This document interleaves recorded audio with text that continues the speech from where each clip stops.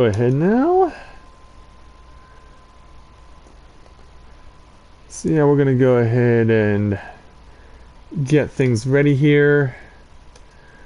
Because yeah, this is going to be a webcast, but not in the way I've been doing them over the course of the last week, which, by the way, my apologies for not getting the opportunity to do them this past week because of the fact that my throat has just been in a really bad way, and combining that with my allergies, I just was not able to do anything for the entire week, which was unfortunate because I was really wanting to be able to get an opportunity to do some more of the day in the life of Webcast this past week, but hopefully this will not be a problem later on, starting on Tuesday, because I would like to get back to that on Tuesday. However, knowing that there will be a great challenge in doing that could be a bit of a thing, but I'm looking forward to getting back to doing the tales for the day in the life of Webcast. But for this chance now, at this time, it's going to be me playing in Reborn. So we're gonna check to make sure that I'm actually broadcasting right, because for some reason this screen is not showing up. But yeah, we're gonna go ahead and get started here. So gonna get a character loaded. So yeah, I'll explain why this is going on once we get started.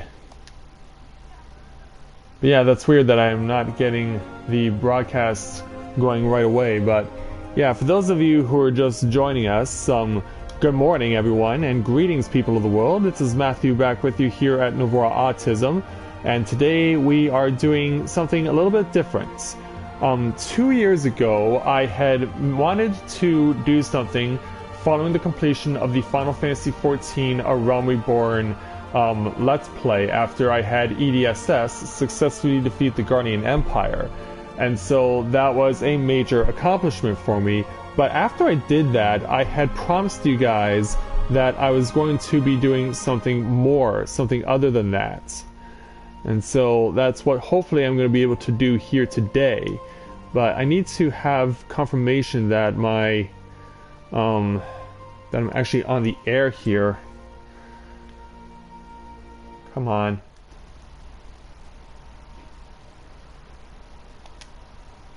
Now please verify that I am.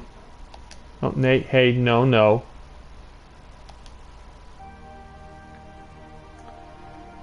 Alright, so yeah, it says I'm on the air, but for some reason it's not showing, because I have a second thing here that tells me if I'm actually on or not. Okay, it's going.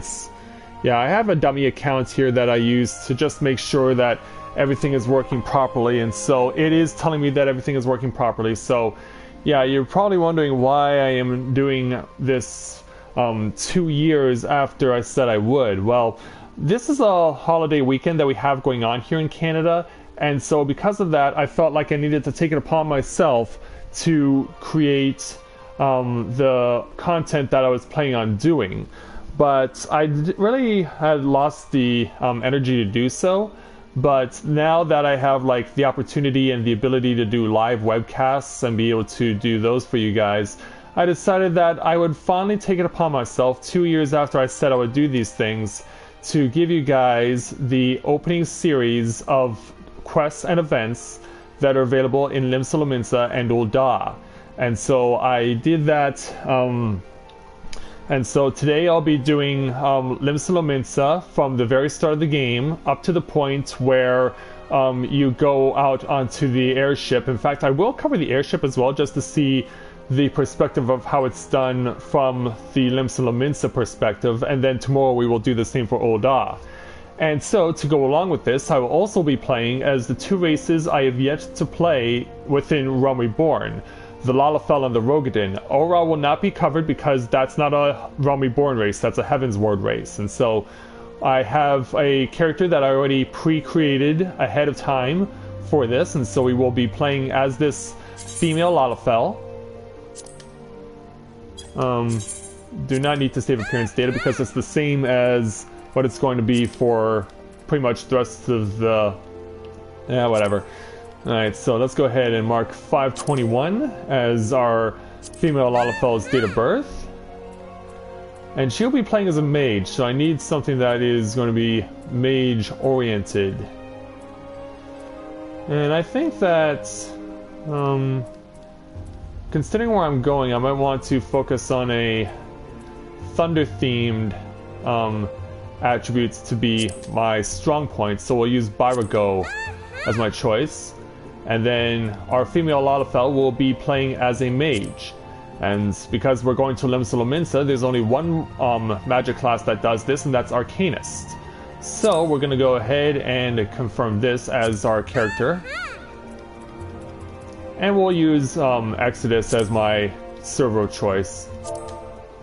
Now for the name. Now I'm going to actually stick with using character names that are like what you would expect to see in on NPCs that are featured in the game. So I'm going to feature a name here for this female Lalafell that is what you would expect to come out of a female Lalafell. So trying to think of I do have an idea, and I'm going to go ahead and use it here. Oh, hey, whoa. Put it back on surname, thanks. Yeah, we're going to stay purely in line with the female Lalafell name, and so I'm going to name this girl Kikiru Kiru. Yeah, I don't know why I came up with this one, but I was just running through various possible names in my head, and being having a female Lalafell name, and as you can tell, she's already quite excited. But yes, we're going to finally do what I should have done 2 long years ago, and we're going to play a game with using the starting point for Ul'dah and for Limsa Lominsa, but Limsa Lominsa goes first today. And then tomorrow we'll do the exact same thing in Ul'dah. So yeah, that's weird that they temporarily black you out when the load screen initially goes up. That's weird, and that makes no sense to me, but whatever, you know, we're just gonna move things along.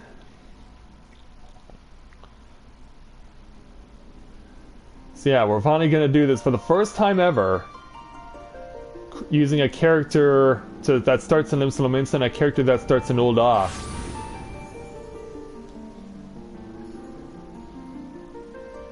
Yeah, definitely uncharted territory for us, but it's high time I did this, and it's high time I did this for you guys, because you deserve the opportunity to be given these storylines. Now, I'm not going to necessarily use these characters beyond the point of showing off the initial parts for Limsa Lominsa and for Ul'dah, but we're at least still going to show this stuff off for everyone. Because if you haven't played the game yet, then I feel obligated to show you guys what the start of the game looks like from Ul'dah and from Limsa Lominsa. So yeah, it's about time I did this for you guys, because you guys deserve it. You guys have given me a lot of support, and I feel that I need to do this not just for myself, but for you guys too. Yeah, and there's La Habrea, and it's like, oh, you're just a little Lalafell? Well, I'm gonna kick your butt easy. Feel, think. Yeah. Hey there, Shining Light.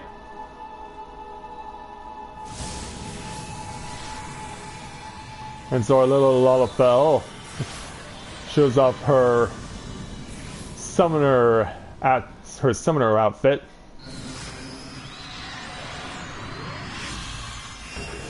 Yeah, let me provide you with some light reading there, La Habrea.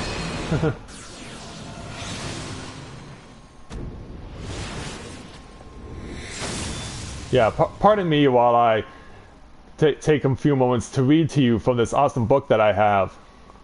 But now we gotta go and see the opening sequence for Limsa Lominsa. Oi! You alright, lass?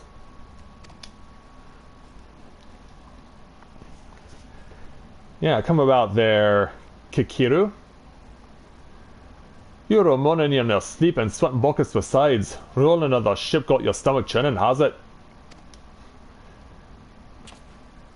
Hey there, Bremont's brother. Don't like seasickness now that I look at you. It'll be the 8th then, I reckon. Some are more sensitive to stuff than others, see, and we ain't too far from Reborn now, which is chock full of aetherites. No need to fret though, you'll soon get used to it. But I guess we're still a little unstable on this ship here, bound for Lominsa. Might as well been blooming seasickness. Ship's leaping around like a demented chocobo today. I reckon I might head out on deck, give myself a breath of fresh air. Lominsa is still a far way off in case you were wondering. Seeing as how you're awake and all, how about you keep me company till we get there? Them youngins don't care much for conversation, see? Yeah, Alphanode and Alice say, out like a light. Any road, Brennan's the name, and peddling's me trade. Alright, Brennan. Yeah, let's go ahead and while Alphanode and Alice say are out like a light. So yeah, let's check out this awesome schooner that we're on. And the music's nice.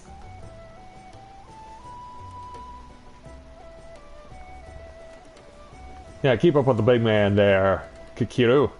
Ah, smell that salty sea breeze. Now then, lass, judging by your unusual garments, I'd say you're one of them new adventurers. Am I warned? So he does greet you the same way as Bremont would in Gridania.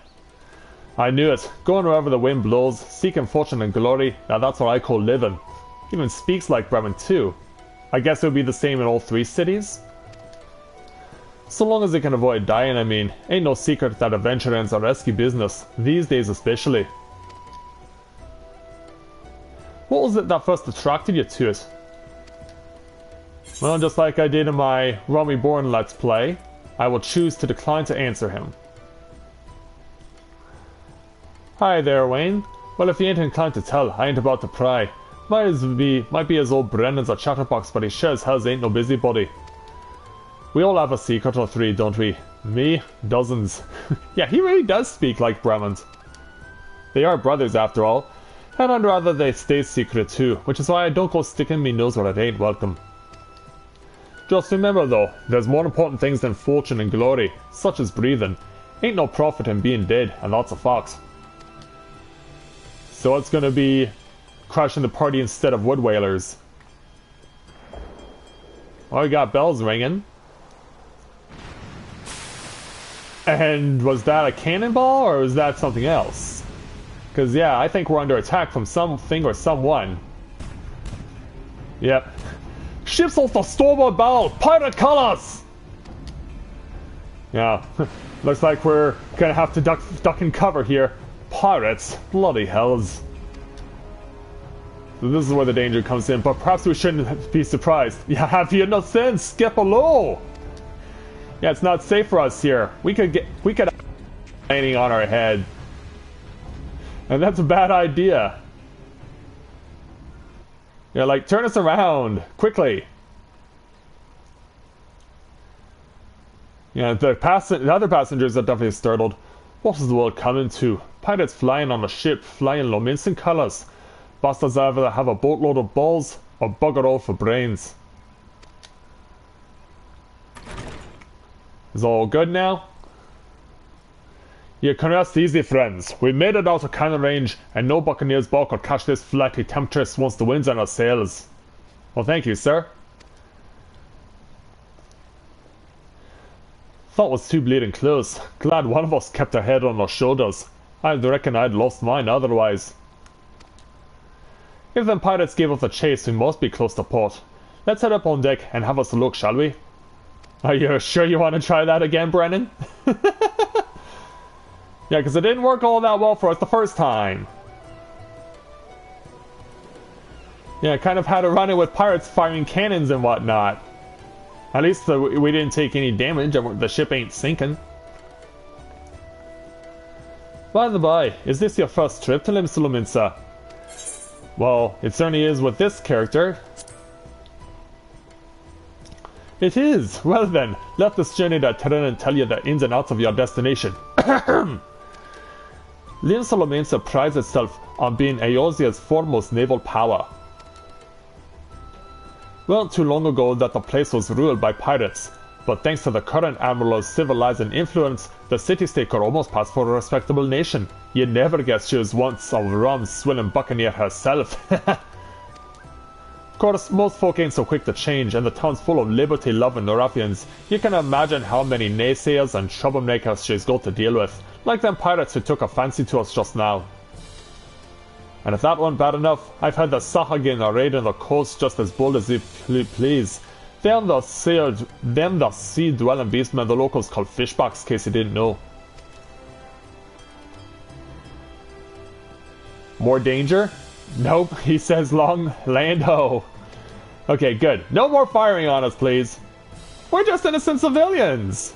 Behold, Lominsa, a nation blessed by the ocean's bounty and loving of Limlan, goddess of navigation. Yeah, let's go ahead and have a look ourselves with little Kikiru.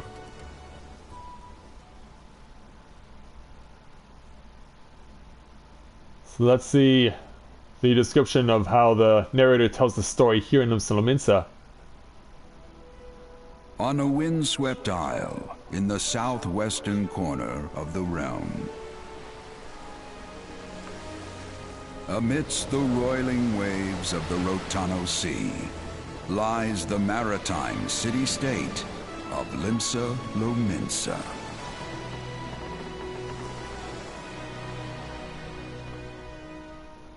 To this haven for bandits and brigands, cutthroats and curs, seekers of both freedom and fortune, comes a lone adventurer.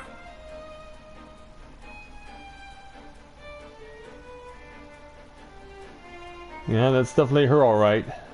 Lone yet not alone, for the hero's arrival has drawn the gaze of the nation's patron deity, Limlane.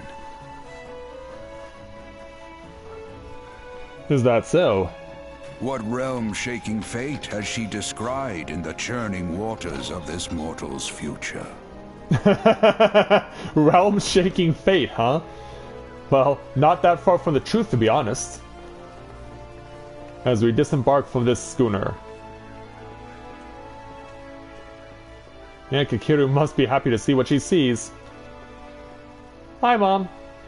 Welcome aboard. And here's what we part ways lost. I'm off to the markets to deliver me wares, then it's on to the high road for me. Here, I wanted to have this, by way of thanks for saving me out earlier.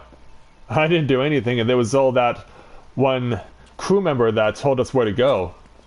Hey, you never did tell me your name, did you? Well, here's an idea.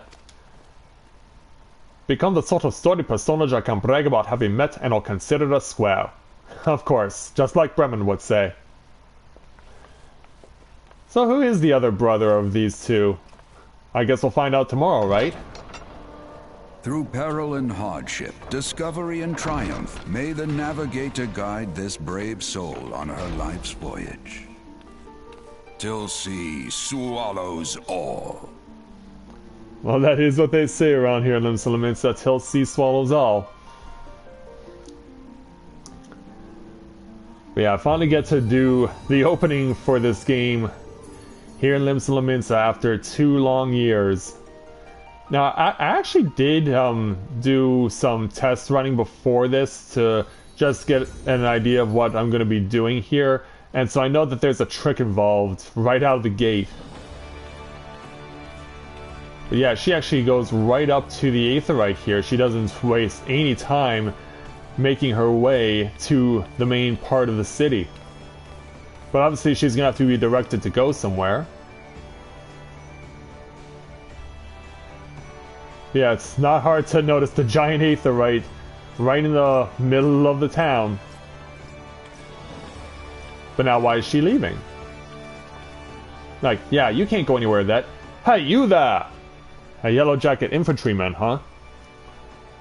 Or in this case, this guy. I mean you. This is my district and I make it my business to know all the scum that washes up in it. Wow, you're calling a little female Lalafell scum? Well, excuse me. It's like, how dare you insult a little lady? Ah, an adventure fresh off the boat, is it? Well then. Allow one of Limsa's Lominsa's finest to set you on the right path. Hope to at last I haven't gone through a day.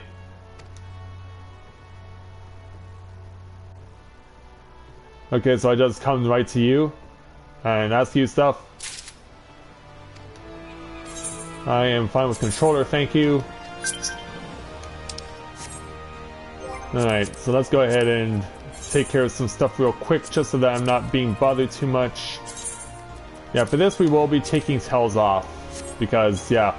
And we will not be taking anything that gives me an advantage. So everything you see in mail will not be taken in this particular webcast. I want to do this as if you are purely someone who is brand new to the game and is coming into it for the first time ever with no outside assistance or influence. So let's go ahead and speak with Riceflow. And speak to him in regards to the first quest coming to Lominsa. To be recognized as an adventurer in the city-state of Lominsa, you must first register yourself with the Adventurers Guild. Take that off, and continue on with this. Now then, I'm sure you're itching to explore, but adventurers are required to register their presence in the city, and without a little bit of local knowledge, you're likely to get your throat slit in some piss-stinking alley. So before you do anything else, get yourself over to the Drowning Wench and enroll with the Adventurers Guild. And so, he'll direct us where to go to get there. The fastest way. It's not far. Just head straight down the street and speak with Greffar. He'll show you how to work that big moving platform we call the Crow's Lift, and that will take you up to the pub. Once you're there, look for a fellow by the name of Bedoron. He's the proprietor of the wench. He might curse like an airless-souled sailor, but the man's got a soft spot for wide-eyed newcomers like yourself. He'll set you straight. Got all that? Good. Now run along and may the navigator guide you on your journey. You got it there, Mr. Riceflow. Alright, stuff I already know, thanks. So yeah, let's go over to Greffar and speak with the man, so we can make our way up. Welcome to Lominsa. If you have a mind to visit the Drowning Wench, the Crow's Lift will take you there. That's where we're going. That is the point of this, after all. And there's our boy Bedoron right here. Wow, now they just start showing stuff up to you automatically. That's crazy. And so, just like meeting Mother Mune in the Carline Canopy, we're about to meet up with Bedoron here at the Drowning Wench. Greetings to you, lass. What'll it be? Ah, but you ain't here for the drink, are you? You've come with a mind to try your hand at adventuring, I reckon. Well, you find no shortage of work with here in Limsa. The name's Bedoron, and this most hospitable of austerities is the Drowning Wench. 'Tis also the home of the Adventurers Guild here in Limsa. That's why we got a desk specially for and handling guild business, and why I seem to spend more time saving the necks of whelps like yourself than wetting the throats of me regulars. That's a shame, I guess. Adventurers have a knack for finding trouble, see. Not that they need it in these parts, on account there'll be in trouble wherever you look. If you manage to steer clear of the fishbox and record boats out outside the city, the pirates on the inside will get you instead. And if they don't manage, there's always the Gallian Empire to finish the job. Oh, no one knows their planning, of course, but if they're planning anything, you can be sure it's to kill the lot of us. Aye, this town seems peaceful at a glance, but look again, and you'll see our people living in fear of what tomorrow might bring. And who can blame them after everything that's happened? Eosia took a mighty blow during the calamity, but our homes were the only things what got wiped off the face of existence by that thrice-damned bastard of a dragon. It took our bleeding memories too, and no one's been able to explain it in a way as makes sense since. None of the folks what saw it and lived to tell the tale seem to agree on how the tale actually goes. These all foggy like recollections from a hard night on the ale. You can imagine why people might fear for the future if they can't rightly recall the past. But one thing we all remember, and that's the group of adventurers what laid down their lives to drag Eosia back from the brink when she was bound for the abyss. Well, I say remember. Truth is though, we ain't forgotten what they did for us. This goddamn calamity spawned memory loss robbed us of their names. It won't have even be a picture of their damn faces. It is like staying at a goal flying in front of the sun. All you see in your mind's eye is a shadow set against a blinding glare, and that's how every bugger describes it, by the way. Give or take the old goal. Is this what people got these people calling these heroes the Warriors of Light? If Limsa is ever going to put this time of darkness behind it, it's going to need adventurers to banish the fear. It's going to need new heroes like the ones we lost. Maybe one day you'll be one of them, and that's why any aid we can give to an adventurer is effort well spent. What do you say, lass? You're willing to lend us your strength? That's why she's here. Be thanks to you and to the navigator and all. I knew she'd steer you my way for a reason. Ah, but listen to me yattering along like a sun-touched fishwife. 'Tis high time we got your mark in the book. Put your scroll right there. Make sure you can reach it. Kikiru, isn't it? And a fine name it is. Congratulations, you're now an upstanding member of the Adventurers Guild. You there, adventurer! You started in on that last ferry, did you not? Oh, sorry, did we cause any trouble? The captain reported being attacked by a pirate vessel, and several witnesses have testified independently that a passenger matching your description went out on deck mere moments before the incident took place. Sending your friend signals, were you? Excuse me? Wow, I just show up and it's like, what? No, hold on just a moment there, officer. You've got the wrong lass. This fine upstanding lady is my dear departed grandma's sister's niece's cousin's closest companion. And welcome Holton 504 to the webcast. Glad to have you with us. The last wouldn't be called dead fraternizing with such unsavory elements. Yeah, putting a spy on a vessel for pirates? Like, that doesn't sound like something pirates would do. They're not smart enough for that. Yeah, is that right? You're surely aware of the recent kidnappings. Respectfully, then, we cannot be too trusting of outsiders at a time when the loyalty of even our closest friends is in doubt. You make a good point there, officer. A very good point. Very wise. You needn't worry, though. I keep one eye open at all times. Me and two more often than not. Now, sir, what's the to a tanker of me finest ale before you return to your duties, eh? Not a watered down cup of piss like last time. Ain't got the faintest idea on what you're on about, officer. The wench might offer some of the cheapest grog this side of the Strait of Melthor, but that don't mean that it won't get you good and pickled. And look, there's a shed over there just crying out to be sat out on. Yeah, so kick 'em off them heavy boots, eh? Yeah, away they go. Like, alright, you made your point. You'll have to exclude these eager bloody yellow jackets. There's been a spit of kidnapping sea and they ain't got a clues behind them. Naturally, they've taken to clapping irons on anyone who looks vaguely suspicious, which means adventurers, visitors, and pretty much every bugger in this town. Don't take it personal though, us Lominsans can be a headstrong bunch of bastards, 'tis true, but given time will grow on ye. Now, where was I? Oh, aye, welcome to Lominsa, where the sea's as green as the faces of me patrons after a few too many blackberry whiskies. Now, take a moment to gather your wits, and we'll start you with learning your ways of the city. Yes, please do. So yeah, we get that first quest initially completed. And then we'll go ahead and move on to Baderon's first quest thrust, at level 1 entitled Close to Home. Baderon, proprietor of the Drowning Wench, wants you to perform 3 tasks that will help you learn the fundamentals of adventuring, like you would with any other city. in the game. Of course, there are only 2 others that you start out at. Right then, let's start you off with nice and easy with 3 tasks that will help you get used to life here in Limsa. First, if you head down a floor and then point your nose to the west, you'll get an eyeful of the great glowing crystal in the middle of the courtyard. That's an aetherite, a device that can move you from one place to another in the blink of an eye. Ain't no swift way to travel, providing there's an aetherite you want to go, of course. I'll chat with the yellow jacket on guard down there, and you'll be treated to a lecture on the workings of the device. Before you do that though, remember to touch the thing. Strange as it sounds, it won't work till you have.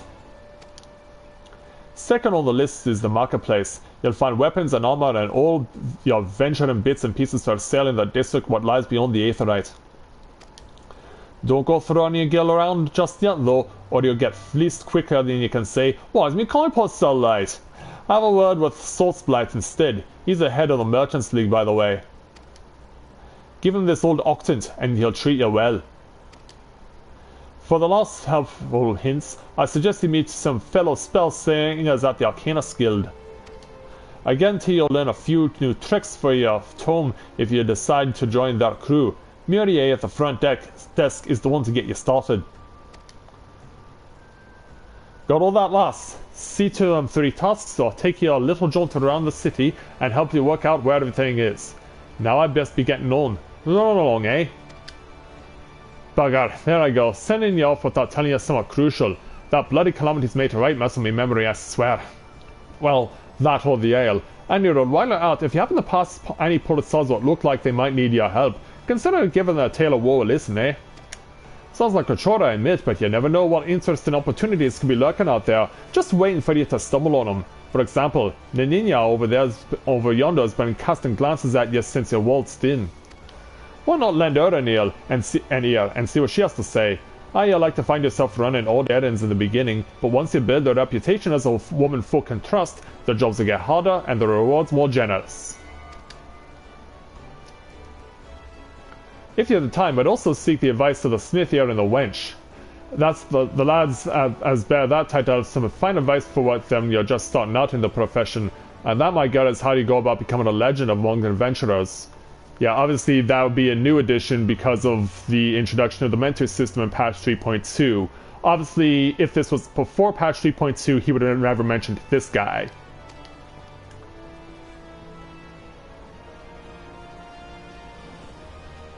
So yeah, we'll obviously see the same thing in Old Dot tomorrow. Alright, so yeah, they want us to speak with Nininja as well. So yeah, let's look at our level 1 challenge called Making a Name. Nininja, a veteran adventurer, has some information that might be of interest to you. Well, would you look at this? A shiny new adventure. Listen close, lass. I have some information that just might help you on the map here in Limsa.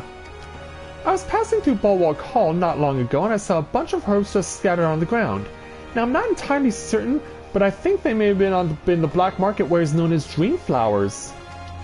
Lominsa is a busy port and not all the merchants that blow in across the strait are above board, you know what I mean? How'd the planes end up in the mizzen mast? Who knows? Might have been a deal gone bad. The important thing is you make a name for yourself by handing them in. Speak to Scanrel and she'll get you down to the first floor. Then all you have to do is pick up the herbs and take them to Aldscott at the Octant. Being a worldly captain, he knows a thing or two about such shady goods. Yeah, it turns out you actually need to take this stuff here. Oh, there's Scanrel. You wish to visit Bulwark Hall below? The crow lift is ready when you are. Yeah, we'll do that, thank you. Yeah, you actually wouldn't be able to leave unless you actually took this one quest, which is weird. So yeah, you have to pick up all these herbs as you go along. And there are 6 of them, so they lead you all the way out to where the aetherite is. Yeah, it's strange that they didn't do something like this for you in Gridania, but considering where the aetherite is in comparison to where the Adventurers Guild is in Limsa, perhaps it's not surprising that they would give you something a little bit different to do. So yeah, let's give them to Aldskiff. Yes, I am Aldskiff. You have some herbs you wish me to examine? These, specifically. Yes, as you suspected, these are the highly illegal blooms known as dream flowers. They are the primary ingredient in the creation of somnus, a substance whose fragrance is said to lull the sniffer's mind into the sleep of death. Forgive me, but I cannot resist jest. These herbs are not more than all-thick lavender, a common enough export from Limsa Lominsa. In fact, these probably spilled from crates that were loaded onto my very own ship. I think someone has had a bit of fun with you, miss. But not to worry, you've learned a few things and made a new acquaintance. Well met! And so yeah, that's just how they roll here in Limsa Lominsa. Yeah, we'll get back to Alt-Skip in a moment, but first let's continue on with the main task. First of all, that includes touching the Aetherite here, the main Aetherite here in Limsa Lominsa.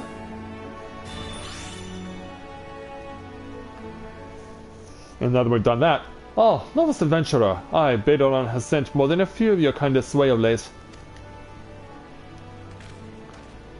Oh, yeah, it's another big, burly Rogadin.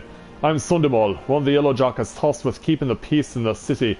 It is also my charge to provide guidance in the use of this device. Feel not, I shall be brief. Aetherites are crystalline structures that tap into ethereal energies that are used primarily as a means to travel swiftly from one place to another. Return and teleport, the most common transportation spells, make direct use of the Aetherites and their connection to the flow of Aether. And as these devices are found in almost every corner of Eorzea, any adventurer worthy of the name will wish to seek out and attune herself to each one. Once you have expanded your horizons beyond the walls of the city, you will soon find yourself performing the act of attunement as a matter of course. There is, however, no need for unseemly haste. The Aetherites found in and around the city will be sufficient for the present, I assure you. Should you wish to learn more about Aetherites or transportation magic, I will be here to answer your questions. Thank you very much. So yeah, we got that taken care of. Going through all the basic tutorial stuff. But hey, it's worth it to do what we gotta do. Also, as well, for character configuration, something else I want to do is there should be a setup that allows me to not always have my name shown, because it's not something that's required.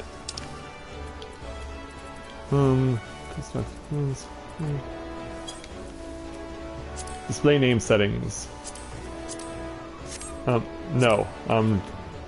Never. There we go. Alright, there we go. Got that taken care of. Alright, let's speak with Swazblatz. Yeah, so many Rogadins. A fine morning to you, madam. Welcome to the most replete marketplace in the grand realm of Eorzea, where every shelf groans under the weight of wonders born from all four corners of the world. Pray browse the stalls until your eye rolls ache from ogling the overabundance of unbelievable bargains. Now, as much as I would love to elaborate upon the unrivaled quality of our merchandise, I must tend to some cargo but recently arrived at the docks. You bear a gift from Bedoran. Whatever could it...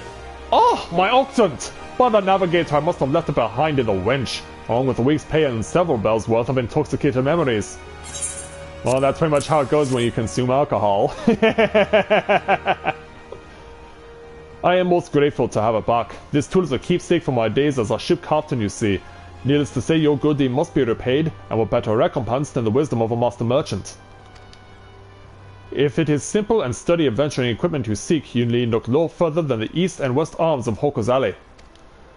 Lest you doubt, each gil you invest in arms and armor will be money well spent. Adventuring is, after all, a dangerous profession by its very nature. It goes without saying that Hoko's Alley boasts stalls specializing in tools of every martial discipline imaginable. At least those in Limsa Lominsa. And within but a few steps are bazaars and apothecaries that will most amply supply all your potion and perishable needs. Our keen-eyed agents procure a frankly befuddling range of wares during their sojourns to distant shores, so it pays to become familiar with the type and price of the goods offered by each stall.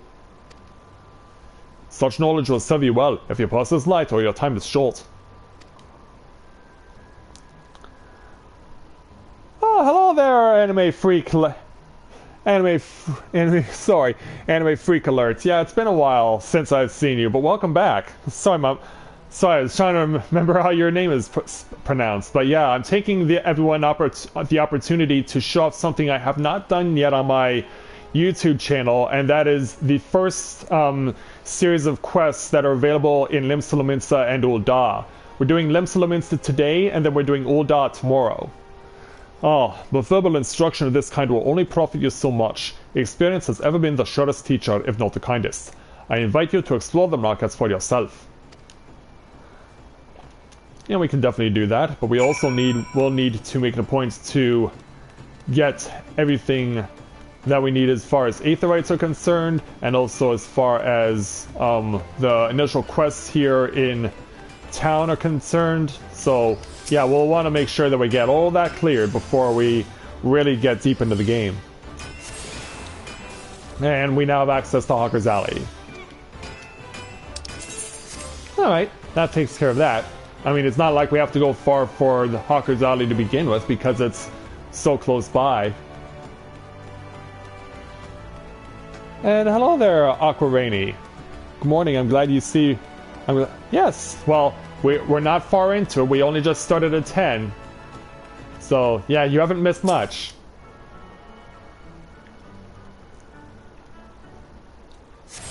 Alright, Arcana skill now obtained for the Aetherite. So now let's go over to meet with Mirie to get some vital information. Welcome to the Arcanist Guild. It is here that we research and develop the field of Arcanema. Arcanema is the science of employing arcane geometries, intricate patterns that map the unlocked mysteries of existence, to draw forth and manipulate the body's etheric energies. Ah, but if I am not mistaken, you already possess some rudimentary understanding of the craft. Shall I deepen your knowledge of our history as well? The roots of Arcanema can be traced back to the esoteric calculations practiced by the people of the South Sea Isles. It was these island folk that first discovered a method to express natural phenomena in mathematical terms. Building on this process, the existing mathematical formulae were further developed into arcane geometries, precise patterns that allowed a practitioner to weave aether into specific magical effects. The mages who invoked this new form of magic became known as Arcanists, and the school of Arcanema was born. Many such mages, wishing to expand their understanding of the world, took to the seas aboard trading vessels. Upon their arrival in Limsa Lominsa, Arcanists found themselves welcomed into the academic elite, and soon secured positions in the realms of governance and council. The knowledge of an Arcanist, however, is traditionally passed on from master to chosen disciple. As such, Admiral Milweb, counting several wielders of Arcanema among her personal staff, became concerned that this exclusionary practice would eventually lead to the eventual extinction of the art. So at the Admiral's express orders, an official Arcanist Guild was established, and funding was provided for research and training. The complex and demanding nature of Arcanema, however, remains the greatest threat to its own future. If you would continue your study of this great challenging discipline, then I must insist that you indicate your commitment to joining our guild. And that will happen by speaking with Mirie. Well, have you decided to enroll in our guild? Or are you now intimidated by the thought of excessive thinking? Excessive thinking. Well, let's take on the level 1 challenge entitled Way of the Arcanist. Mirie wishes to reaffirm your desire to join the Arcanist Guild. Your sound judgment is to be commended. Now, standard practice dictates that I introduce you to our guildmaster that you may convey your intentions in person. Due to extraordinary circumstances, however, he is unreachable at present. Instead, you may speak with Mistress Durbergheim. She has shouldered full responsibility for the guild's leadership in the interim. You'll find her just over there by the bookshelves. You needn't be shy, though her mind is sharp and critical, her manner is always most welcoming. So let's go ahead and speak with Durbergheim, the guildmaster. And speak with her on becoming Arcanist. Can't wait until June 7th. Yeah, I only found out a few days ago that June 7th is when they're launching the patch 3.3, and because of it I won't be able to do a live webcast for the launch of 3.3, at least not for the main story. I will likely do the new side dungeon as a live webcast, but as far as after that, I would likely do it at night after coming back from works, because yeah, vacation time for June 7th has already been claimed by someone else at work, so I can't use that date. But I'll figure it out eventually. Yes, I am Thurbergheim. Greetings and welcome to the Arcanist Guild. As Mireille has doubtlessly explained, I am serving as acting guildmaster until our wayward leader deigns to return. I assume our capable receptionist also spoke of our art's origins? Allow me then to expound upon its nature. Arcanema taps into the living energies of Aether. The evidence of this is represented most aptly, perhaps, by our ability to manifest the arcane entity Carbuncle, and the manner of magic which this ethereal ally employs at our command. The core of the discipline, however, is found in the pursuit of definitive solutions to any potential quandary, even on the field of battle. Nay, especially on the field of battle, this principle takes precedence. If one wishes to make certain of the question of victory, then one must apply the most effective strategy. An arcanist is measured by her ability to calmly analyze the situation from moment to moment and respond with the most appropriate spells at hand. The study of Arcanema will test your mental faculties to the point of perplexity. Are you prepared to reason your way through predicament after predicament? Are you prepared to reason? Of course I am. An unambiguous response, the kind I most prefer. Let us now see if the clarity of your words is matched by the sharpness of your mind. In Lower Lanosea you will find among others 3 species of pest: wolf rats, little ladybugs, and oralae.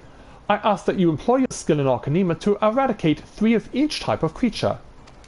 Leave the city through the Tempest Gate, and you will soon encounter the potential targets in abundance. As long as you remain focused, I do not foresee these opponents causing you or your budding abilities undue difficulty. Once you return from completing this preliminary trial, I will welcome you as an official member of the Arcanist Guild. May your judgment remain swift and clear. Thank you very much, Guildmaster. So, we'll not only want to make our way over there, but we'll also want to make our way back up to where the after this. Do you have any idea when you will do another one? I have to get to work soon. Oh, well, this is going to be going on all day. This webcast will be going on all day there, Anime, so I would not say that you should be too discouraged by whether you will miss anything, because this will be going on to the point where we will get to have our Arcanist Kakiru make her way out of the city and branch out into visiting Ul'dah and Gridania. So once all that is done, then we'll be able to go back and have everything taken care of. And then tomorrow we will do this all over again, but in Ul'dah.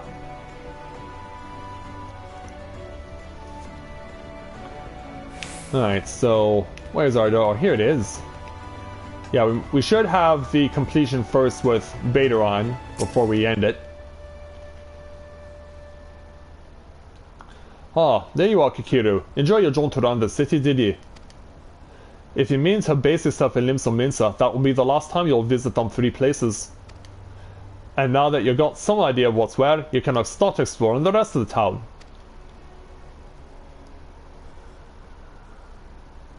Oh, wonderful. You've shown a good ear for listening, Loss. Stick with old Baderon, and you'll go far. And so that takes care of that quest for Kikiru. Alright, and of course, Baderon's next main quest will not be until level 4. Until then, we get to take on other quests that are available to us. So since we're here on the upper decks, we might as well take on all the quests that we can that are level 1, if we can find them. Because yeah, this one right here is this is a 2, and then this is a 4, which is surprising that they would have a 4 up here. Tell me there's a 1 up here somewhere. There's none. Wow, that's actually surprising that there are no level 1 quests on the upper deck. Well, while I'm up here, I might as well go ahead and touch the other Aetherites. I mean, no reason not to. And I know that there are 3 of them up here on the upper decks, including one here at Maelstrom Command. So we'll have the opportunity to touch this Aetherite, and then there's also the ones over at the Culinarians Guild and also at the Marauders Guild. So we can get off and take care of all that right now. And then we can make our way back down to the lower decks where all the level 1 quests are apparently. Because yeah, for some reason they did not provide us with any level 1 quests up here. That's so weird. But I guess I can't complain too much. I mean, I am going through this game in Limsa for the first time, so might as well enjoy the experience as much as I can. Alright, so we'll go ahead and touch over here at the Culinarian's Guild now. Yeah, it's a shame you can't actually buy stuff here at the Culinarian's Guild as far as actual... well, you can, but it's for crafting, not actual stuff to eat. Yeah, they don't put you up to that point yet. That is what you have to do on your own. So let's make our way up to the Coral Tower and touch the Aetheryte here. And then we'll warp ourselves down to the lower decks. Now we can start searching for level 1s.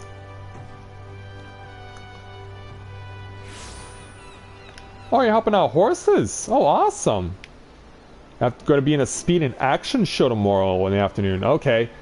That's really cool there, Anime. I like the sound of that. So, yeah, you go ahead and enjoy that. I look forward to hearing about what you're doing. So yeah, let's start taking some level 1 quests, shall we? Because we need to. So yes, we'll start off with speaking with Sweet Nick's Rosy Cheeks of the Goblins, and her level 1 challenge entitled Proper Procedure. The Goblin Merchant Sweet Nick's appears to be in some distress. Sweet Nick's is beauteous Gobby and crafty smart trade maker. Sweet Nick's makes busy deal with Uplanders. Need deliver letter to gate of mail van, but Sweet Nick's has shiver shakes. Uplander walks to gate of mail van for Sweet Nick's. Uplander delivers letter to Tax Lady Patalja. I believe I can do that. So, wow, she's over on the west? How far west are we talking about? Oh, right at the Arcanist Guild. Okay, why is the tax collector in the Arcanist Guild? That's weird. Alright then. Aft Castle it is. Or, no, not Aft Castle, Arcanist Guild. No, that's not where I want to go. I want to go to the Arcanist Guild. They both start with an A, so... yeah, I got lured by the wrong A. I got lured by the wrong letter A.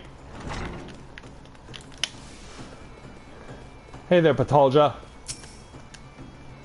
Where is Sweet Nick's with those import records? Without the proper documentation, I am afraid we shall have to expel him from the city. Right over here. Why, these are Sweet Nick's records. Glad I am to see that they were submitted in time. Honestly, you would think that goblin would have lost his fear of our offices by now.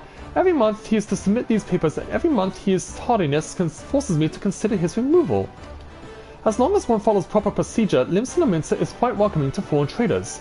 Pray convey these words to Sweet Nick's. Perhaps it'll aid in soothing the poor goblin's fears? I believe I can do that. And yeah, I guess we'll have to come back to Patalja later. We wanted to take another quest from her. So yeah, back to the Aetheryte Plaza. Yeah, don't lure yourself back up to the upper decks when it's not warranted. Don't do it. I'm begging you, don't do it. Hey, Sweet Nicks. Uplander deliver letter to gate of mail van. Uplander has wide heart and swift legs. Tax Lady Patalja has kind backwards for Sweet Nicks. Sweet Nicks has outflow of joy for Tax Lady Patalja. Sweet Nicks is happy gobby. Gives Uplander jinkly shine. Thank you very much. So, there's another level 1 out of the way. Now what other ones can we do? Oh, there are 2 more around the Aetheryte Plaza, and that's fine with me. Jasnim of the Brugair Consortium, why don't we talk to you next? For the level 1 challenge entitled Edelweiss, Edelweiss. Yeah, I'll stop there. Jasnim of the Brugair Consortium seeks the services of a conveniently unoccupied adventurer who now is occupied at seeing this scantily clad Aura standing next to her.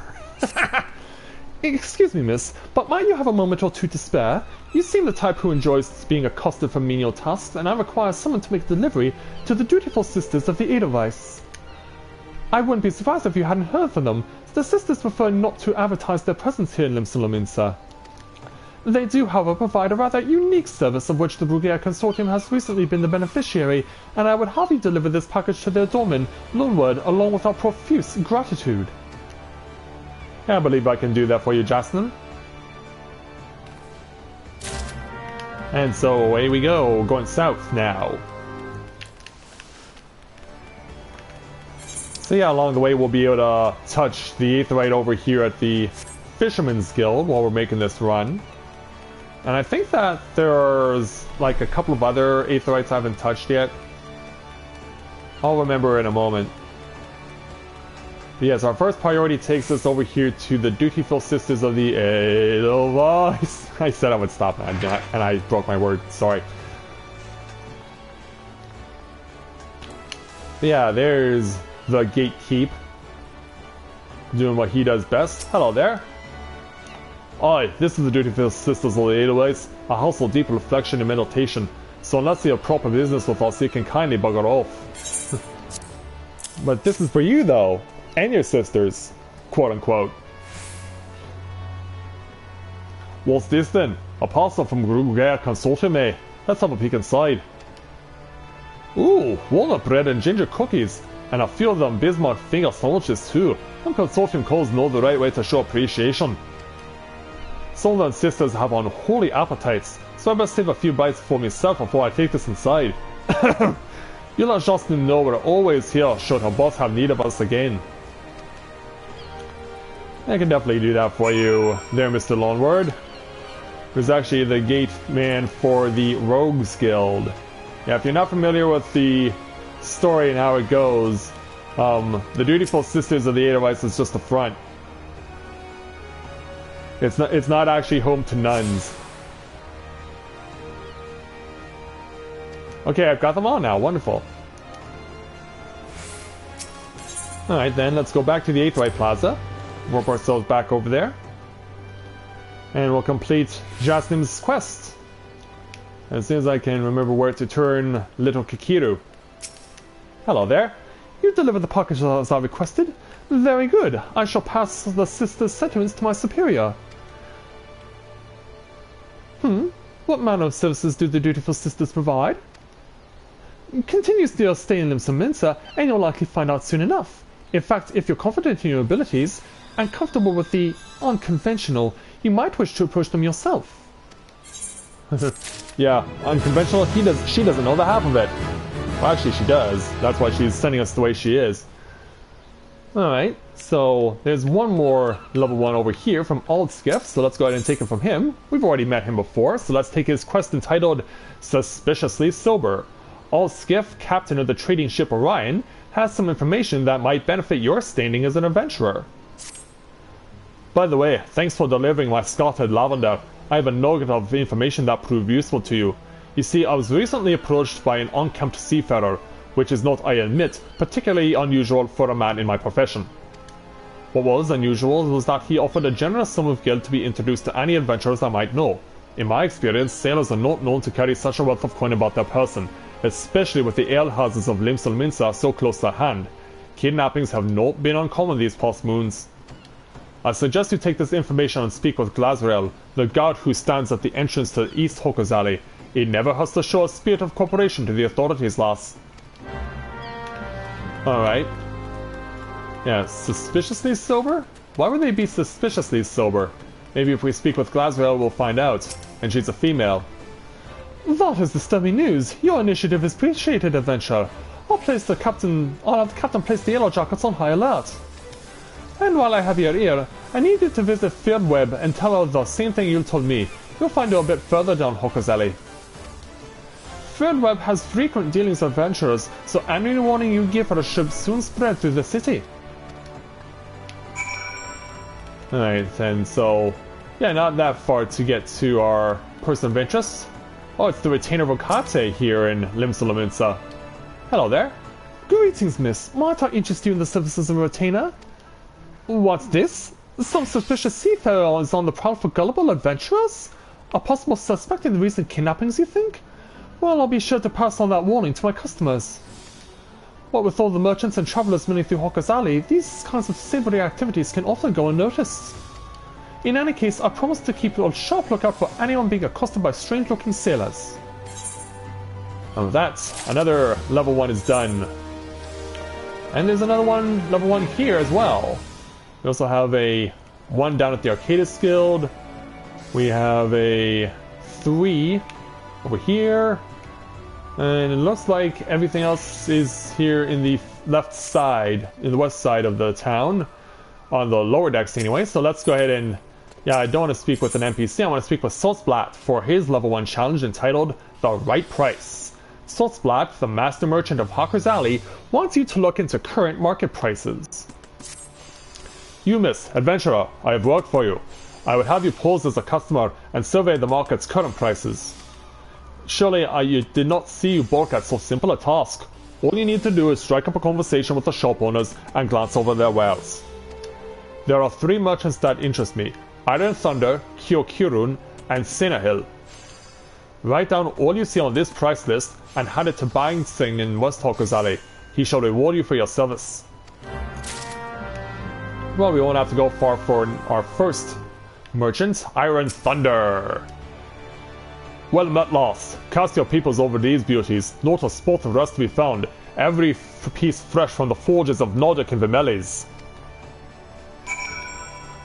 Oh, we didn't see what the prices were? That's not fair. Yeah, sorry if I sound a bit off. I'm still trying to get over my allergies. Hello, Kyokirun. Kyokirun welcomes welcome customer. Kyokirun loves his lovely trade. Kyokirun's goods are goodly made. I'm sure they are. And Sinahil, how there, sir? A fine day to you, Mist. Or Mist. Yeah, we're not at Mist. What can I interest you in? Why, you seem interested in most everything, don't you? Is this another one of those investigations? Well, I have nothing to hide. Transporting to the wrong area is the story of my Final Fantasy XIV life. I'm sure it is, Aqua. Hey there, Bainsing. You're the one what made a list for Saltzblatt. Let's have it then. Nothing wrong with markets as far as I can tell. You oftentimes get pirates selling stolen goods at cutthroat prices, and that drives the numbers down right across Hawker's Alley. Thanks to these reports though, we can tell at a glance when shady dealings are taking place. Good work, lass. Alright, that takes care of that, and since we're so conveniently close to the Arcanist Guild, let's make our way over there right now. Come on, Thud, don't quit on me now. We're only just an hour in. And I don't want this to be the bulk of my stream. I might need to stock up on a lot of water to get through this today and tomorrow, but let's speak with Pataja for her level 1 challenge entitled Duty Calls. Pataja of Melvan's Gate needs help collecting duty on imported goods. Here at Melvan's Gate, we inspect all the goods that are imported into Limsa and collect duty as the law requires. Some merchants, however, seek to evade this obligation, and we must chase them down. I would be grateful if you could deliver these 2 ledgers, one to a man named Sundamal, whom you will find at the Octant, and the other to a woman named Letitia, who works at Bismarck.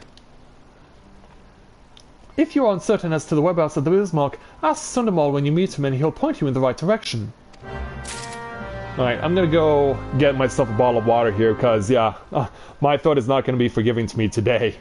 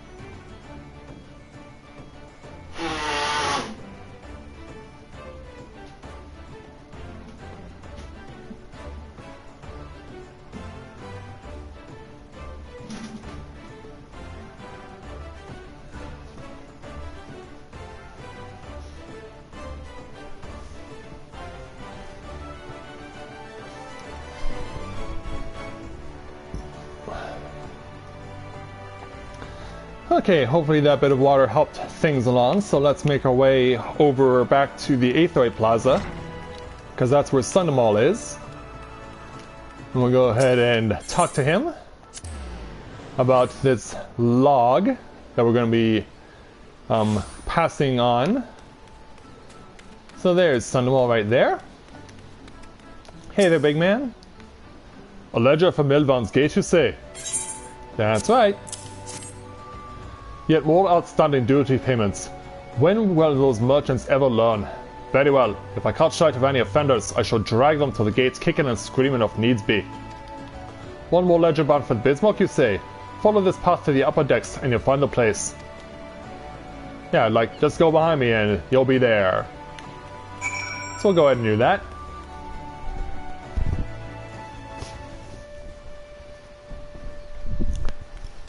Alright, so just around the corner here will put us to where we need to be. Is it actually inside? Yeah, it is inside. Alright. Hey there, Letitia. Taximators among our patrons, you say? Goodness me. That's right. I dare say this may well put an end to their appetite, but this is in the best interest of the city-state. If any of the merchants named in this ledger come to dine with us, I shall see that Milvan's Gate is notified without delay. Thank you very much, Letitia. Oh, she has another quest for us. Well, we've gotten all the level 1s taken care of now, so we can start taking on level 2s. So, yeah, she has one. There's another one up here. There's another one up here. There's a 4 over there. Now what's this one? Oh, that's also a 4, but you can't obviously you can't take it until you're a 4. Yeah, they have a lot of 4s in this place. Alright, Letitia, let's take your level 2 challenge entitled 1,000 Words. Letitia needs someone to report a bilking patron. We spare no effort to ensure that all of our patrons enjoy the finest food and hospitality, and so it is doubly hurtful when someone decides to leave without settling the bill. Nary a Belago first-time patron did just that. Ushushmo is the one who lovingly prepared the man's meal. She is quite upset by the whole affair and has taken upon herself to draw an illustration of the offender. Might I trouble you to deliver to the Yellow Jackets on our behalf? Ushushmo should be done adding to the finishing touches by now. Yeah, gotta love those Mikote names and how hard they can be to pronounce sometimes. Yeah, Ushushmo. I poured my heart and soul into that grilled dodo. If I ever get my hands on that scroungel, I'll grind his bones to make my bread. Wow, I didn't know Mikote could also be ogres or trolls. Here it is, my rendition of the criminal. Please deliver to Godabear at the Coral Tower. He'll know what to do. You got it. Yeah, it's not that far of a trek, but we'll just stay right ourselves there. We're going to the Marauders Guild, because that's the Coral Tower.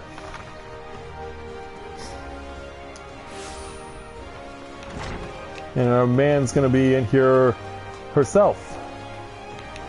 Oh, hey, Taiga is here. Yeah, from my free company Tales of Eorzea is working on a, I guess is becoming a summoner. And actually, since he's talking to Alkazolka, he's preparing to become a scholar, which is the secondary healing class next to White Mage in A Realm Reborn. Godbert, a build cut to Bismarck, and you have an artist's rendition of the man. Yeah, the cook was not only very skilled at cooking, but also drawing. Oh, what is this? What else is this supposed to be? It looks more like the prow of a ship than a man's face. Look, we would like nothing more than to bring the offender to justice. 'Tis our duty after all. However, we will need a little bit more to go on than this piece of art. It will be easiest for all involved if Shushma were to come here and answer some questions. Please relate to her as much. Very well. Yeah, because sometimes artist renditions don't go over all that well. Back to the Culinarians Guild.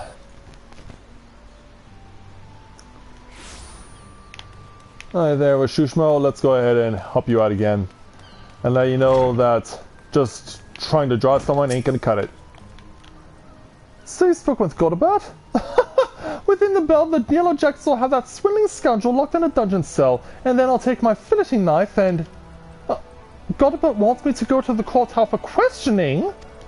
But what more information does he want that my drawing doesn't already provide? Isn't the picture supposed to paint 1,000 words?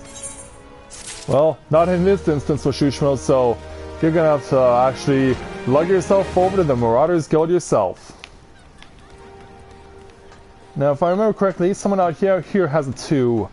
Lahono has a 2 for us. Oh no, this is a 3, actually. Who else has a 2? You have a 2 over here. So we'll go ahead and deal with this level 2 by... yeah, there's supposed to be an alternate path that I can take to leave. Because you can see it too, can't you? Oh, yeah, there it is. Yeah, like, where's my alternate path? It was right here. Alright, so, Morden, you have our 2. Called License to Reeve. Morden would like to make you a completely legal proposition. Oh, I'm sure it's legal, alright. You want for the coin adventurer. How'd you fancy working in the Kraken's Arms, one of the greatest pirating crews in Limsa? If you're interested, take yourself up these steps to the balcony above and talk to Carvelane, our captain. Do right by him, and he'll do right by ye. Yeah, we're really gonna go through with this. Hey there, Carvelane. Greetings, friend, and welcome to the 7th Stage, purveyors of the finest spices from the East. All of our products are guaranteed obtained through completely legal means. All you do not seek is spices but employment. Well then, let us speak of how you might be of service to our organization. Our Misery returned from her latest voyage bearing exotic spices never before seen in Eosia. I prepared 2 samplers, each of which I would have you deliver to certain individuals. The first is for Grenade, whom you will find in the Coral Tower. The second is for Master Limsa, the head chef of the Bismarck. And do make certain the right person gets the right set. Go now, and return here once you've accomplished the task. Is that a pirate on your shoulder? Or a parrot on your shoulder? No, you just have your hand in front of your face. That's all it is. That's all it is. So yeah, Grenade at the Coral Tower will go first. Hey there, young lady. Welcome to the headquarters of the Yellow Jackets, the keepers of peace within Lominsa. Is there what I can assist you with? Well, this for starters. A sample of spice courtesy of the 7th Stage, you say? There's no mistake. This is fire sand and the kind used by the Galleons besides. Quite intriguing. Very well, we will consider placing an order. Oh, you thought that you had brought me spice? I see when you're not familiar with Carvanalisms. For the sake of convenience, he uses the word spice to refer to literally anything he has procured on the high seas. Lest you worry, the man isn't engaged in any activity that is considered piracy. Far from it. Think of him as a trader, a heavily armed one, who represents Lominsa's interests in eastern lands. So I see. Alright. I'll take your word for it. Now, the Culinarians Guild. I will speak to Limsa.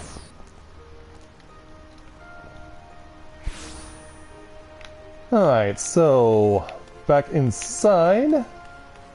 We should remember where this door is by now, right? Right? Hey, Limsa. A new sample from the 7th Stage. Alright, let's have a whiff of it then. Ain't smelled nothing like it afore. The note came as with it says, a root grows on Althard. Last I heard, Althard was under Imperial rule. How the 7 lads did Carvelane manage to get a hold of this? Any road, I reckon I can cook somewhat fresh and new with it. Thanks for the delivery, friend. And then back to Carvelane. So we'll make our way back over to the big man of the 7th Stage. Go around his lackey and speak with Carvelane himself. Welcome back. It would seem both samples were well received, and this is in no small part due to our affable courier. It is unfortunate, but notoriety accumulated over the course of years does not fade overnight. There are many still who are hesitant to do business with savage pirates. Yet the old days of piracy have passed, giving way to a new wave of opportunity. My crew and I have decided to embrace this wave. With the Admiral's blessing, we engage in a form of trade with Galleon ships. Everything we do, you may rest assured, is within the law. Wait a minute, if the Guardian Empire is the enemy, then why are we getting spices from them? Or anything else for that matter. Admiral, is there something you haven't told us? Because, yeah, something tells me that that could be leading me to think that something is in a bad way. Alright, Grenade, let's take your 2. Called Lost and Found. Grenade seeks help with a growing problem in Limsa Lominsa. An alarming number of citizens have gone missing of late, though I suspect you've already heard the rumors. It is essential that we ascertain their safety. To this end, I have prepared a list based on reports from all citizens. Would you be so kind as to deliver it to my colleague in Bulwark Hall? Nidalika is her name. My thanks in advance, friend. Oh, this is actually quite easy. It's just one step and that's it. So back to the lower decks. While we're down here, we might as well see if there are any other 2s. I mean, no reason to not go down here and give them a look. Kind of makes sense, because yeah, I didn't see any other 2s, or I don't remember seeing any other 2s upstairs. Yeah, we have Nidalika and Natanmo here, the twins. Welcome to Limsa. If there's aught you would like to know, feel free to... You've got something for me, you say? A missing persons list? I'm not sure I follow. Well, just follow this list then. Thanks for bringing the list. I'll be sure to memorize these names. If any of these missing persons reappear, you can count on me to spot them. Most folk enter via the Zephyr Drift, which means they must pass through Bulwark Hall. That's why I'm on constant watch here and undercover, so as to keep an eye out for suspicious activity. I've been doing this for so long I've become a pretty good judge of character. If there are shady characters skulking about, you can rest assured I can pick them out.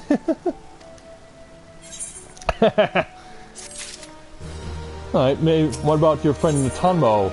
Yep, she has a level 2 herself, called I Stay the Streetlight.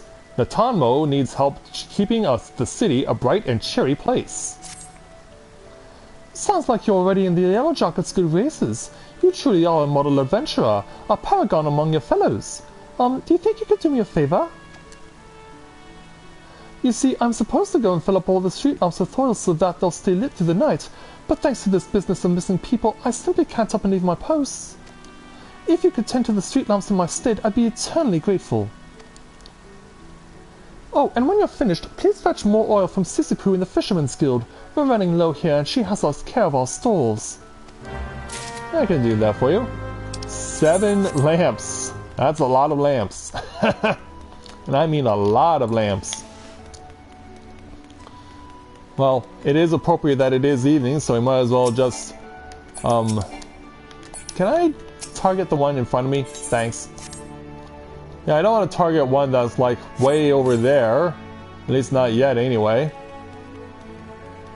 But yeah, it pretty much serves as a direct path to the Fisherman's Guild, doesn't it? Kind of convenient how they set this up in such a way that all these lamps are following a path that takes you to the Fisherman's Guild. That's pretty creative, I like that.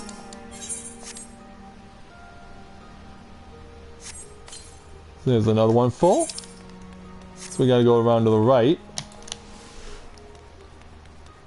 And we'll come around to this side, because yeah, we gotta go over to here. And fill up another lamp. Because yeah, if we went down there, we'd be going back in the direction of the Edelweiss. Alright, now let's go ahead and deal with this lamp hanging up here. I'm impressed with Kikiru's ability to throw the oil into the lamps. That's very impressive, Kikiru. Alright, one more. There we go. And then one more down at the end. Turn right here, and here we go.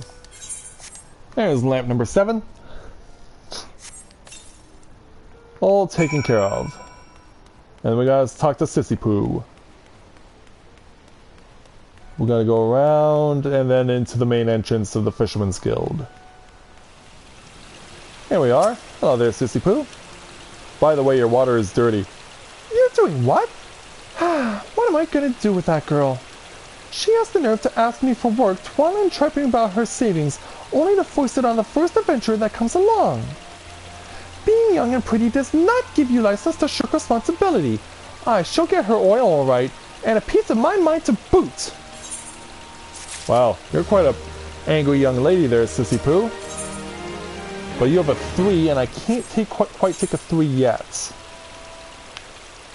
Yeah, I actually have to be the level that they recommend in order to complete the task.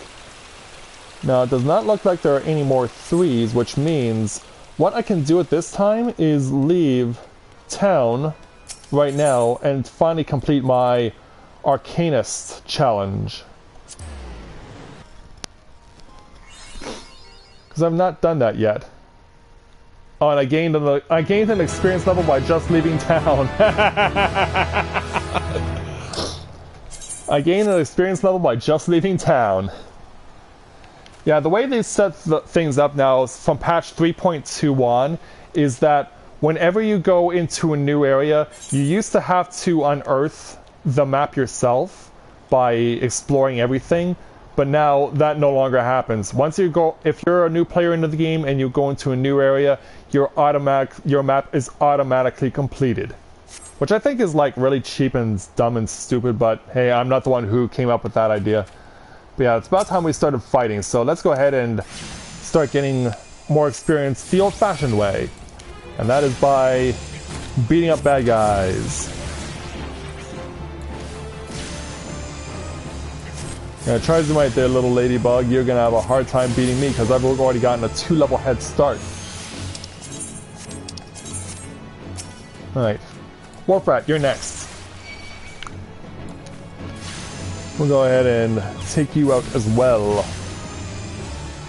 Yeah, Orale are level 3, by the way, so that is something we'll have to take into consideration as we're doing all this fighting. So they will be a little harder.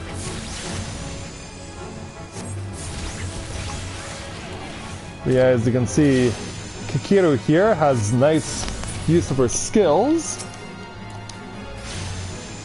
And we'll go ahead and make these poor little ladybugs suffer. Oh, she dodged that. Well, that was unexpected. But it's dead. Alright, so the ladybugs are taken care of. Now it's time for rats. Get the 2 taken care of here. Am I dodging its attacks, or is it dodging my attacks? I can't really tell. Right, keep casting there, Kikiru. Keep on casting. Get yourself to where you need to go, as far as levels are concerned. Alright, that's 3 rats. Next up is 3 Orale. So let's put a little swing on our step because, yeah, Kikiru doesn't, as a mage, doesn't need to worry about technique points and depleting them. Magic is their only concern.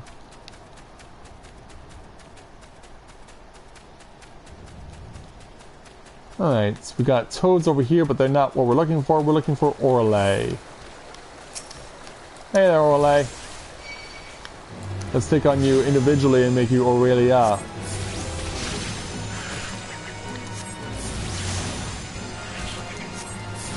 Oh, look out for that AoE.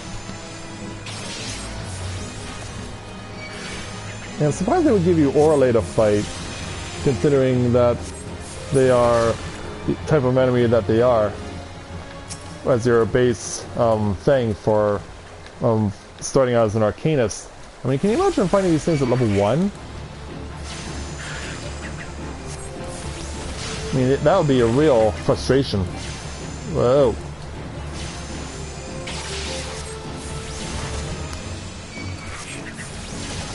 And let's just go ahead and keep going on these Orale here. Oh, this one's giving me a good fight. And with good reason. Oh, sorry. Not interested. No.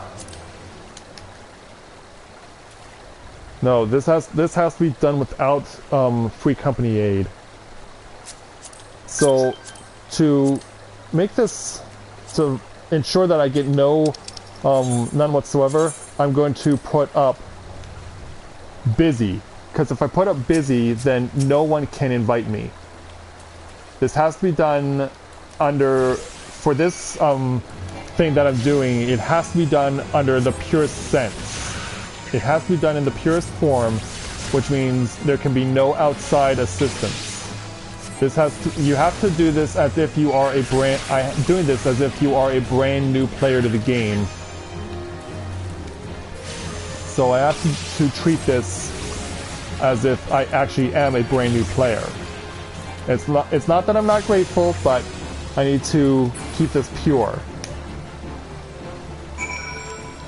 Alright, got all the oral aid done. So we can now warp back to the lower decks.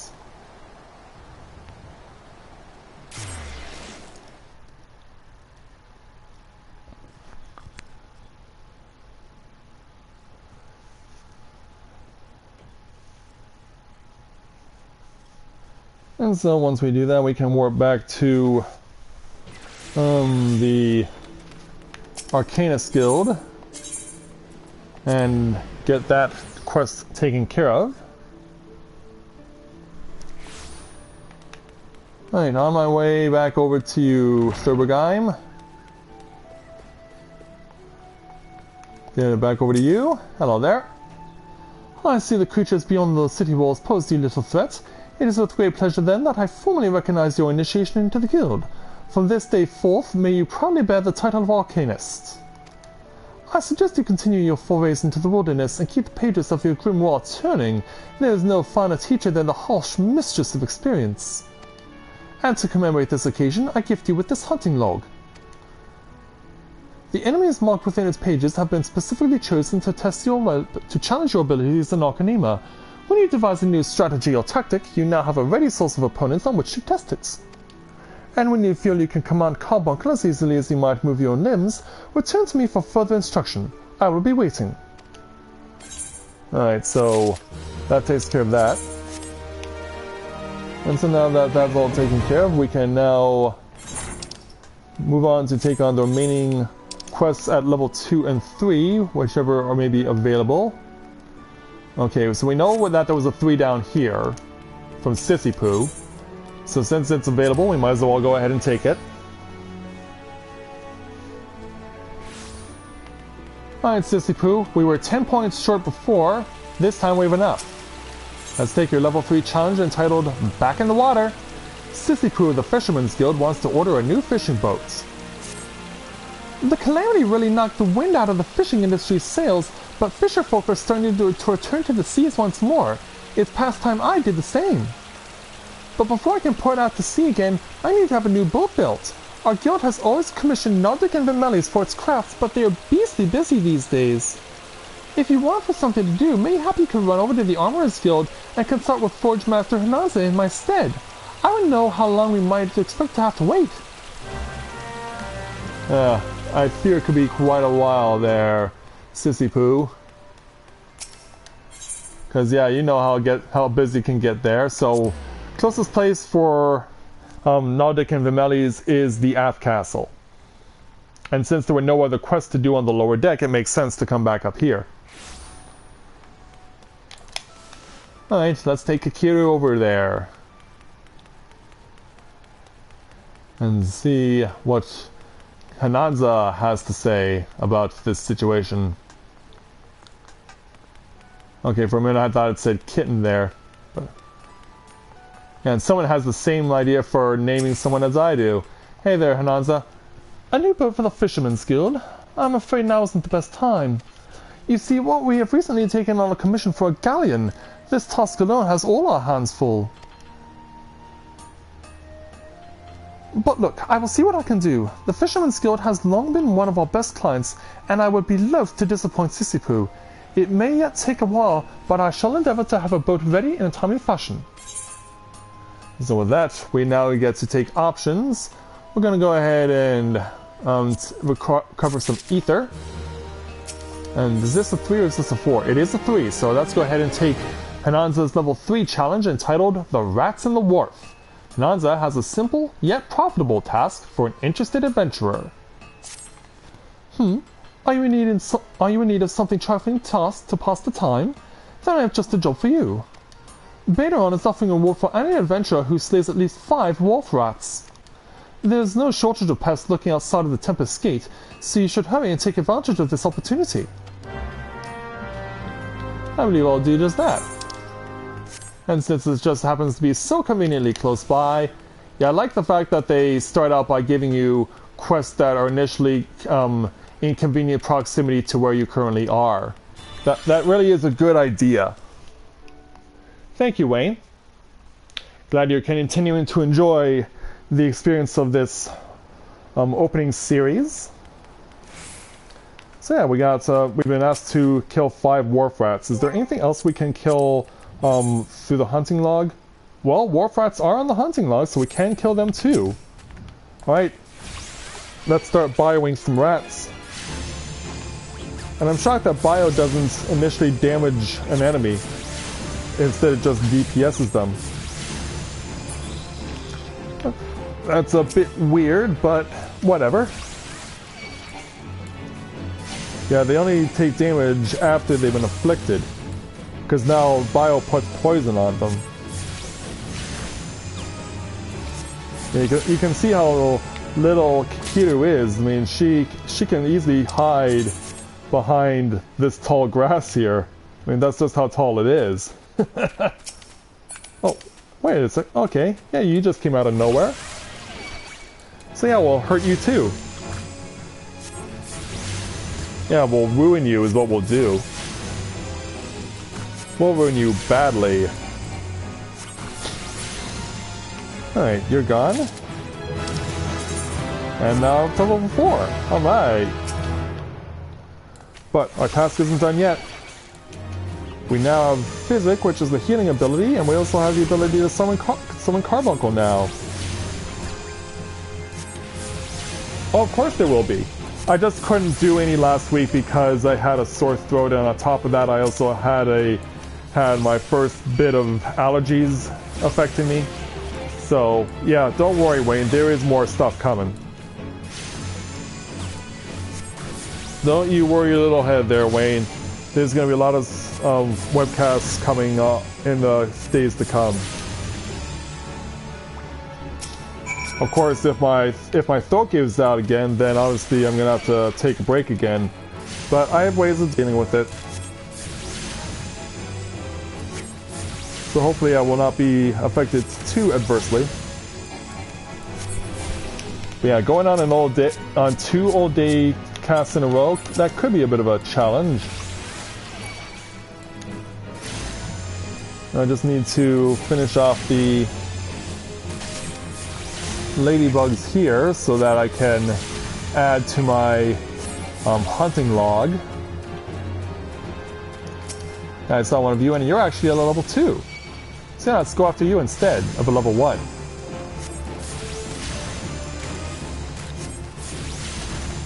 Yeah, we'll take care of you easily.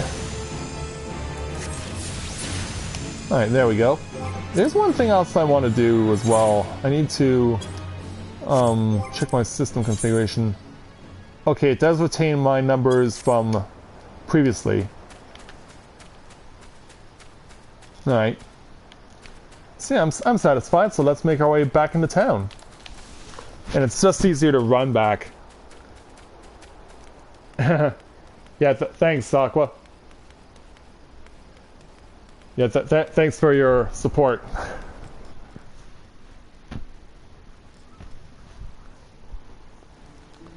Okay, back over to the Drowning Wench to let Betaron know that we have good news for him. It doesn't involve taking his next main story quest yet, but we are getting to that point. But now I want to make sure we get everything out of the way before we move back on to other stuff, as far as main story is concerned. And it looks like, yeah, we have level 4, so we can take Ninia's challenge again. Oh, so you're still for your rats. Good on you, lass.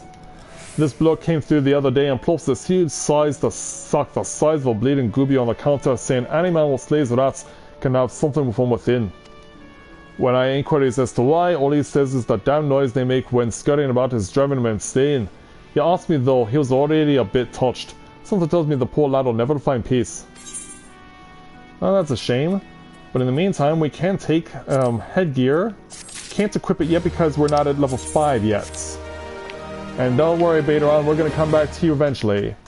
So Nania, let's take on your level 4 challenge because you've been waiting for a while. Level 4 challenge entitled Fool Me Once. Nania has information that, unlike last time, is sure to be interest to you.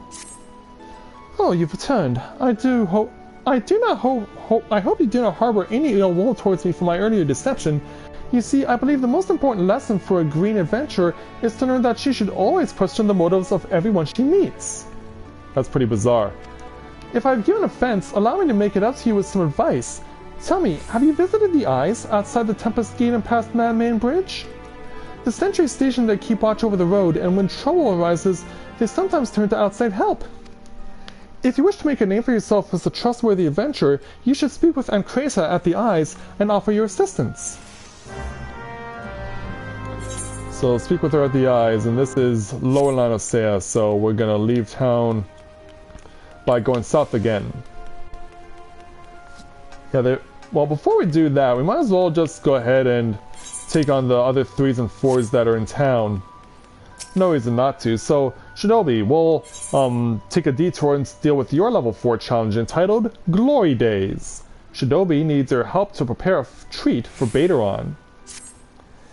These days, poor Betaron's so busy looking after the others, he hasn't been able to look after himself. He deserves something for his efforts. Whenever he's in his cups and thoughts speaking of the old days, he never fails to mention Orlais. Seems he and his mates used to eat the creatures on occasion. It's obvious he still has fond memories of that life, so I'm thinking a few Aurelia umbrellas might be something he'd appreciate. Can you help me by procuring 4 of them? If you're willing to help, speak with Clindrel by the Outcastle. She knows where various wild beasts congregate. Alright. So yeah, a lot of this does appear to be now requiring me to go out into the field. So I guess there's no reason to not stick around town to pick up the remaining quests that are left. So off to the Culinarians Guild to take another quest over here. Gonna be one right around the corner from Lahono. Hey there, young lady. Let's take your level 3 challenge entitled A Sheepish Request. Lahono needs help replenishing the Bismarck's larders. Beg your pardons, good madam, but you are an adventurer, are you not? I realize this is sudden, but we urgently need help restocking our larders. We are in the midst of preparing a 4-course meal for soon-arriving guests, but I fear we are short of fresh lamb for the main course. I would be grateful if you could procure 4 slices for us. I dare say it would be quickest to obtain these directly from the source. Wild lambs. In case you are unfamiliar with the creatures, I suggest you speak with Abelfar, a sentry stationed in Bulwark Hall, just below the Drowning Wench. Alright, any other quests that I have not yet claimed, aside from the one that Betaron still has to give us? There is one over here at the Aft Castle. So might as well go ahead and take that one too. I mean, we might as well get all these done together. No reason to go about it one at a time.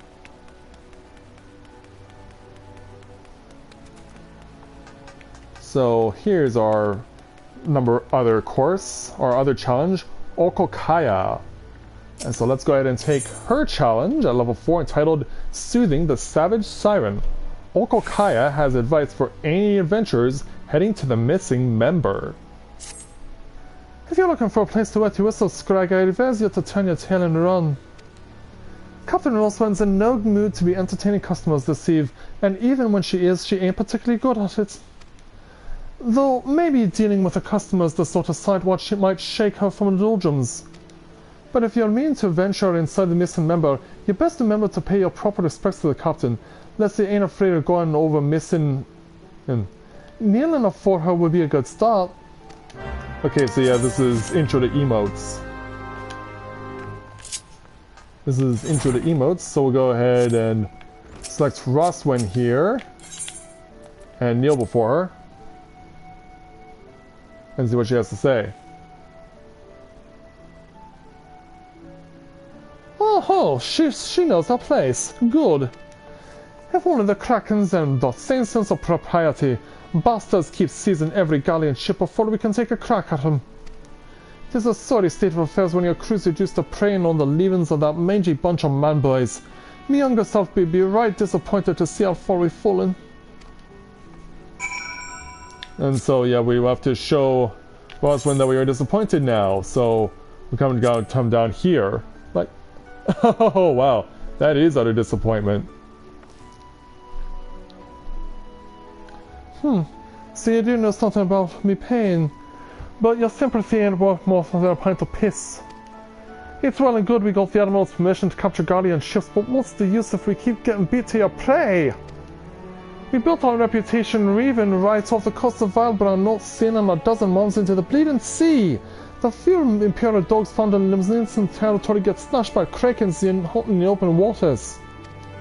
I rallied me crew's spirits when I said we were reviving the old ways, but after all our struggles, they seemed to reside in letting those bastards have all the fun. So now we have to rally Roswin's spirits. And that is...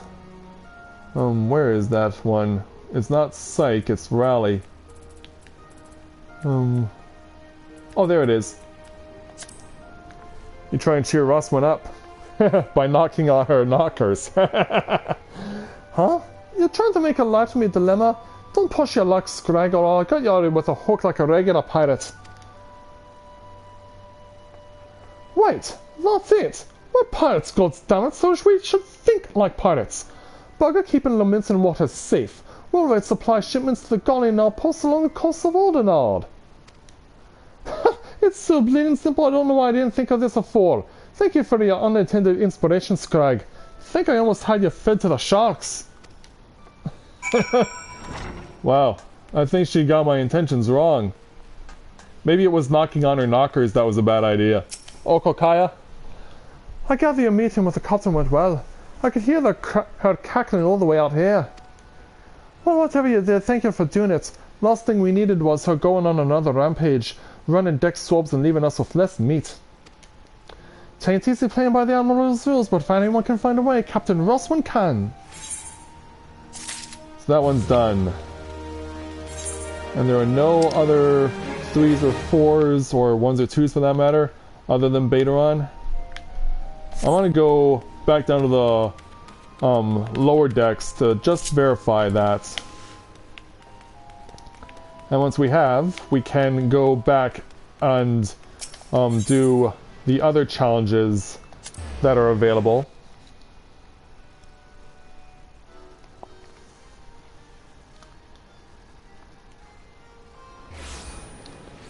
Alright, so just do a quick sweep of the area.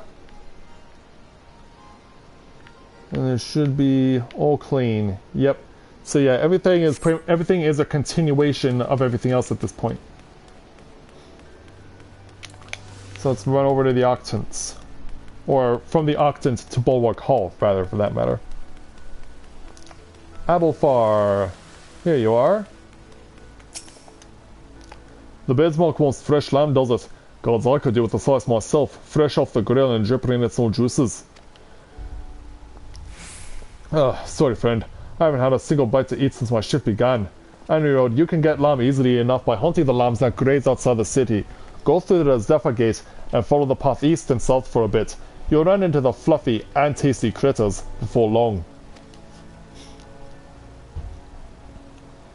Alright, so yeah, looks like he's satisfied, so everything else is upper decks and out of town. So yeah, let's go ahead and go out the Zephyr Gate now. So yeah, we now get the Lanosea achievement. The middle Lanosea achievement, rather. Where are the lambs? There they are. Here we go, we got lost lambs. But how did they get lost? We don't know. In any event, let's go ahead and summon my carbuncle. Since we've gotten to level 4, but we haven't had the chance to show them off yet. There we go. Alright, let's start beating up lambs.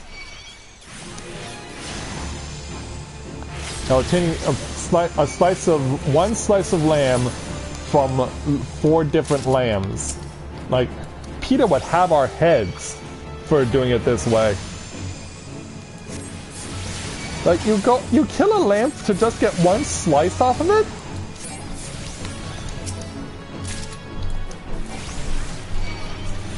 And we even got a slice for ourselves. Yeah, that one we can keep. The mutton loin, we can't keep it.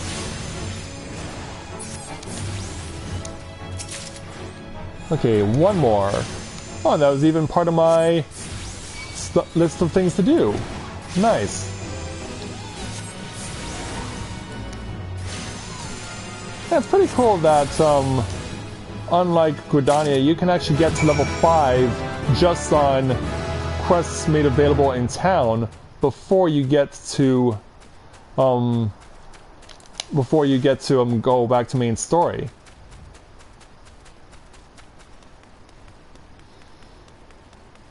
Alright. So we're gonna go back to Lahono and give her the lamb.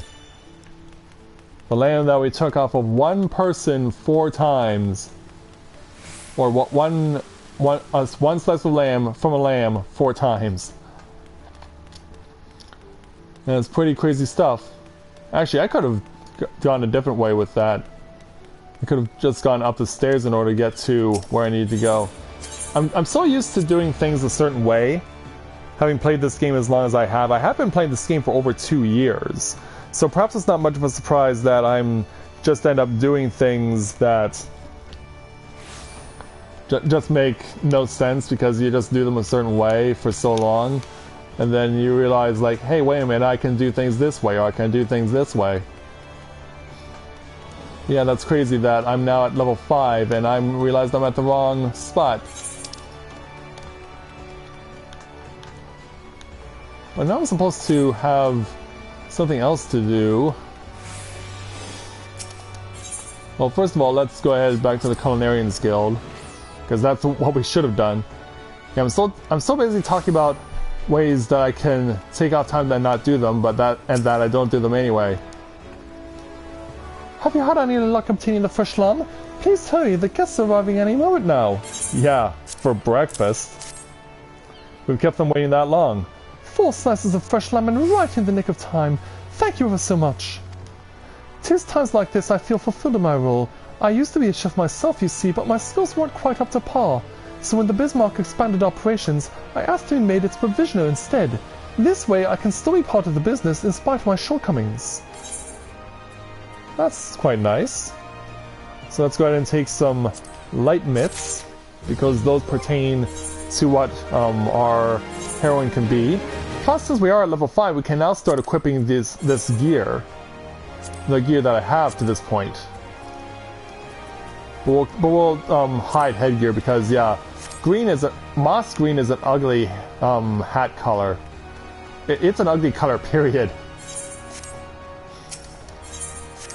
Alright, so where was the other thing I needed to go take care of? Okay, it's right outside of town, or right at the edge of outside of town.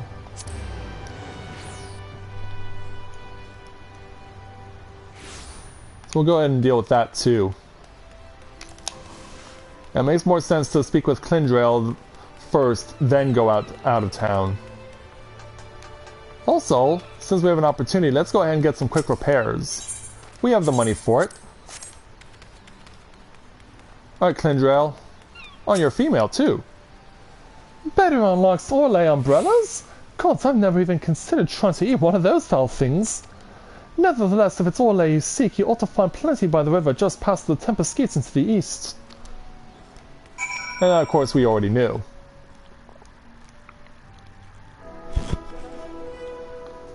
Ah, music!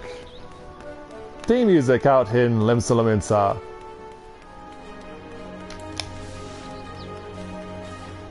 As we got a nice... the sun is rising. Yeah, we can actually see the sun rising here. That's pretty cool. Hello world and good morning to you!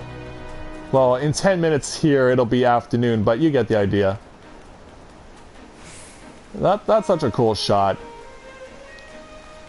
I should probably, once this all gets uploaded and whatnot, I need to make it a point to like use that as the inch as the thumbnail for this video. That's just a really cool shot. Alright, there. Now, let's start fighting Orlais again. You have to fight 4 of them.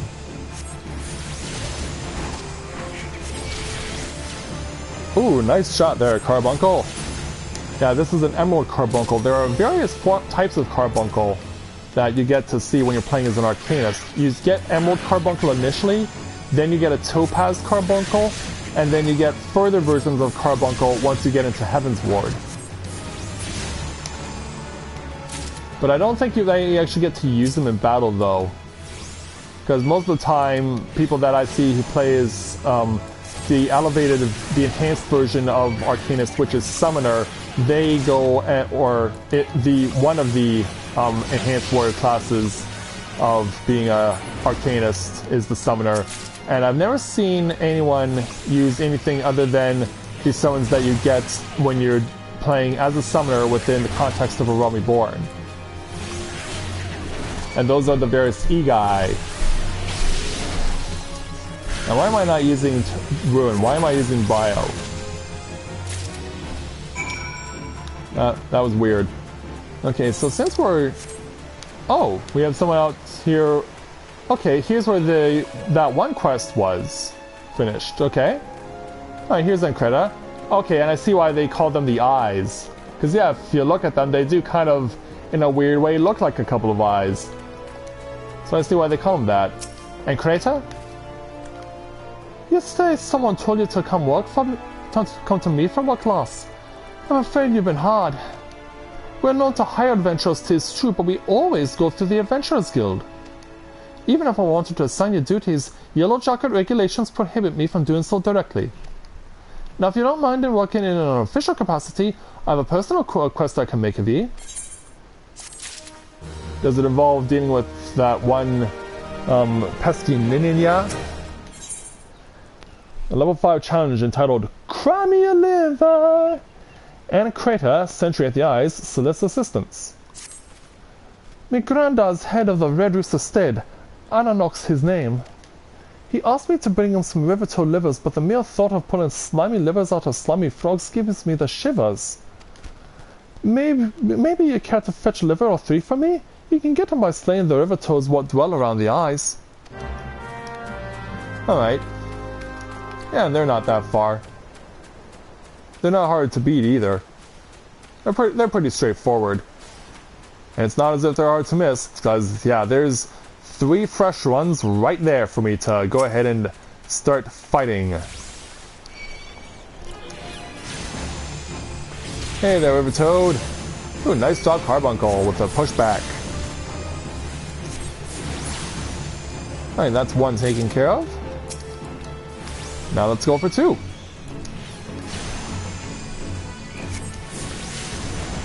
Will we see another Carbuncle pushback?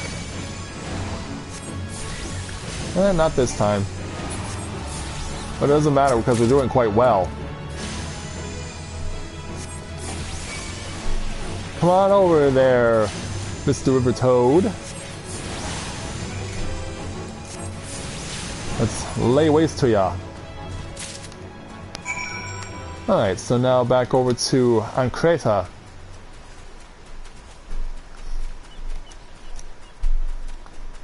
Let's see what we got going on.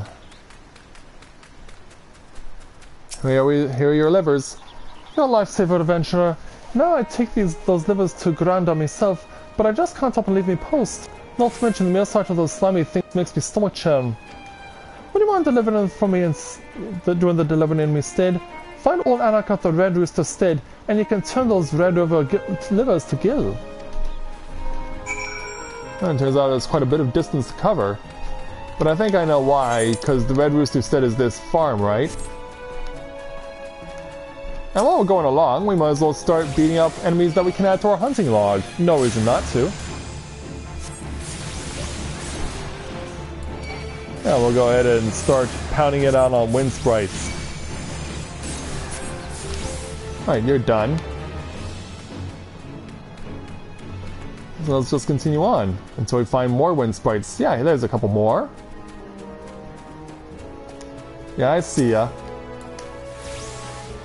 I see ya, and I'm gonna start hurting ya. And it will not be pretty. Yeah, I just need to kill 3 of them. Right, keep going. Poor little wind sprites. Like, they're so nice and docile until you start pounding them. But it's not my fault. You guys are on my hunting log. Alright. There's another element to the hunting log taken care of. Now, if I'm not mistaken, if I get this next one turned in, I'll actually go up to level 6. And I'll take care of you guys shortly, but my main focus right now is getting up to where the granddad is, Ananok. Here you are, Ananok. I swear that this is the last time that I send that granddaughter of mine to fetch rivertoad livers. Well, that's why I'm here. Why, these are the livers I asked for. I should have known better. And Crater has been dainty ever since she was a wee lass. I regret any trouble we've caused you. I've heard that the New Worlders use fish livers as a fertilizer, and so I thought I would give these toad livers a try. A farmer can't be afraid to try new things. Nay, he must grow his knowledge as he grows his crops. That's how this farm grew to be what it is. You do well to stick around and see. Will you give me a quest to be an extension of that? Because I believe you have one. Yeah, in fact, it's even level 6, called Wool's Errand.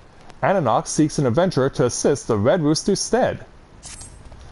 I hope you don't feel sheepish about hauling a wee bit of wool. The flock's fleece is shorn and scoured, and the sack is all set to sail. Normally, the Manic Miller up north takes it and felts it for us. But it seems the only wool his courier is tending to today is his blanket, the lackadaisical loafer. So I hoped you might see to the sack of fleece down by the flock's pen reaches the miller. Whitesaren is his name. Alright, we'll go ahead and do that. Now, while we're in town, we might as well take care of these various quests. It'll give us as much of an advantage as possible when we start going to take on Baderon's main story challenges. And we already have a 2-level advantage, so it's definitely a good reason to get off to a good start under these circumstances. And to think that we've been getting most of our experience thus far without fighting. But that's one of the great things about Final Fantasy XIV is that you're not limited to just doing fighting as an extension of trying to get accomplishments and getting things done. It really is one of the main great things about this. And geez, Whitesaren, you are definitely a long way out. I mean, you're hanging around with level 8 enemies. I hope that poor little Kikiru doesn't get in over her head coming over here. Yeah, but yeah, Whitesaren, you are a long ways out, kiddo. A miller is with no fleece is an artist with no canvas, a poet with no words, a man with no purpose. Well, that's why I'm here. This little Lalafell lugged this big sack of fleece by herself. Cursed up, lost the courier. Does the sheep stop growing? Does the mill stop churning? What entitles him to rest? Bah, let him count sheep in his bed. The wool is at last mine, and soon the felt shall be wrought. Do I really want to know where you're going with that? Do you have another 6 for us? No, you have an 8. And I'm sure your friend has the same. No, you have a 7. Alright. Well, let's run back then to Red Rooster's stead and take on the 5s that are over there. We're getting a great opportunity to get in a lot of quests before moving on to main story. So yeah, we'll just take advantage of our surroundings as much as we can. Alright, so back here is... No, that's the passage to Mist. And I don't want to go into Mist just yet. Alright, so yeah, let's take on the 5s that are here at Mist. Or, not at Mist, at Red Rooster's stead. Yeah, it's so conveniently close to Mist, I just call it Mist. Alright, Octcorn, let's see what you have.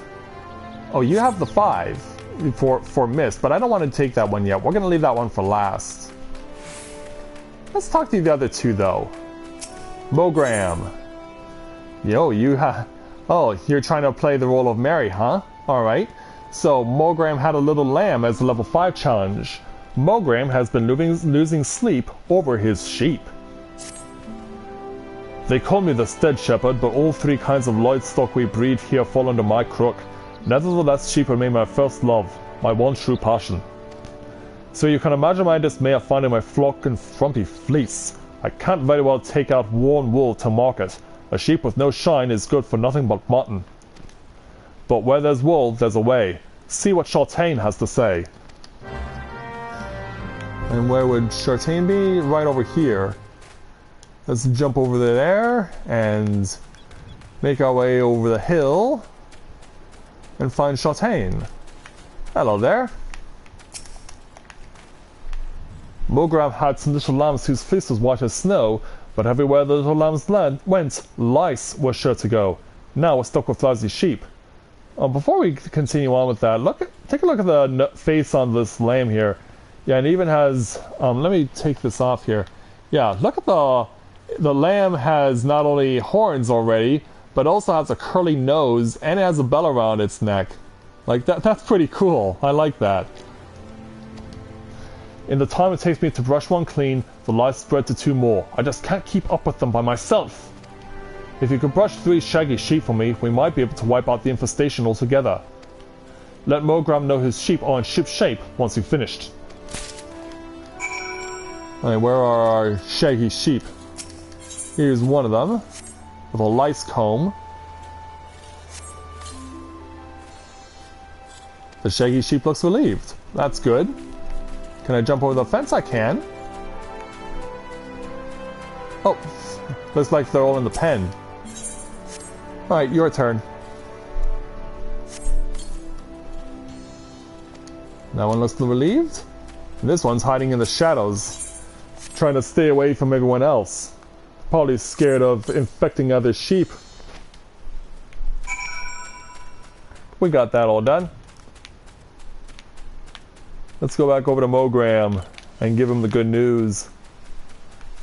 Oh, can I thread the needle? I guess I can't. Even though my Lalafell. Mogram, for an adventurer, you certainly know how to wield a lice comb. As I'm sure you have found, sheep are delicate souls that require delicate care. Truly wonderful world requires time, love, and tenderness. You must caress their coats ever so gently. Listen to the soft bleating in your ear. Feel the warmth of their breath on your neck. And so on and so forth. And looks like you have another one for us there, Mogram. A level 6 entitled Much Ado About Dodos. Mogram doesn't know what to do about his dodos. They may call it the Red Roost or Stead, but make no mistake, dodos are the birds that keep this stead steady. Those sweet and tender eggs, that succulent meat, so long as you remove our dodoling's poison glands, you're in for some scrumptious and healthy poultry. They're so delicious, I have to remind myself some birds just aren't meant to be caged. Or perhaps I don't. Talk to X-Pen and see if we can't return those exquisite creatures to their pen. Yeah, and now the Mikote names are just going from elaborate to just downright weird. X-Pain? Might as well be X-Pac. And if you're not down with that, we've got 2 words for you. Alright, X-Pain. How'd you get that name anyway? Who named you? Am I ever pleased to see you? I was about to cry foul, but with your help we can round them up. Those dim-witted dodos pecked through the fencing and through the coop. Or fled the coop. Luckily they know better than to leave the stead. There are 3 bolting dodos in all. If you spot one, just throw one of these dodo-sized sacks over his head. Once you've caught all the birds, would you mind leaving them in Mogram's care? I need to repair the fencing before we can return them to this enclosure, you see. Alright. Capture the bolting dodos with the dodo-sized sacks. As you can see, they're bigger than Kikiru here, so that could be a challenge. But we'll see what we can do. Bolting dodo number 1. Sneak up on him and then... poof! Gone! Yeah, Kikiru is not only an arcanist, she's also a magician, Las Vegas style. Look out, David Copperfield, here comes Kikiru Kiru. Where's my next dodo? Yeah, things will usually hide about on the perimeters of the red circles they are in. Hey there, bolting dodo. You're about to disappear too, right before your very eyes, and poof! Caught! Alright, one more to go. Jump over the fence and then run over here. Now, where's bolting dodo number 3? Maybe behind here? Yes. None of them saw it coming until a little Lalafell came and made them disappear.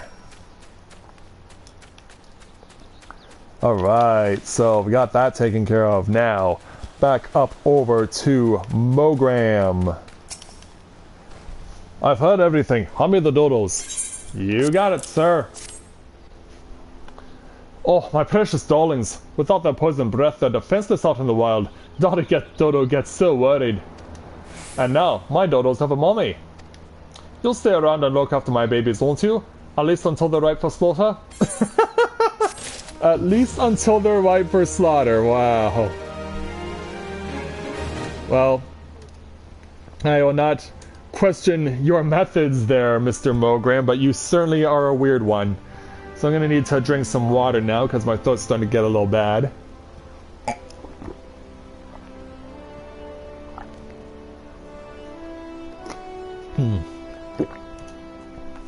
There we go. That'll help a bit. So let's... Who else can we talk to around Red Rooster's stead to take quests? Lona. Oh, we can't take yours. Yours is a 7. Can't take yours, it's a 7. But we can come back down here to Octcone and take his level 5 called Where the Heart Is. Octcone has information that may interest wealthy adventurers. Mind looking into something from the adventure? It may even be of interest to you, in fact. I'm told that plots within Mist are to be auctioned off. You, me, hells, even our 12 damned wandering minstrel can purchase their own piece of land or say. And upon that plot of land you'd be free to build a house for you and yours.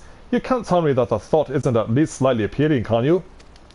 'Tis a bit surprising that the Thalocracy had the time and the resources to prepare such an area, what with the kobolds and the primals causing all manner of trouble. But who am I to judge the priorities of politicians, much less pirates, eh? Besides, I'd like nothing more than to own my own home. I've yet to verify the truth of the tale just yet, though. If you've no objections to take a detour from your adventures, why not head toward the gates to the Mist and see if there's a Maelstrom representative who can confirm or deny these land auctions. Yeah, we're going to be talking with one Rogan Lona, who has a lot of Rogadin in her name already. So yeah, we're going to go ahead and leave Red Rooster's stead by free falling. Yeah, right here at the entrance. Hello there. What is adventure? Oh yes, the auctions. By order of the Admiral herself, Mist and all plots within are to be sold exclusively to adventurers, so as to encourage their immigration to Lominsa. Why only adventurers, you ask? Practical necessity, really. Lominsa is in dire need of fresh blood, capable, courageous adventurers who will fight off foes to protect our interests. Those who build a home here will have that much more incentive to aid us. As for what manner of place Mist is, I think it best that you journey there and see for yourself. Please direct any other questions you might have to the recruit station just past the entrance. Alright, so now we'll go ahead and walk into Mist. And we can go into any specified ward to do what has to be done.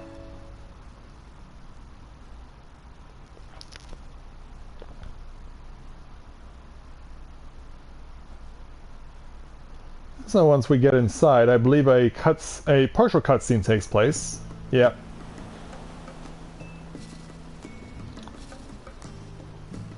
So here's what Mist looks like when you first enter it.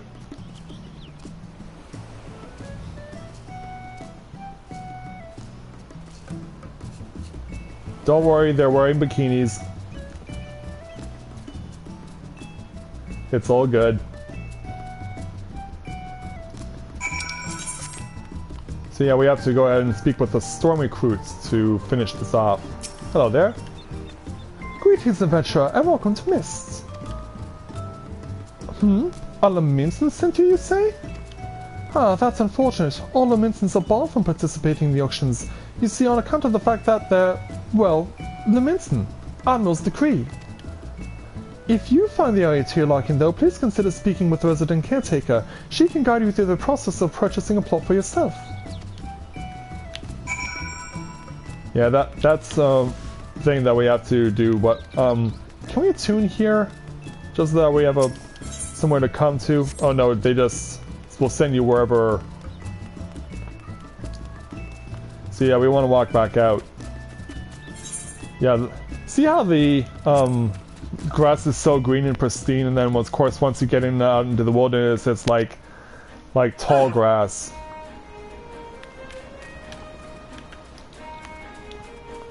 So we might want to make our way back to Actcon and finish off this particular quest. There you are, my main man. Sorry, but I'm about to make you very disappointed.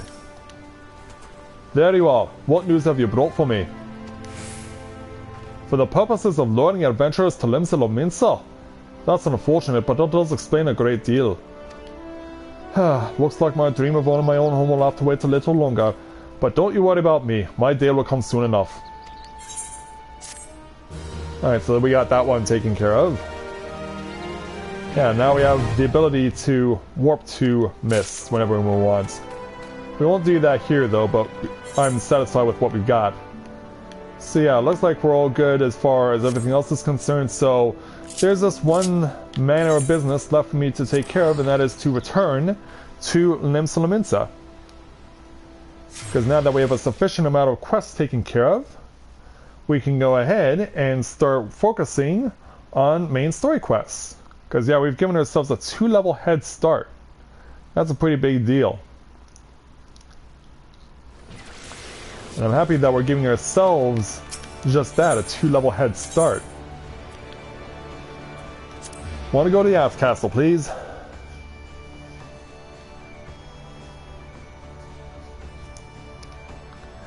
And from there, then it can already start getting fun and enjoyable. Alright, Bateron, I've kept you waiting for long enough, my man. It's time to go ahead and give you what you have been waiting for. And screw you, Ninja, for being such a jerk of a Lalafell. Shidobe said an adventurer might be dropping by to deliver something special. Not you, lass. It is indeed. Here you go. Oh, hell is lost. You didn't have to go to all this trouble. This gold stand smell. I've hated on early umbrellas since I was a sellsword. Tis only the nastiest shite I ever put in my mouth. We tried sprinkling it with salt and cooking it over a campfire, but 'twas still a little better than chewing on driftwood. Try for yourself, lass, you'll see what I mean. And so now that we've got that taken care of, let's go ahead and obtain ourselves a hempen half robe. And now that we got that, let's go ahead and equip it. There we go. Yeah, it's all ugly, nasty green. It looks terrible. I hate it. Oh, we never did equip this ring here. So might as well do that too. So now that we've taken care of all these various side quests, I think it's about high time we started focusing on main story, don't you? Because yeah, we've been doing this stream for 2 hours now. It's about high time I did. So, Bateron, let's get started with your Level 4 challenge entitled On to Summerford. Bateron, proprietor of the Drowning Wench, wants you to lend a hand at Summerford Farms. Still in Limsa, are you, Kikiru? How do you fancy a trip outside the city walls? I'd like you to visit an orchard by the name of Summerford Farms. Ever heard of the place? The owner, Stilwell, is an old mate of mine. He got himself a crew, mostly reformed pirate types, if you can believe that, and he has been trying to bring a bit of life back to the fields after the calamity ruined the soil. He mentioned needing another or two, and your name sprang to mind. I gave you a glowing recommendation, so make sure you work hard and impress the old bastard. You need directions? The place ain't hard to find. Just take the Zephyr Gate out of the city and follow the road northeast. There we go. So now we'll run to the Aetherites over here at the Aft Castle and use it to warp out of the city. It's just more convenient to do it that way.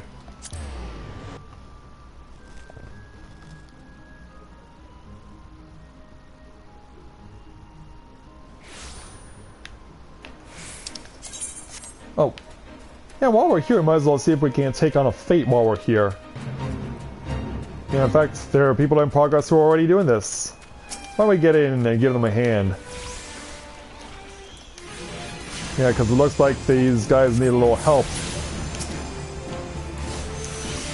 So let's do just that, because yeah, these yellow jackets are in a bit over their head. So we should give them some assistance. Gotta wait on the Lost Lands with these fate icons to approach me, and then we can attack them. Oh, careful there. Careful there, Carbuncle.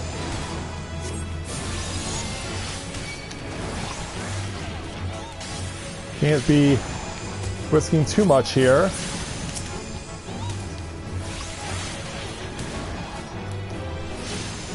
So yeah, let's take down these lost lambs. Yeah, it says a flock of sheep bitten by deceived bats has grown frenzied and is charging full speed towards the Zephyr Gate. The infected creatures must not be allowed to enter the city, so they must be driven off or put down.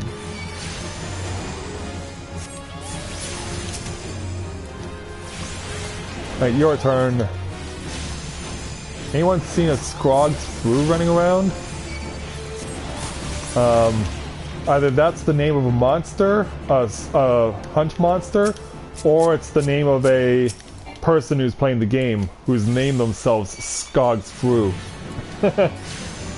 I don't know what it is, but you know. That would be a negative, young lady. Or good sir, whoever you are. Yeah, turn around, do a 180, and come right to me.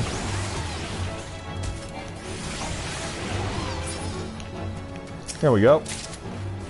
Careful not to deal with the Goobu, because it is level 12. Alright, there we go. And it's enough to put me over the top to level 7. Alright. When the 7 health got into them, I don't know.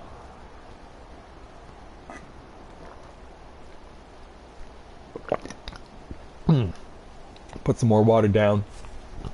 Alright. Okay, now that we've taken care of that, what do you say we move on as the sun goes down? The sun's going down, but the fun's just starting. I don't know, can I cross the river here at this point? Yeah, it looks like I can. And I even ran into some enemies that are on my hunting log. Might as well fight them while I'm here. Whoa. These pooks can shoot fire. I didn't know they were magical.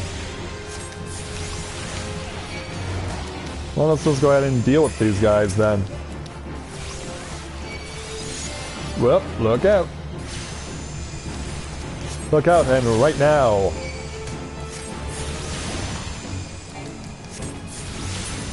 Right, another hatchling down. And there's another over here. Let's bio him and ruin him. What is that to breathe fire on me? That's not nice.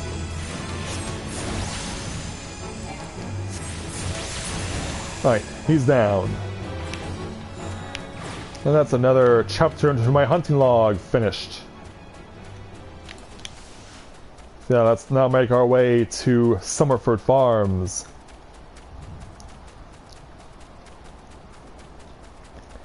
Yeah, hard to miss because it's in a high place and you can see the big red banners as you approach it. Let's see if I can get a shot of the sunset. Yeah, quite a nice little sunset here. I like this a lot. In fact, hold on. I'm going to ask my carbuncle to step away for a moment. And then we'll take a shot of the sunset. That's awesome. Alright, here I come, guys. Our big man is up top because of the geological formations of this place. And there's also an aetheryte that we can use. For the longest time, I had no idea when I was playing with Mathia and Didi that there was an aetheryte here. Because I was always wondering, like, where, because of course you didn't know where the map was, or you didn't have the ability to automatically unlock everything on the map. So you're always wondering to yourself, like, where's the aetheryte here in Middle Lanosea? So yeah, here's Stilwern. Oh, you must be the adventurer Beta promised to stand alone. Kiro, wasn't it? Your owner did his word, so that's a good start. I'm Stilwern, the old bastard, as Beta unlikely described me, and this here is my humble orchard. A good number of the lads and lasses working here once terrorized the high seas, and if you're wondering why I employ these scrags, well, they're used to crew my pirate ship. But the calamity did for our ship like it did so many others, and I was sore wounded into the bargain. I had to feed myself and my crew somehow, and Admiral Merlewebb's initiative got to get us landlocked buccaneers working the fields seemed too fine an offer to refuse. And so... Oh, you have someone coming along? One of your old pirate crew?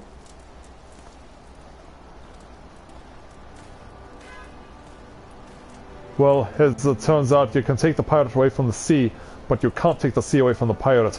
A lot of my blokes just never took to tending the soil, you see. And unfortunately, the botanists I called in to train them have been wringing their hands in black despair. With so much work piling up, I need a tougher soul like you to step in and help where it's needed. That's why I'm here. So let's go ahead and take some level 5 shoes. In this case, they'll be sandals. And that classic moss green dye. Like, we're seriously going to turn poor little Kakiro into a slime monster at this rate. Alright, let's take Stilwern's next challenge. At level 5, entitled Dressed to Call. Stilwern, owner of Summerford Farms, wishes to inspect your equipment, and thereby gauge your readiness for the task he has in mind. I have a mind to set you to a task, Kiru, but before I do, I need to be sure you're properly kitted out. Pirates don't care to parley with dandies, you understand. It might well be that they're the ones that have traded their cutlasses for coulters, but they're still rogues at heart. I know a solid set of gear when I see it. Come back when you think you're more suitably equipped. So you're asked to equip your head, body, hands, legs, and feet with gear of item level 5 or greater and speak with Stilwern. Thankfully, because of the way that the system has been introduced, where all of your default gear, I'll point it out here, all of your default gear is now regarded as item level 5, you're no longer required to buy gear in order to get to this requirements, even if you choose to start, if you're coming in at level 4. So it's basically the game's way of saying that, hey, you need to get yourself up to experience level 5 before you can purchase all these various items and be properly ready. But since they reset the system in such a way that your default gear is also treated as level 5, you can just speak with Stilwern and be automatically completing the task. Let's have a look at you, shall we? Oh ho! As long as you're this well covered, I won't feel any guilt throwing you to the sharks. Thanks. Erstwhile buccaneers are an ornery lot. They rage in love for the sea and care little for the laws of the land. But they respect strength, and by the looks of you, I'd say you'll have little trouble getting their attention. And with that, he also gives us a level 5 weapon. In this case, we're taking an Arcanus Grimoire. So we go ahead and use that in place of our old Grimoire. And now that we've done that, let's go ahead and take his next challenge. Also at level 5. Ah, Kiro, that order of confidence tells me you've not been idle since we met. I hope you've read aright, for I have a task that requires the attention of a capable adventurer. Might that adventurer be you? Well, let's find out with the level 5 challenge entitled Lurkers in the Grotto. Stalwart, the owner of Summerford Farms, has a task for a competent adventurer.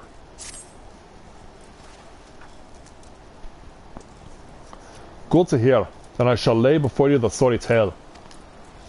You will have heard rumours of the abductions. Aye, citizens have been disappearing from every corner of Limsa Lominsa as if plucked from the face of Heidelin, boots and all, by an unseen hand. And what's this got to do with Summerford Farms, you might ask?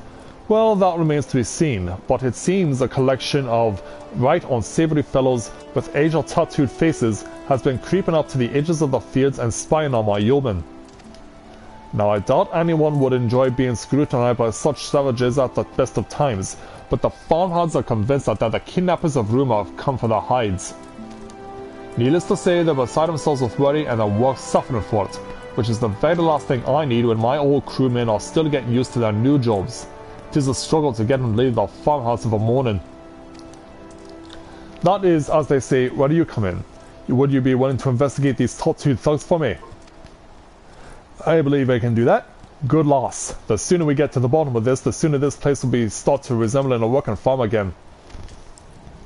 I suggest we begin by having a look around Seasong Grotto. If reports are to be believed, our unwelcome visitors have occupied the place. Be careful though, Kiru. I couldn't say for sure what manner of miscreants we're dealing with there. If they are the kidnappers, well, just be on your guard, alright? I believe we can do just that. And there's also another side quest that I noticed here. 2 of them actually. So while we're around, we might as well go ahead and take the other 2 quests that are available here at the Summerford Farms. Starting with... yeah, it's hard to see your name when it's hidden behind a tree. Bear Drag. So let's go ahead and take your level 6 challenge entitled The Time is Ripe. Beer Drag's Lanosean oranges are ripe and ready for picking. Oh, I can't even rely on those rotten pirates to pick these ripe oranges. Yet if I lay them a day longer, they're like to fall from the boughs. Mayhap you can grab a few for me? You're not afraid of a pesky hornet or 2, are you? Oh, thanks for the reassurance. Harvest the Lanosean oranges, alright.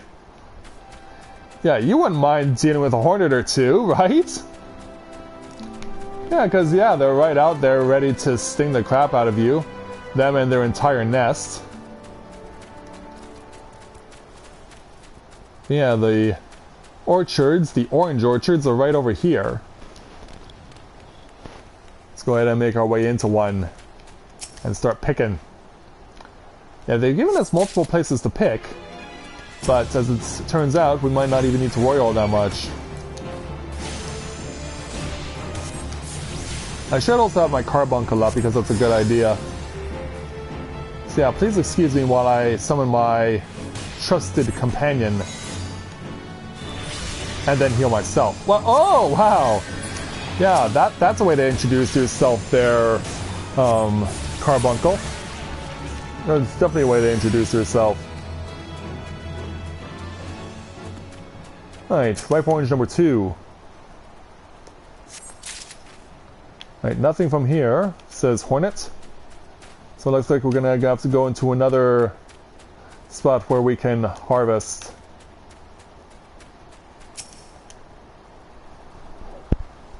Do we have hornets? We have hornets.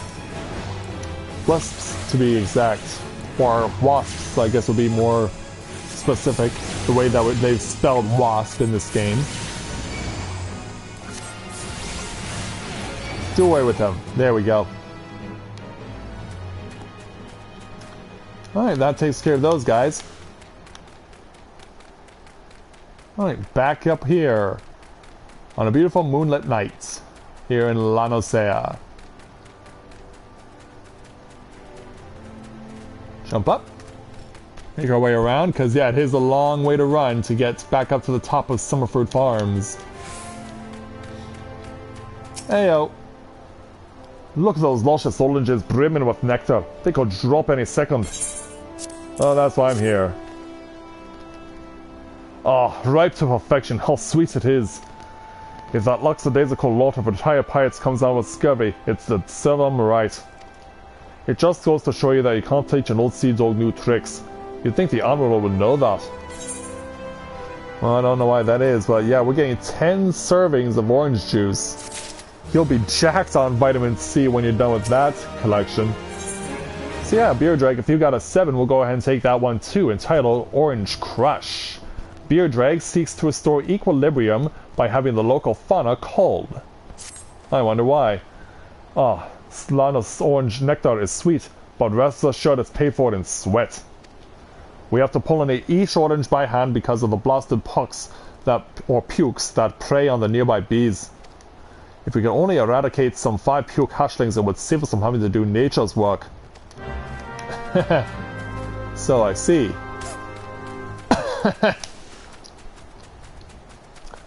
Alright, puke hatchlings. I'm coming for you and I'm gonna take you down. Before it was for the purposes of okay, yeah, we see the bees doing what they do.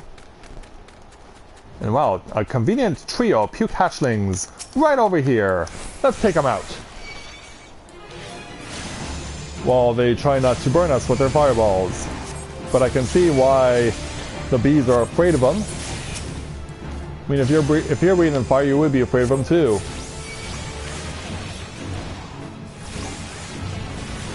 Alright, go there, guys. Alright, that's down. And then we still got to do 3 more. Yeah, you can't hide behind there forever. You gotta come and fight me. You're dead. Alright, who wants to get bioed and ruined next? Yeah, try again there, puke. And one more. Get you out of the hair of our wonderful farmers. I don't know why I keep wanting to use bio so badly when I know it does not do direct damage. Wait a minute, how come I didn't get experience? How come I wasn't credited for that kill? Alright, that's really weird. How come I was not credited for killing that? Alright, whatever. Probably it's because I used bios so much that they didn't credit me with the kill because I didn't cause enough damage, and Carbuncle did. Because yeah, that'll happen sometimes. If you're not considered to have been an equal contributor to the killing of an enemy, you will not be credited.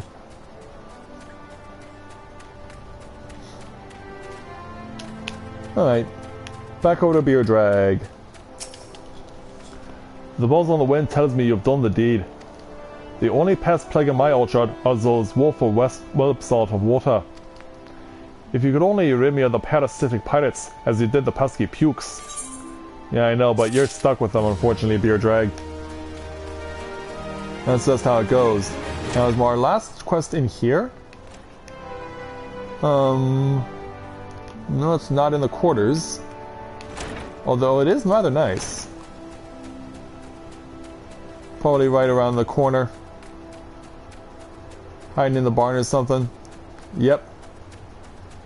Grenada here, a female member of the crew. So let's talk to her for her level 5 challenge entitled Rocks in a Hard Place. Grenada seeks courageous pioneers who can tame the wilderness for Summerford Farms.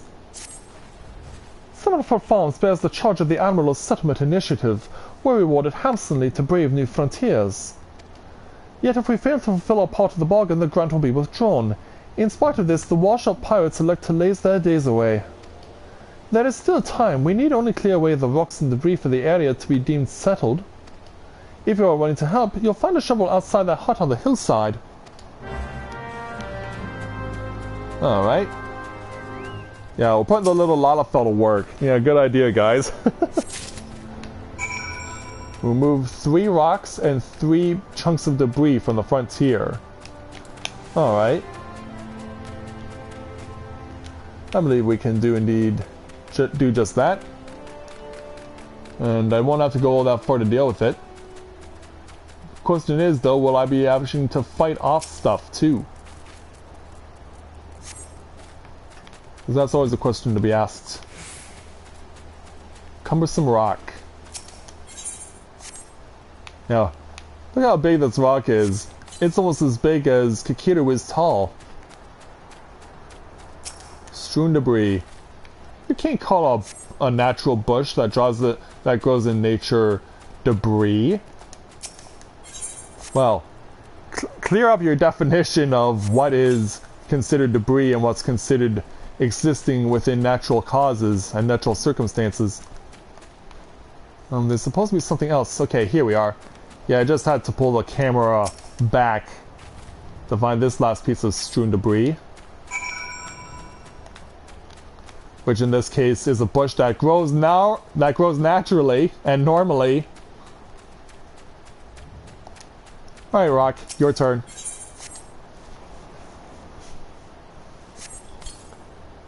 There we go. That takes care of that. Now, do I want to take on this fate that this troubled tiller has? Because this is probably going to be a gathering fate. 'Twill take me if it ain't a real-life adventurer. I could use some help if it's help you're proffering. You see, I'm tasked with telling the orchards so that the roots of these here trees might breathe better, but it seems each and every step I take is damned straight into a molehill. I've already gone and lamed me left leg and can't afford to lame me right, so I was thinking I could get myself a true venturer to whack the bloody moles one good. What do you say? Recommended level for this fate is 6, but we're at 7. Me doll was right, you can always trust a venturer to right the wrongs of the world. But enough of me yapping, now get to whacking. You got it.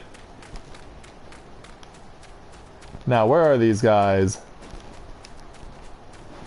Morabi moles all right up here. Alright, let's do this. Let's do this and teach these moles a lesson. Thank you, Carbuncle.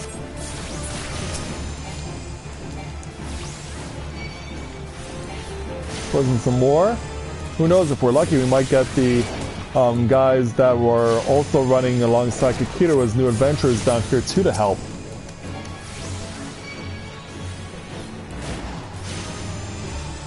I mean, every little bit helps when you're trying to support the people of Eorzea.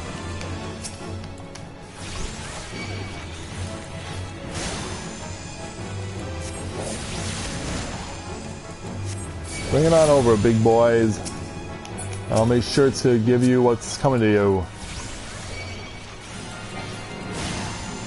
Yeah, the orchards of Middle Lanosea are riddled with dangerous holes dug by Morabi moles. It's high time the pests were given a good thumping. And I will not argue with this in the slightest.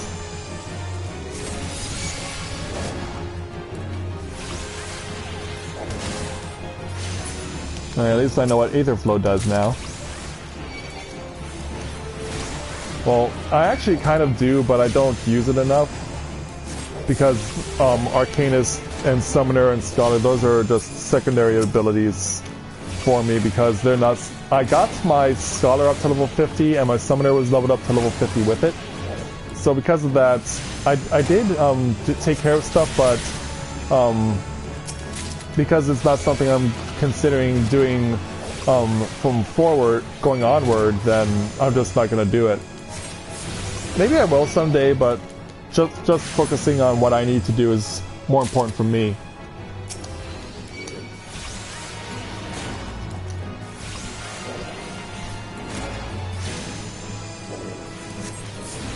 So we'll just go ahead and keep on laying waste to these guys, because we're doing a really good job. Carbuncle and Kikiru are really doing a good job here, and I like where this is going. Alright, keep it on, keep it up. Get up there, everyone. You're doing great. In fact, we're almost to the point where we're going to get another experience level just by killing enemies in this fate, which is pretty cool.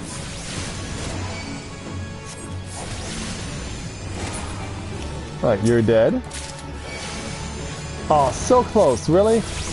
We're right there. We are right there. Oh, crap. I think we're now in a bit of trouble now.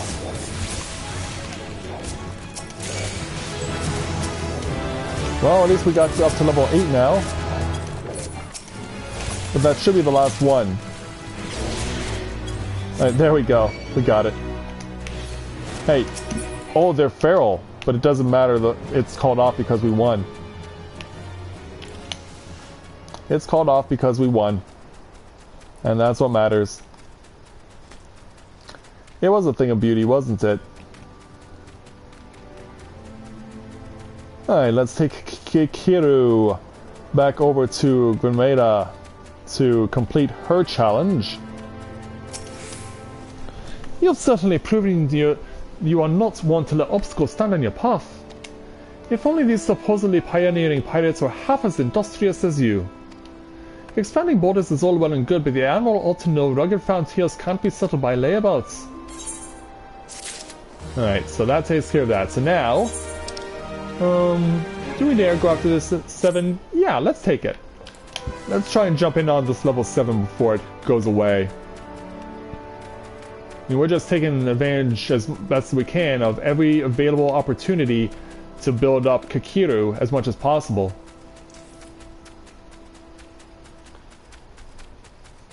Because that way, once we get into doing as many main story quests as possible, we won't need to worry all that much. And show up enough of a buffer that when we get to where we need to be, everything will be fine. Hopefully. Pay the toll? What toll? I dare you to answer yourself. During the calamity, many bands of pirates lost their ships to either Guardian attacks or the flames of Bahamut. Most found new crews to join, but those who didn't simply turned to banditry on land. Use their blades to convince the lads it's high time they seek new employment. Yeah, it seems like someone was trying to do this earlier, but didn't have much luck. Grounded raiders, huh? Oh, you'll be grounded, alright. Yeah, I may not be your mother, but I'm grounding you anyway. No supper for you tonight. Now go stand in the corner and think about what you've done.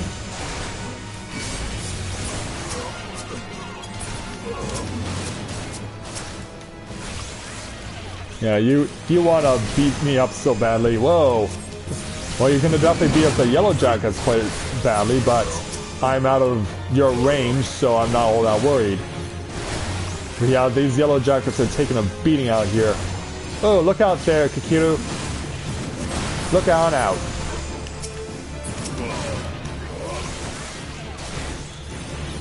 Just hang tight, guys. Tell me you have reinforcements coming from somewhere. And down go. He's down. Oh, I'm sorry. Are you going somewhere? I did not say you could go.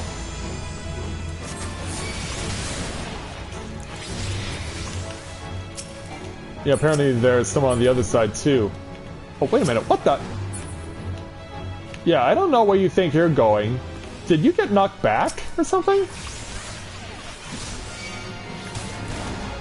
He must have gotten knocked back or something, because, yeah, why the heck did he jump off the bridge? If only the only reason was that he got knocked off by Carbuncle using a knockback ability. That's the only viable reason. The only one.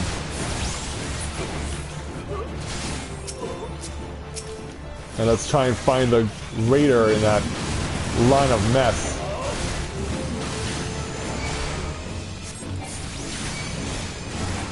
Empty out your person will let you live long enough to watch us gather up the gill. You wish! Victory is ours. Yeah, so much good stuff just all over the place. We're definitely getting a lot of good runs here for our good friend Kikiru, but it looks like Carbuncle got killed at the end.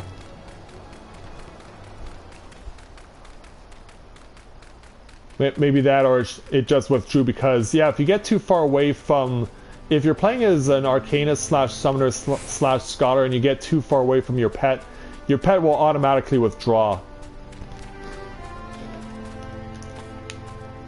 Why am I up here again?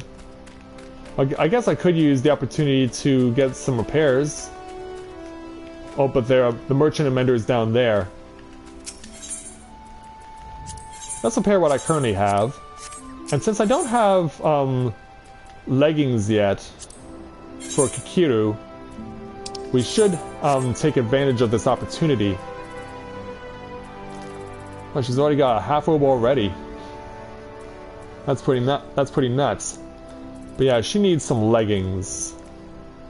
There's heights. Okay, there's Gaskins. We can get a pair of those for 168 gil. There, now she's not completely a slime monster. She's a slime and blood monster. Alright. So yeah, we're gonna be more than ready to go when we go over to Sisong Grotto here. So let's make our way over there right now. Get ourselves to where this place is. I'm pretty sure I think I know where this place is and what's involved in it. It's just a matter of verifying it. Okay, maybe it's not what I thought. Oh yeah, it is. Yeah, it's an entrance to a interesting little area down here specifically. And while we're down here, there's also enemies for us to fight. Let's go ahead and defeat some bogeys. Bogey on my 6! I should probably also summon my carbuncle too. That would be a good idea. I already have to learn to remember to do that. But considering not using this character beyond the confines of this stream, I'm not all that worried. Give yourself a heal, and then continue. Yeah, because look, these bogeys are everywhere. These bogeys are all over the place. Oh, look out. And one more.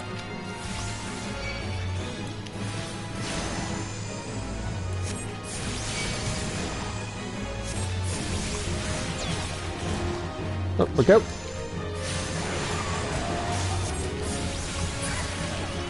Alright, there we go. Another hunting log. Oh, another part of the hunting log completed. How many do I have now finished? I have 6. What else is still left?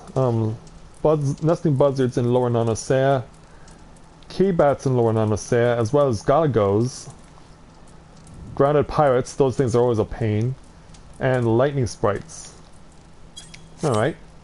I'm going to take a run to the washroom before we get started because this is going to be a mandatory battle, so be back in a moment and we will continue with this live stream.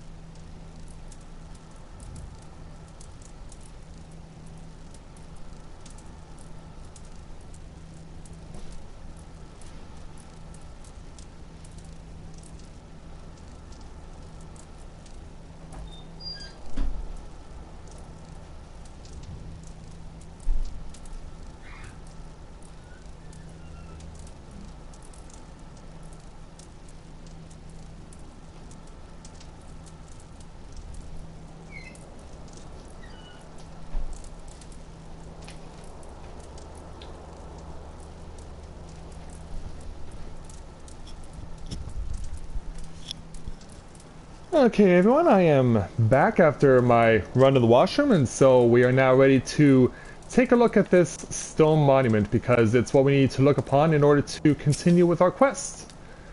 So let's go ahead and have a look at it. You are about to enter an instance battle, which only occur during certain quests and missions. Take a moment to read the information displayed in the active help window before answering the call of duty. That's not an issue for me because I am very familiar with these sorts of things. Let's do this.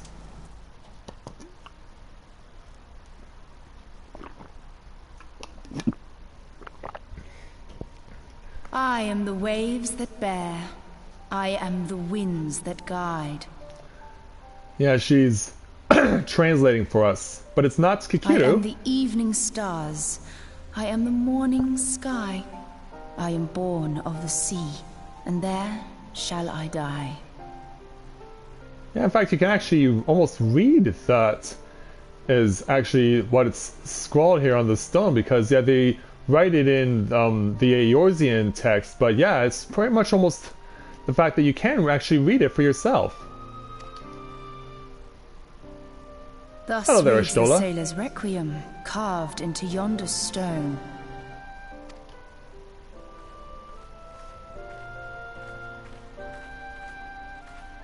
Such words well describe the manner in which the citizens of Lominsa live their lives. It is both a litany against misfortune for those out on the waves, and a prayer that the souls of those who perish on land might find their way back to the sea. Ah, you are the adventurer I've seen around Summerford Farms. I thought myself on the trail of the kidnappers, but it would seem I have missed my mark. Oh, you seek them too? Oh, but that's not all we're seeking. Yeah, I got a big nasty Goobu coming our way. As I suspected, the etheric disturbance here is no natural occurrence. Nor is it a coincidence that the two of us should come here in search of those responsible for the disappearances, only to be attacked. And left with no escape, either. Who stands to benefit from the keeping of this secret? Oh, such thoughts must wait. Let us attend to the task at hand, unpleasant though it be. Very well. This we shall do.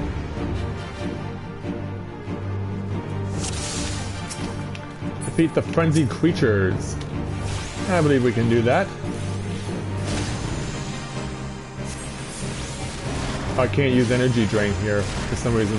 I sense something awry with this creature. Be on your guard. Oh, I thoroughly believe it. There's no doubt in my mind that what we are dealing with is not normal. I'll also keep the bio regularly replenished.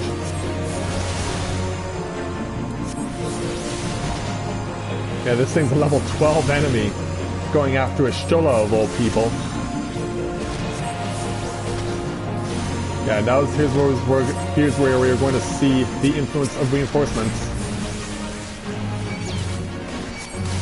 Yeah, that'll be these guys. But no matter, they're only at level 5. And Kikiru is level 8. Yeah, we know how that goes. Yeah, it helps when you have allies in the early going who are there to heal you as well as support you. Yep, just had to use the washroom. Oh, more Goobus are gonna come in. Oh, that's great.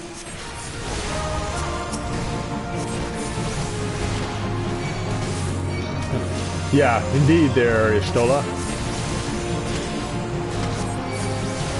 Oh crap.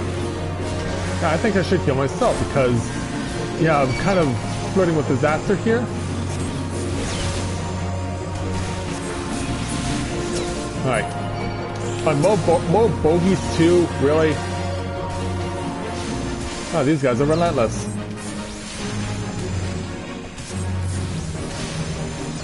They will show me no mercy. Need healing. Needed healing there. Ishtola, you're lax on your duties. But you've almost got the... Oh, you feel me a stone skin. Nice. Too bad it doesn't last long.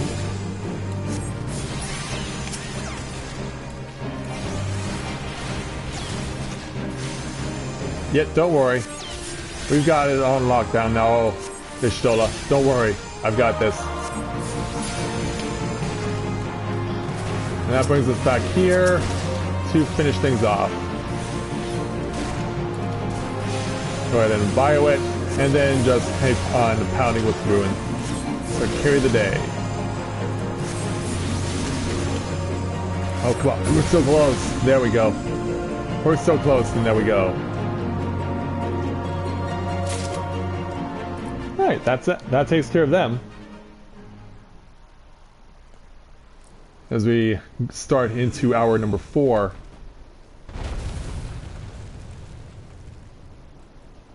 Phew! So as the Stola expects that, we notice that there is a blue crystal to be found. Yeah, shall we go ahead and take a look at it? Let's see what is going on here. Yeah, this crystal levitates in our hands.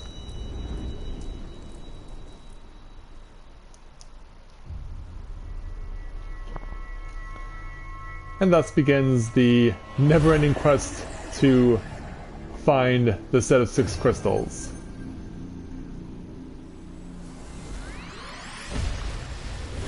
There goes one. And the light shines down on Miss Kikiru. Here. Now imagine that we cannot simply skip through this part here when we have her first meet up with Heidelin, because if we do, I'd think that we also missed out on what else Ishtola has to say.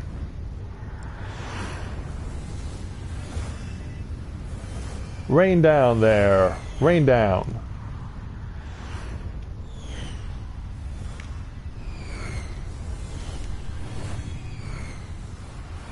Yeah, it wasn't always pretty.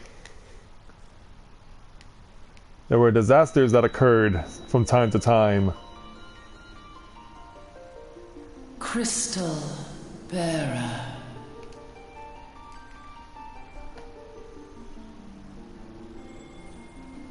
But now... Am Heidelin. Hi there, Heidelin. All made one. A light there once was that shone throughout this realm, yet it hath since grown dim.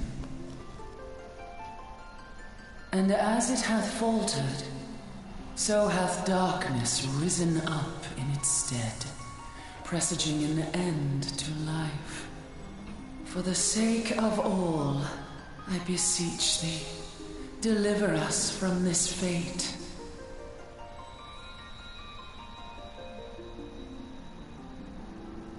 The power to banish the darkness dwelleth in the crystals of light. Journey forth and lay claim to them.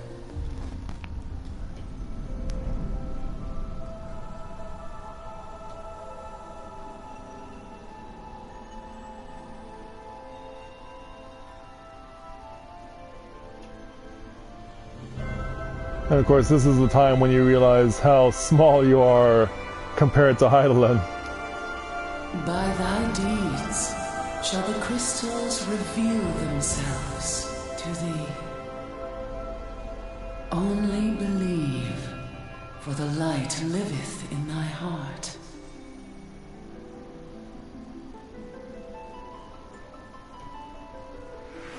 And of course, we're never the only ones doing this. Yeah, so now it's time to go on our tour de force around for a victory lap around Heidelin.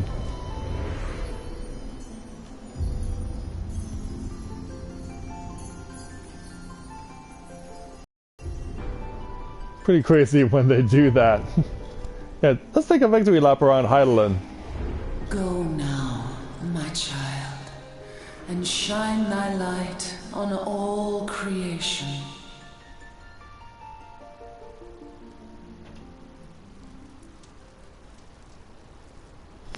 And so now she comes to. Awake Yeah, again?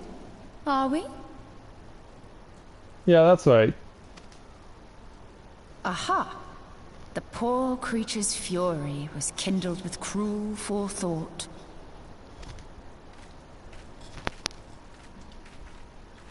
See this blade? I found it in the Gubu's back. Oh, I have seen knives of this kind before. They are most commonly used for the cutting of rope. It would appear our culprits are seafaring men of some persuasion. Piratical being the most probable. oh, definitely. In any event, you seem much recovered from your sudden affliction. I confess, I was rather taken aback when you collapsed at the very moment of our victory. Mayhap a surfeit of ether? Well, this is what happened. I beg your pardon. A towering crystal. I'm sure I don't... Oh! You know about this. Well, well. This has been a day of unexpected revelations. I must continue my investigation. In the meantime, I suggest you deliver this knife to your patron, along with a warning concerning the pirate's probable involvement in this murky business. Alright. The days ahead promise little rest, I fear. Or in this case, ours. May our paths cross again, under the light of the crystal. You got it. Alright. So yeah, we gotta warp ourselves back to Summerford Farms, so let's go ahead and do that. Wait a minute. Why does it show every listing? That's weird. That is very weird indeed. But in any event, let's go ahead and finish this challenge.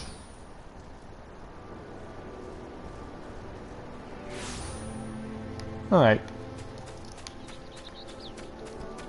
So once again, dawn is on a new day as we go ahead to finish this challenge here at Summerford Farms. Let's go ahead and talk to Stelwern.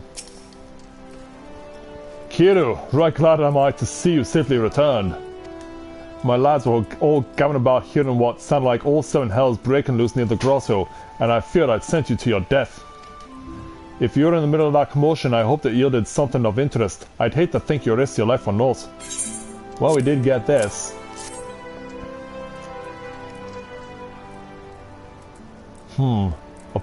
A blade pulled from the back of a creature you slew at the cave, eh? Aye, I'd agree that such a knife would be part of any seafaring man's kit. I'm starting to think that these ruffians are pirates, come to lure my farmhands back to a life of plunder.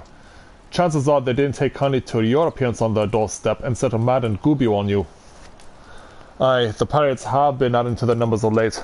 I'd best warn the lads and lasses in my employ to be on guard against our schemes. But that's not all. You met someone else at the grotto. A woman with a strange contraption. Ah, Ishtola.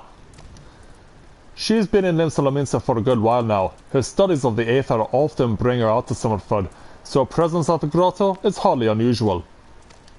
She's an old-looking lass, I grant you, but she's not the kind to associate with kidnappers. You may take my word for that. Where trust should be lacking in those yeomen of mine who have yet to wholly relinquish their pirate pasts, the temptation to return to the free and easy life of a buccaneer may prove too strong to resist.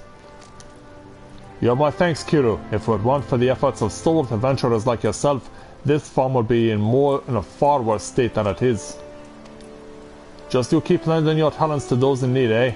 Help bring Limsa to the brighter future she deserves. And so with that we get 5 vials of eye drops, plus also take some Aether, not that we necessarily need to use it. Because yeah, there are more than enough abilities to ensure that you never run out of MP.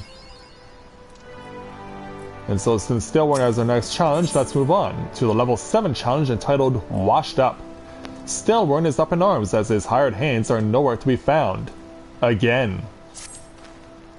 That sea sloth Severin and his lot never around them where there's work to be done.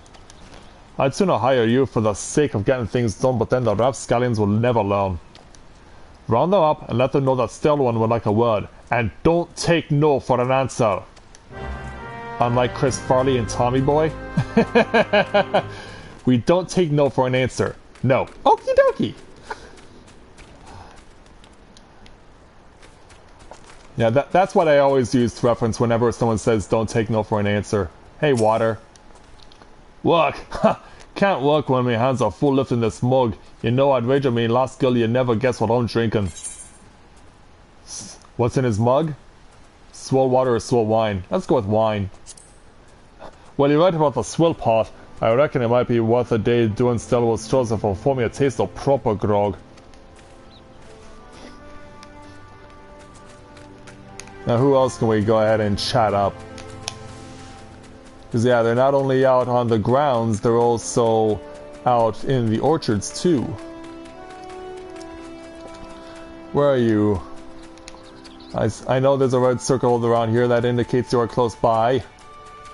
Reveal to me where you might be, and I shall scold you there, Sozai Rarzai. Yeah, you're a Lalafell worker, huh?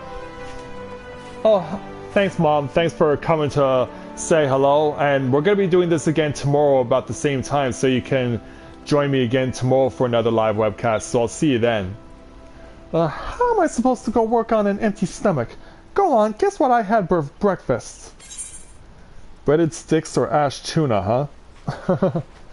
I'll go with breadsticks. What? How did you know? It's my breath, ain't it? It probably smells as wooden as the food tasted, but I know why you're here.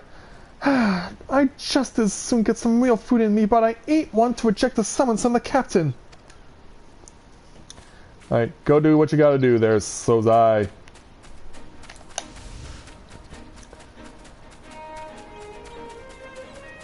I'm trying to remember, like, what was the name of the comet? What was it? Sozin's comet in the 3rd season of Avatar: The Last Airbender? Oh, Severin, the main person behind this. I am Severin. You're the old man's errand now. Tell my dear old captain not to wet his britches, I'll be along. Oh, and just so we're clear, I don't care for landlubbers. Go find the chocobo you rode in on and ride on out. Wow. That's pretty harsh. Alright, let's go over into the orchards proper, because yeah, there's going to be one in each location. It's not you. Where's that goofball that I'm looking for? Always out on the river somewhere?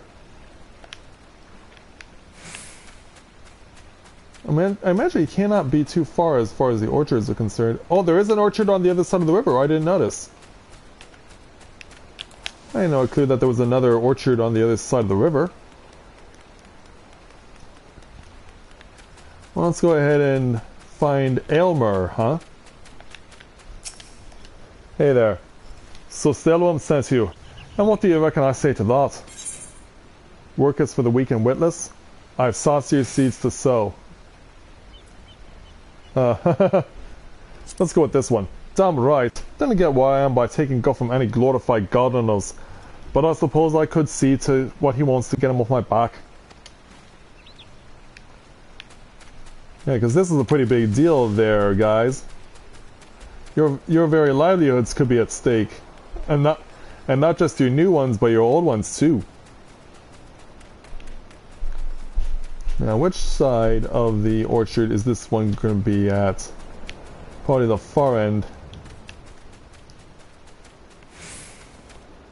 Can we find a spot for him to, or her to be in?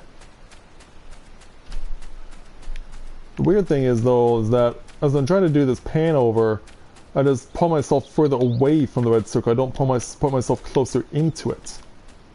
Which is really weird because it's kind of hard to get up to where that is.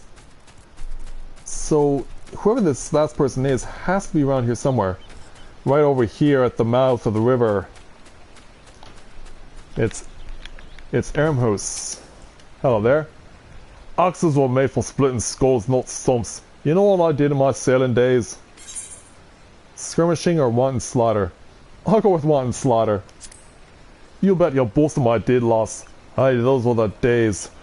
I reckon now I'll have to be satisfied taking my ox to the trees. Alright, we're all good now. And you get to enjoy some violin music too. On this nice little afternoon in Lominsa. That means going back up to weave our way around the double curves here at Summerford Farms.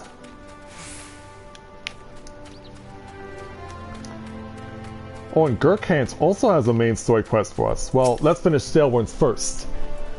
You continue to impress, Loss. What about Severin accounted for? It's no fault of yours he squirmed out. I let that one wriggle through my fingers more times than I can count. But rest assured the next time I see him, I'll put him squarely in the dirt, where all such ones belong. Wow. Yeah, you take no guff from anyone, do you there, Mr. Staleworm? Well, let's see what your friend Gurkhant has for a main story quest. At level 6, called Further Afield, Gurkhant is eyeing fertile new fields for Summerford Farms, but pests perturb his plows. Blast! How's a botanist supposed to accomplish fieldwork without a field to work in? Washed-up pirates are well and good when you want a field pillaged and plundered, but not when you need it plowed. A lone horticulturist such as myself hardly strikes fear in the hearts of monsters, but your gait is such that I believe you might. I'd be much obliged if you could rid the field of some mandragores. With 5 few of the sprouting critters roaming about, I'm sure I could return to my work. Then let us do just that. Jump over. I like how she does the splits when she jumps over. It's really funny to watch. Alright, Carbuncle, let's have some fun on these fools. Let's teach these mandragores what for. There you go. Nice knockback. And since they're all conveniently close by, let's go ahead and just keep on pounding. I guess we've caught the attention of Dracus.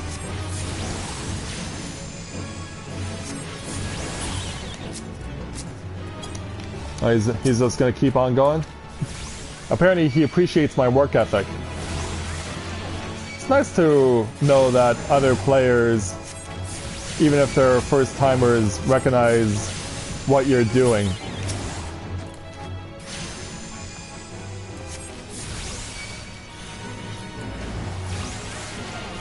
You know, just let me bio you and ruin you so badly. You're gonna regret costing me and my Carbuncle. Alright, next. Bring it on, big nasties.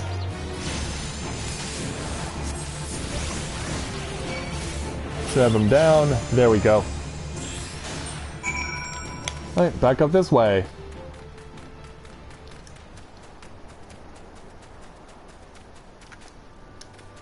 Yeah, so far we're having an easy time with these guys. It also helps that I do have levels in the bank. Alright, Gurkhant.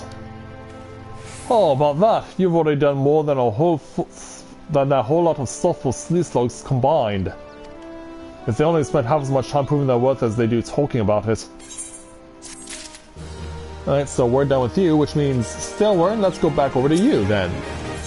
For a level 8 challenge entitled Double Dealing, Staleworm worries his sack of oranges will not reach the Lothagran checkpoint as planned.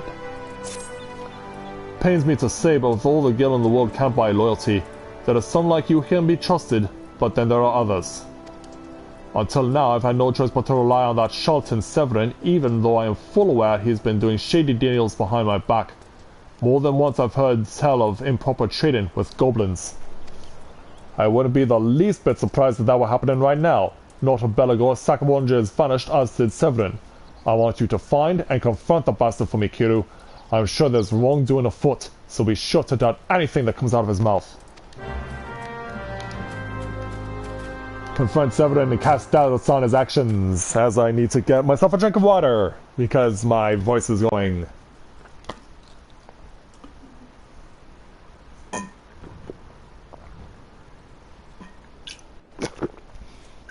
Yeah, I know what you're thinking. How am I going to keep this up for this many days? Alright, let's be on our way.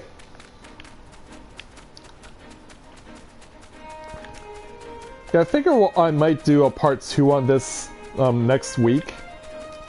If for no other reason than to have the... Because I know that once you meet with the 3 leaders of Eorzea, you then have to, of course, do the 3 initial dungeons. You have to do... you have to go to you have to go to Sastasha, you have to go to Tamtara, and you have to go to Copperbell Mines. And then that's when you get to meet the Scions of the 7th Dawn. So I do still want to see all of those from the perspectives of depending on where you start. Like, is it the same as if you're doing it from Limsa Lominsa as in Gridania, or is it truly completely different? Like, does Minfilia actually introduce Ishtola to you first, or does she introduce Ida and Papalimo? Because after that, then they all introduce each other. Alright, Severin. Yeah, I've had my eye on you for a while, and I know why. Let's withdraw my carbuncle for now. I'm gonna put I'm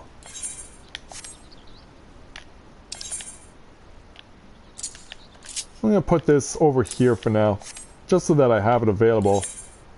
There we go, now we can cast doubt on this guy.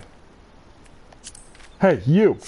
Yeah, that's right. I may be small, but I'm trying to get your attention. What's this now? Still one sent you for the oranges. So the old bugger had known all this time? What does it matter anyway? Those don't even look like sacks of oranges, they look like sacks of grain. Listen, you're one of those goody-goody adventurer types, right? Go rescue me mates from those double-dealing goblins. They're just over yonder by the bonfire. And if I doubt you again? Nope, it's legit. But there's 5 of them, so where's the last one? Well, let's go ahead and summon my Choco. Or, not my Choco, like... Ah! Why am I freezing? I hope I don't crash here. That'd be bad. No, I want to heal myself. Ah, crap. Yeah, well, and now I have a Gooby right behind me too. Like, how bad can this get?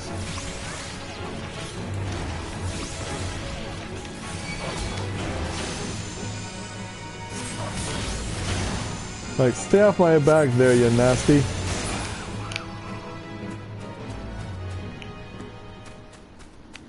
Alright, there we go.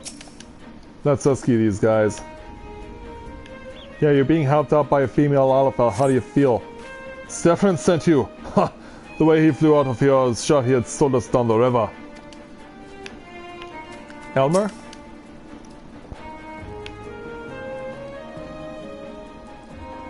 Come on around. I owe you one. Would have gotten away myself if not for Seven shoving me aside. And finally, so's I was I. Yeah, this isn't the time to be summoned on the comet there, young man. If you hadn't come, my dodo would have been cooked! Cooked dodo. Well, it turns out he wasn't lying out of his ass. Hey, Severin. Now that that's taken care of, what do you got to say for yourself? You saved me, mates, and for that I owe you. Suppose I should be ashamed I couldn't clean up my own mess. But a pirate knows no shame. I've no qualms about going back on my word. I'm only giving you this sack because I like to cut your jib. Take it to a sign and send him my regards. Alright, so we gotta retrieve the sack of oranges, but there's more than one sack. Are we taking all 3? We are taking all 3. We gotta take them to Lathagran checkpoints, which is down here. Right down at the bottom of the map. It's a long way to go for a Lalafell. As fast as your legs can carry you there, Kikiru. And get yourself to where you need to be. Alright, there's Osine. And Osine also has a friend called Osfire, who we could take a quest from too. Osine? What have we here? A delivery from Summerford Farms and as scheduled? Ha! There's a first time for everything. Yeah, he's even laughing about it. Well, look at that. Not a single one missing either. Only the things about the only things not here are those bagmen, and I don't miss them one bit. Here, still one's payment with in full. With you, I can trust it'll reach him. Well, we'll deal with that, but let's see what Oathfire has for us while we're here. I mean, we're in the town. We might as well go ahead and take a look at the level 7 quest entitled Yarzan Yarzaf. Oathfire hopes to assure the safety of wayfarers at the Lothagran checkpoint by ridding the area of its dangerous denizens. More and more travelers pass through these gates bloodied and bruised each day. They tell me the Yarzans harry them at the rogue. It pains me to do nothing, but we need every man we have just to hold the garrison. You would do us all a great service were you to thin the Yarzan population for us. If you could clear out, say, 3 of their nests, we'd all be in your debt. Jostle the Yarzans out of their nests and slay them, huh? Alright. How far are we running? Well, not too far. This should be reachable in a couple of sprints. Yeah, look how fast this little Lalafell can run. Even through tall grass, it's not going to deter her from where she needs to go and what she needs to do. Alright, let's get ourselves close to the river, I guess. So yeah, it looks like they've taken up residence along the river, because yeah, in Gridania they do the same thing, in the Black Shroud. Don't drown there. Whoa! Just coming out full force like that. Well done there, Carbuncle. I like your style. Yeah, just bring them right out of their nest and all of a sudden, boom! They're just all over it. Now hold your horses there, Yarzan. You're gonna go down soon. There we go. Now let's run further down the river. This one may be under the bridge. This next one anyway. Oh, not quite. Yeah, she's soaking wet as little Kakiru. Angry Yarzans burst out of the nest. Let's go ahead and fight them. Yeah, if you want to fight, you're gonna have to come up here. Yeah, Carbuncle's got a partner and I've got a partner.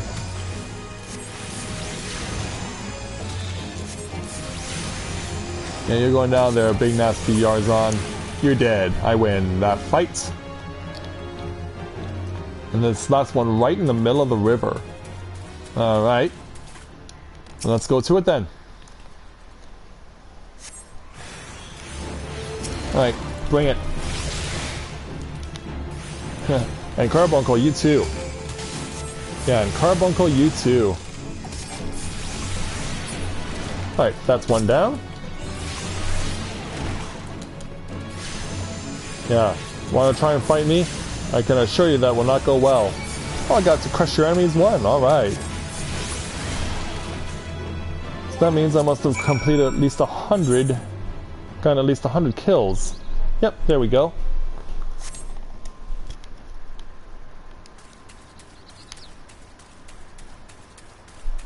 Alright, let's pull ourselves up. There we go. Now let's run back to Oathfire. Because yeah, it was certainly quite a bit of a distance actually to get to where he was compared to where the nests are. Yeah, I think on the way back I will just warp back to Summerford Farms. Makes more sense to do it that way unless he has another quest in mind that he would like us to try. But yeah, it's a nice quiet time in the heart of Limsa Lominsa's Lanosea territory. Oh, there's even going to be a fate down here at the end. And it'll be interesting to see what exactly is going to be entailed in it. But let's speak with Oathfire first. Oh, so you did for the Viking. Every passer through owes you a debt of gratitude. Lathagoran is a vital stronghold, one the Maelstrom would defend themselves had they the means. The fleet is spread too thin, which is why the Yellow Jackets have been called in. But our numbers are hardly inexhaustible, and your help goes a long way towards preserving the peace. So with that, let's go ahead and take some boots that are level 8. And just continue to build ourselves up more. Alright, Joel Sergeant, what have you got? I swear, each batch of recruits the Barracudas send me is worse than the last. I've already had to send 3 home because they wouldn't stop crying. If only I had more women like you, one with sharp blades and the wits to match. I don't use a blade, I use a book, sir. How about you? How about you show these yellow-bellied greenbacks how a true warrior fights? I'll make it worth your while. Oh, it's a 5th. It's a 5. Ha, you hear that, Scrags? Prepare to have your asses handed into you on a silver bleeding platter. Now fall in. Let's fight them then. Let's not have Carbuncle have all the fun.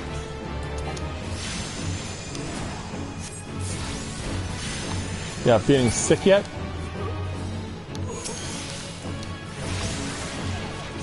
Because if not, you will be once I'm done with you. I'm gonna make you so sick you're gonna wish you never see me again.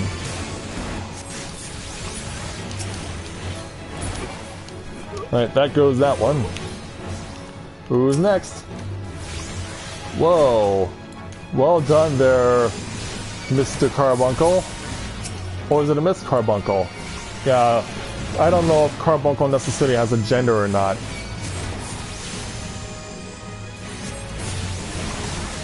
The newest batch of Yellow Jacket recruits is softer than a rotten rat corpse, and fights little better. Whip the raw lads into shape and remember mercy is the last thing they need. That will get no complaints on my end.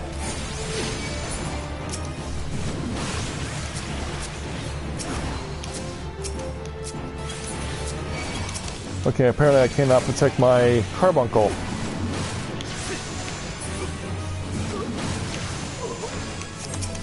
Can't he pick himself up or protect himself? Isn't that supposed to be something you can do? Oh, nice. Are they really that scared? Oh, the last 2 are hiding. The last 2 are hiding. Like, yeah, we get it. You're better than us. We surrender.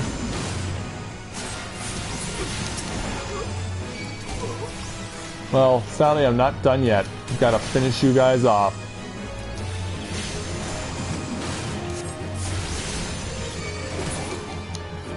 There we go. Another successful fate cleared. Warp back to Summerford Farms now, please. That should teach the lads.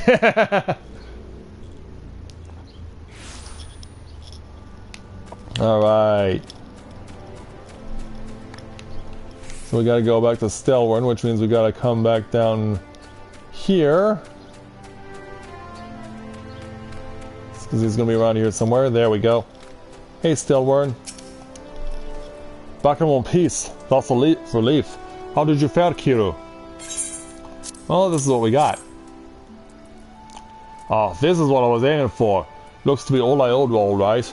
Though I'd be telling a false if I claimed I had not held out more hope for Severin. I was even willing to overlook the skimming off the top, but the sun is all short in favor of those godforsaken goblins. You do well to mind yourself around that 2-guild sheet. If he'd leave his own mates for dead, there's no telling what he'd do to you. Thanks for the confidence.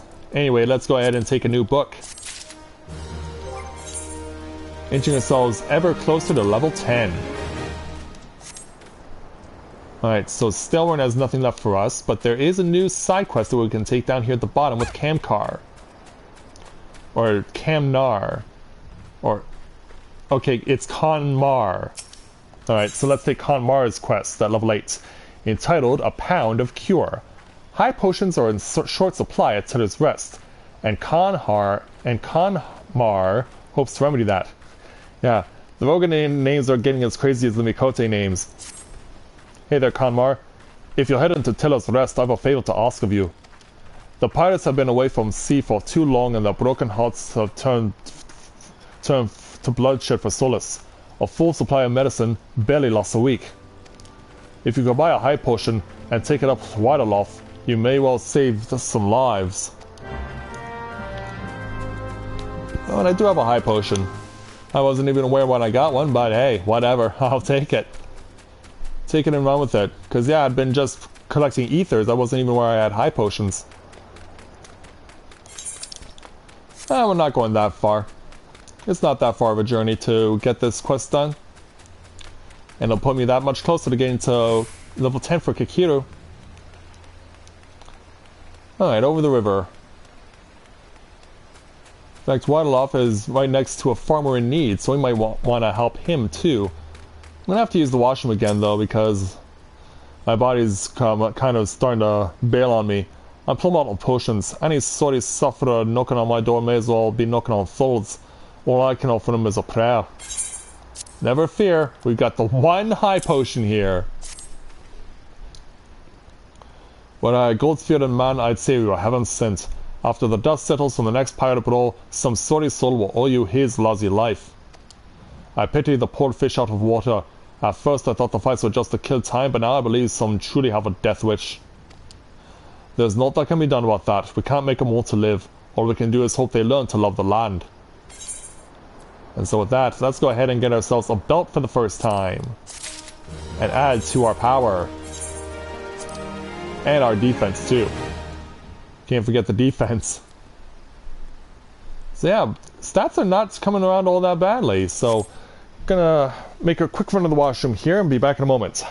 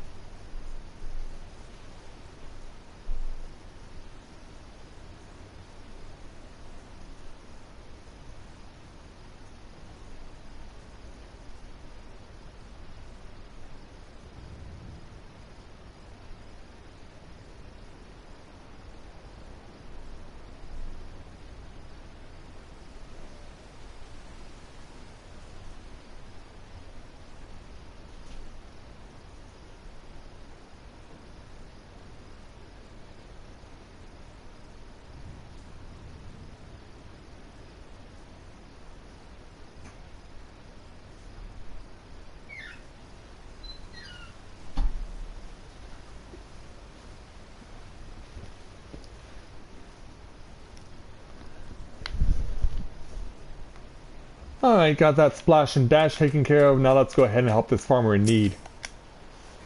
The oranges are all picked and boxed. Now I only need to wait for the caravan to come pick them up.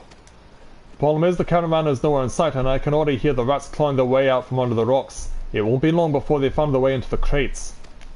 I beg of you, good lady, will you help me in keeping the rats clear of my oranges until the chocobos arrive? This is a 9, so yeah, it's actually right up our alley, so... And it involves protecting stuff, so...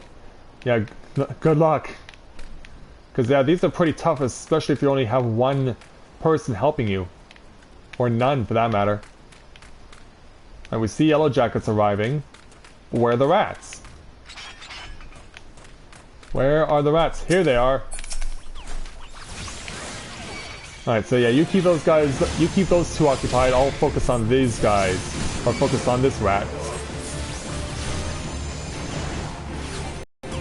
Try and hold the defense as best we can.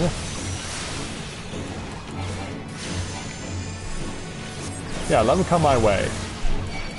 But not into the oranges, of course, because we need those. And here come more rats. Alright, while you're taking care of him, I'll take care of this one. Direct him towards Kikiru. Ah, crap! They're already into the oranges, no! Damn it. Yeah, I thought I was doing fine. Turns out I wasn't. Yeah, I had a stupid rats going behind my back. Somehow slipped through the cracks. Like, that sucks. Has Carbuncle got another rat taken care of? Well, let's go after this one. Hey, over here. And for that matter, bring your friend with you. Alright, go. Oh, now I'm surrounded on all sides. Hey, back over here. I need to use the physic here to keep myself alive. 2 of them to be exact. Yeah, target him. Target it. Whatever. Oh god, good job, Carbuncle. Oh, keep myself alive, keep myself alive. Keep myself alive. Oh, I just barely did. I just barely kept myself alive. Yeah, but yeah, you can see how pesky these things can get. And you can see just how hard of a challenge this really is. Good job, Carbuncle.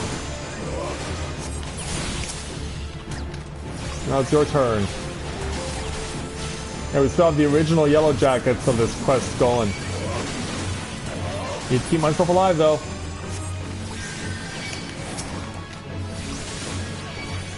Yeah, turn right back around. Ah, crap. Finish off that one crate. Speaking of finishing off a crate, over here. Oh, it's enough to get me to level 10. All right. Good job, guys. In fact, while we're taking advantage of this opportunity, let's have my character boost up their intelligence to get 3 more points. 3-point bonus. Because yeah, these rats, they're not done yet. They're not done yet in the slightest. Ooh, nice move, Carbuncle. Way to finish him off. Oh, I'm sorry. You want a piece of the oranges? I'm afraid I can't allow that. Yeah, we suffered enough under you guys. Your insanity ends here. And my life will soon end here unless I stop them. Alright, that one's dead. Alright, one more will get us the win. Yeah, we weren't able to save all of them because one snuck up behind me. At least we protected 2 crates. Alright, there we go. The oranges will be safe for the ones that we were able to protect. And let's just warp back to Summerford Farms again. It's just easier to do it that way. And since I'm taking care of all this stuff that's going on the side while I'm able to accomplish other things, it's really helping out Kikiro in a big way. Alright, Gurkhant has my next main story quest. So, let's take his level 9 challenge entitled Loam Maintenance. Gurkhant seeks fertile soil to improve the yields of his newly plowed fields. Blast, at this rate the crops will never be ready for the harvest. If only we had black loam, just a bit could send our stocks soaring. I'll bet Rodwida knows where you might find some. Perhaps you may pay her a visit in the orchard. I believe we can do that. Right, back out into the orchard it is. And we'll take on whatever she wants us to take on. But yeah, we're getting ourselves along quite nicely, I must say. Alright, old Wida. That Gurkhant's got a head of cabbage if he thinks I'm fetching him for any black loam. But if you dare to pinch some from the cockpot, or the cookpot, then be my guest. Why did I call it the cockpot? Just mind you don't get trampled upon by the orcs that dwell there. Once you've 3 bushels worth, take the black loam to Firewall at Tiller's Rest. He'll know what to do. Alright, so we're going west now. It's actually not that far, just gotta cross the river in order to get to our destination.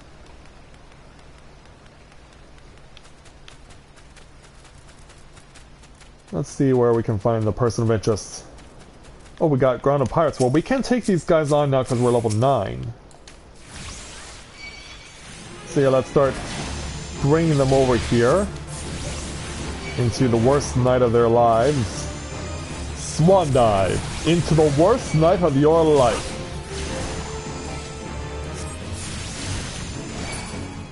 Right, there we go.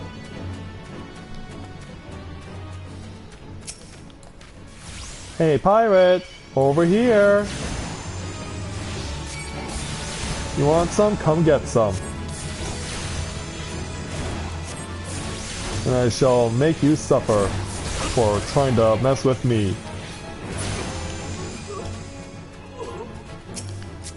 Can I thread through the needle? Oh, can't do that yet. A raider has decided to be an interloper. And that thing must be dealt with quickly. Oh, so that's what Barbaric Surge does. Yeah, because I've seen that move cancel quite a few times while up on a knockback. There we go. Now we've got the target on the person we need to target. Let's just go ahead and finish him off. So we can add it to our hunting log.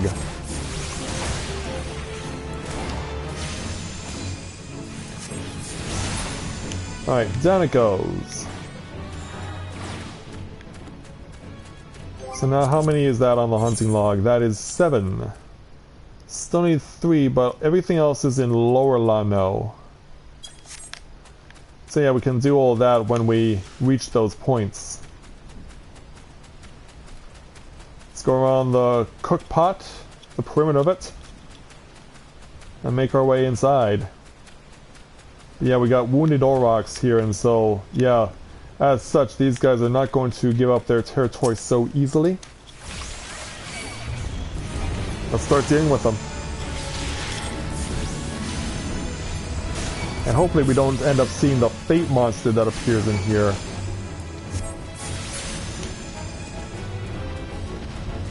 Alright, try and get some Black Loam, but I can see why they're not all that enthusiastic on trying to acquire this stuff when you consider where it's located. Alright, let's take it to it there, Auroch. Yeah, you're nothing like the Besaid Aurochs. You don't even play Blitzball. Alright, you're down. Now let's get the remaining Black Loam. I hope that we're not targeted upon again. So once I get this, I'm just bolting out. Because yeah, the Aurochs are not on my hunting log, so there's not necessarily reason to kill them unless absolutely necessary. Alright, the remaining 2 are leaving us alone, so back to Tiller's Rest. Let's go around the other side, possibly, if that's a good idea. Bee clouds and tiny mandragoras. Lots of tiny mandragoras. These things are everywhere. These things are everywhere.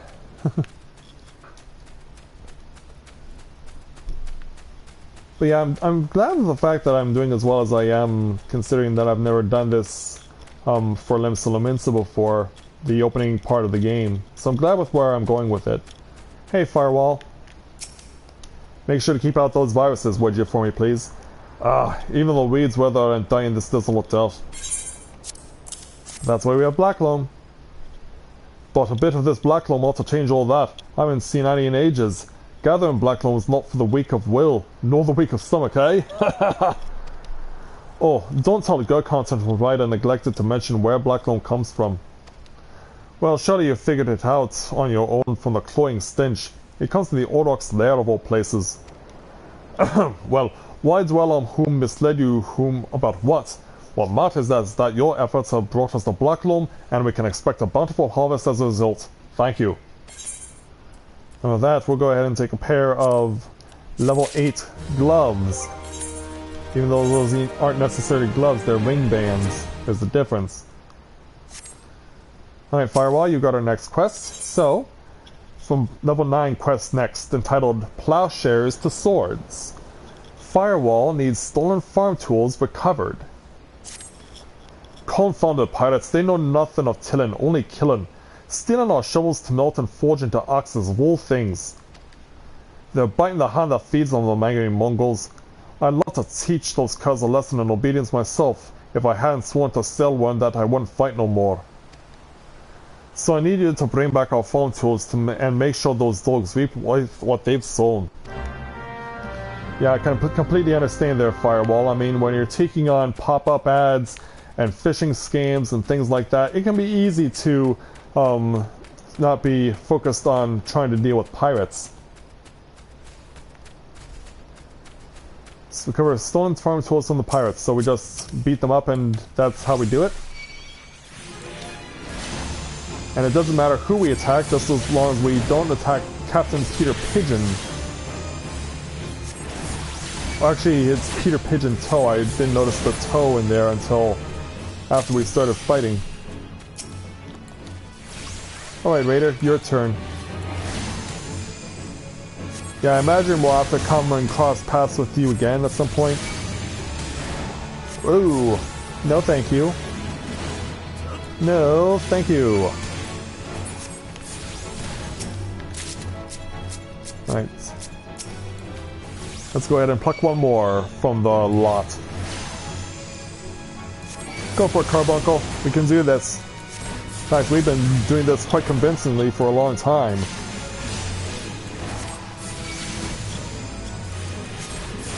And that'll put them out.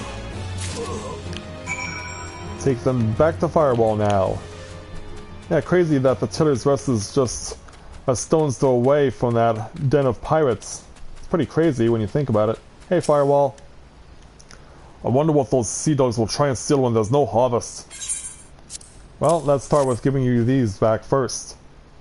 Good to see the tools back and in serviceable condition, which will be more than we can say of Severin when we get our hands on him. The wretch likely had a role in the theft.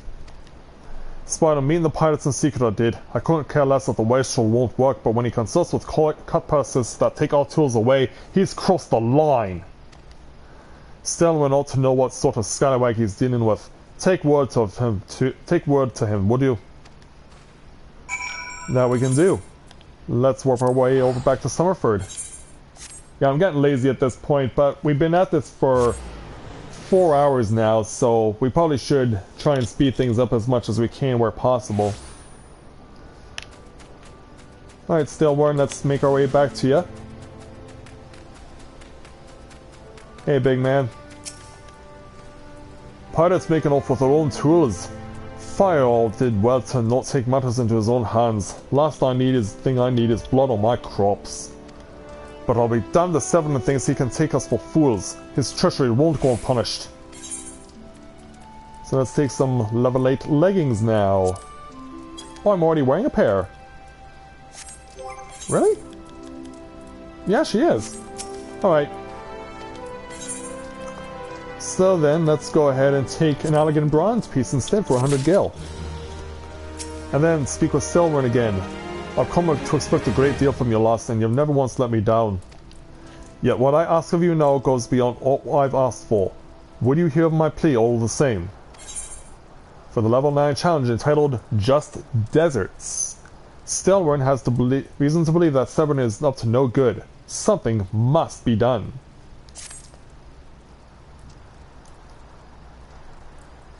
It eases my mind to have the Oriel. You're no doubt familiar with that scoundrel Severin by now. Well, the scheming scapegrace is at it again. Since that letter came for him, he's been skulking about in that manner he does when he's up to no good. Now he's rounding up his rogues and buggered off with nearly a reward to anyone.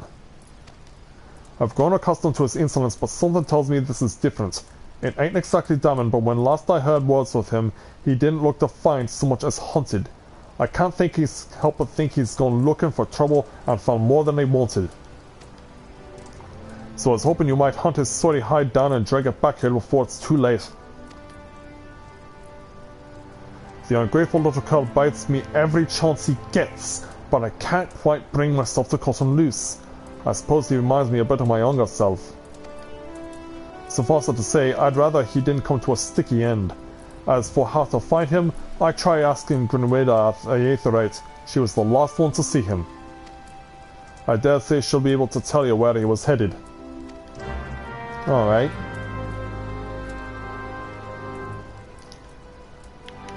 Let's make our way over to Grenada. And see what she has to say about all this and where Severin is gone. Hey there. Nothing that passes through those gates escapes my notice. I saw the Rouser and his rabble set out for World Whisper Canyon not long ago, singing about drinking themselves stupider. Cheeky sods said that I should join them. I told them I'd rather shrivel up than sip whatever it was that they had pickled their brains. If you find the idle swine, be sure and give him a cuff round the ear for me, would you? Intercept Severin and his henchmen in World Whisper Canyon. Alright. I guess I should also make sure I leave the right way. Because yeah, I don't want to leave the wrong way.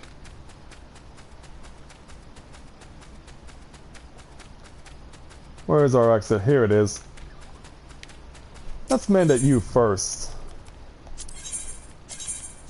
You've done a good job for me, and I want to see that you are compensated appropriately. Alright, there we go. Yeah, I don't know why it didn't work the first time. I guess it's because I've been playing for so long. Alright, let's head on south.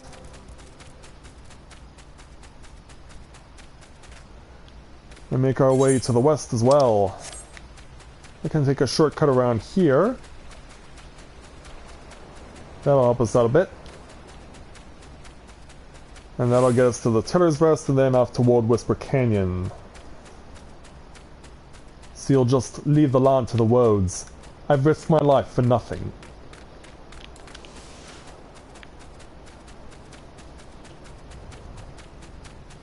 Alright, let's make our way over here now.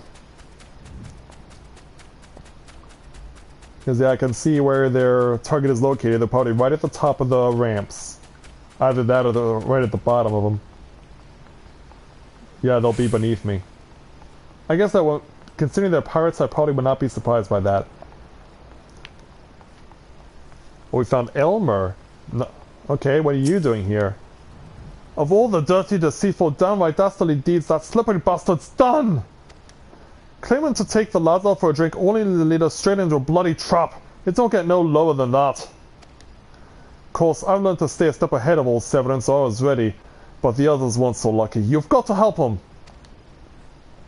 So he's the man responsible for the craziness, huh? Oh, wait a minute. This isn't the way I go to leave the area where I'm oh no, it's where I have to go. I have to go this way. Okay, I thought it was over in an open area, but no, it's over this direction. And there's Ermhus. Let's go ahead and give him a hand. My axe may as well have been a white flag for all the good it did. Hope you felt better, or the sorry bastards in there are done for.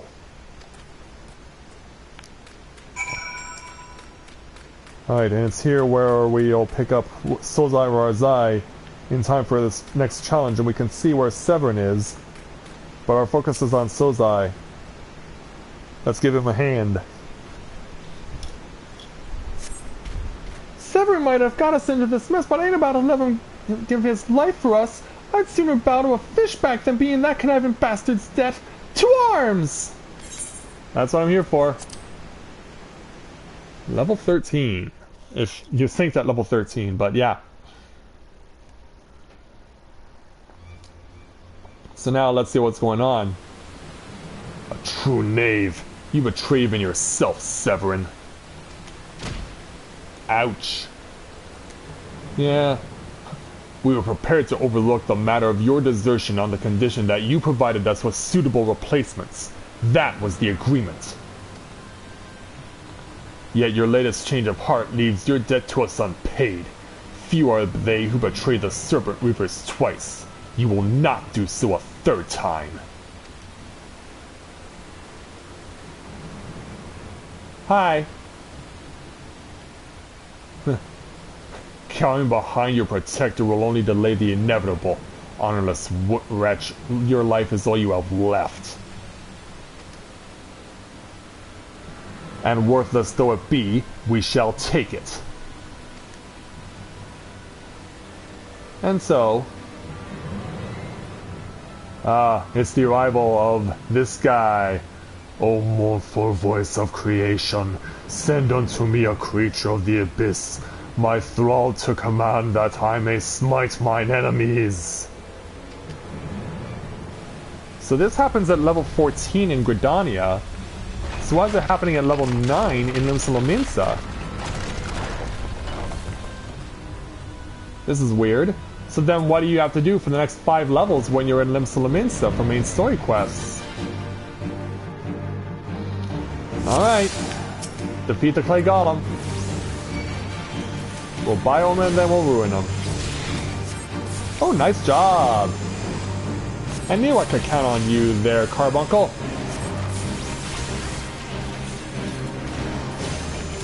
Now come on there, Golem. Come, my precious, and I shall destroy you. Whoa. Yeah, I'd like to think I am, but we'll need to make sure that I'm staying free and clear of your minion. Your nasty minion, no less. Let me get into a more open area, just so that I'm not constantly running backwards as much.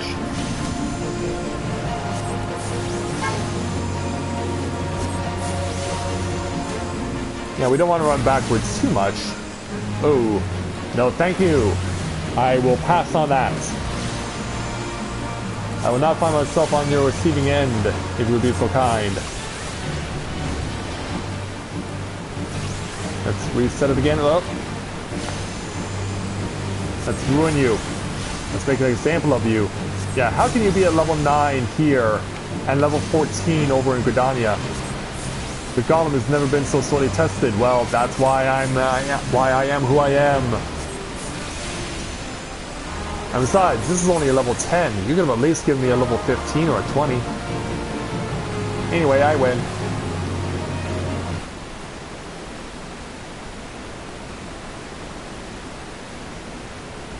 That the golem could be vanquished.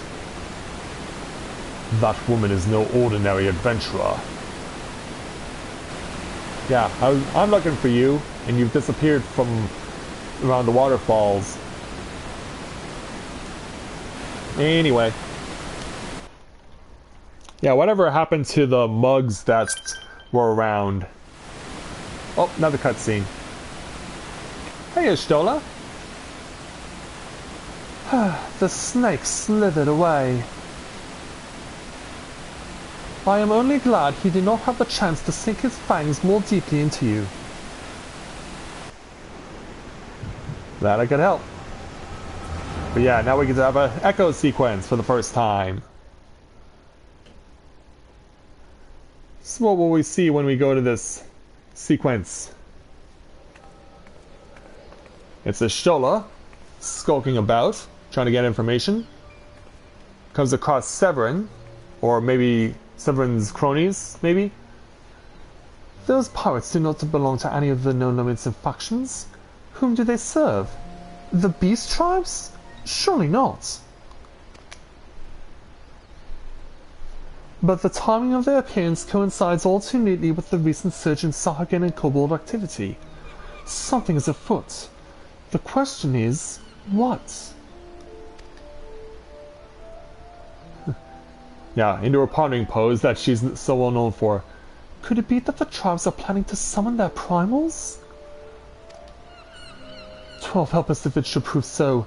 Limsa will be hard-pressed to keep a single primal at bay, let alone 2.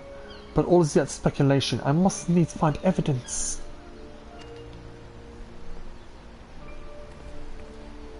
And so away she went. Back to Lominsa proper. The seas continue to rise. Whoa. While the lesser moon continues to fall. Oh, this was before the calamity. Not during it. And ilm by ilm the world becomes ever more unlike itself. It is as Louisoix foretold.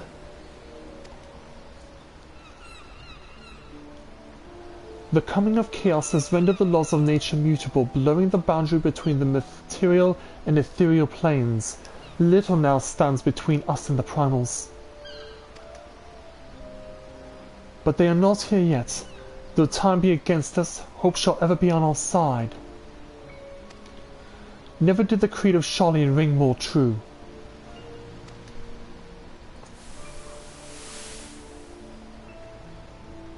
And taking a first view on her scope. Never did I dream that I would possess the means to see ether. Yet now that I do begin to take it for granted. How swiftly do the wonders of Charlian seem commonplace.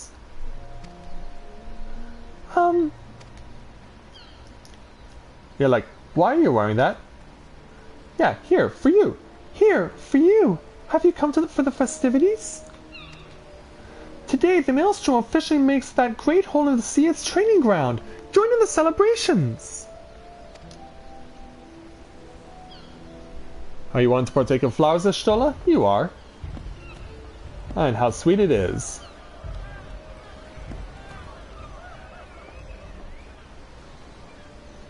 Yeah, goggles back on. Back to business. Wait, a disturbance in the etheric flow? But whence does it emanate? See some grotto, perhaps? Oh, that's how we came to know about you. So while everyone was preoccupied with celebrations, you came over to help us out.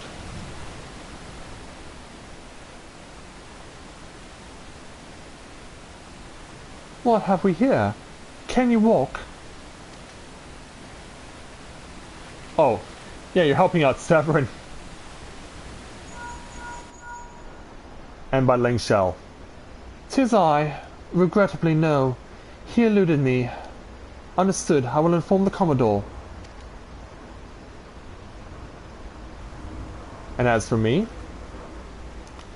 You collapsed from your exertions. Are you suitably recovered? Yeah, I am.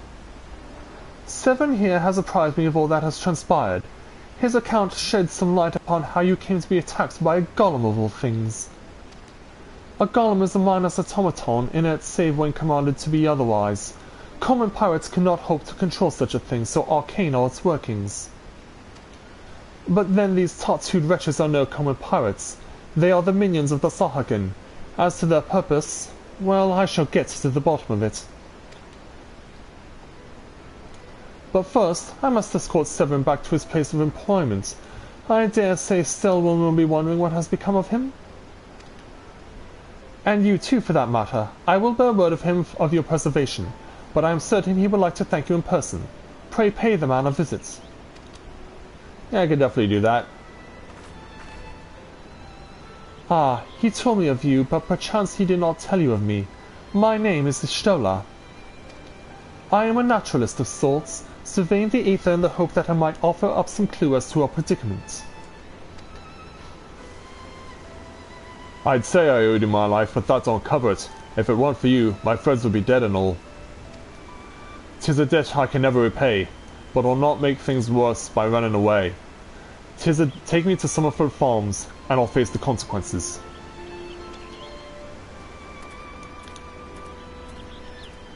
For reasons I cannot fathom, you seem... Forgive me. Mayhap we shall have a chance to speak again when I have marshalled my thoughts. Until our paths next cross, farewell. Yeah, and so away they go.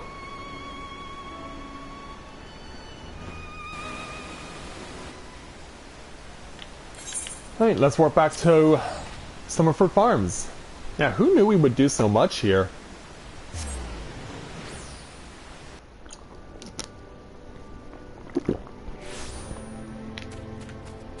There we go. Alright, Stelwern, time we spoke with you again. Hello there.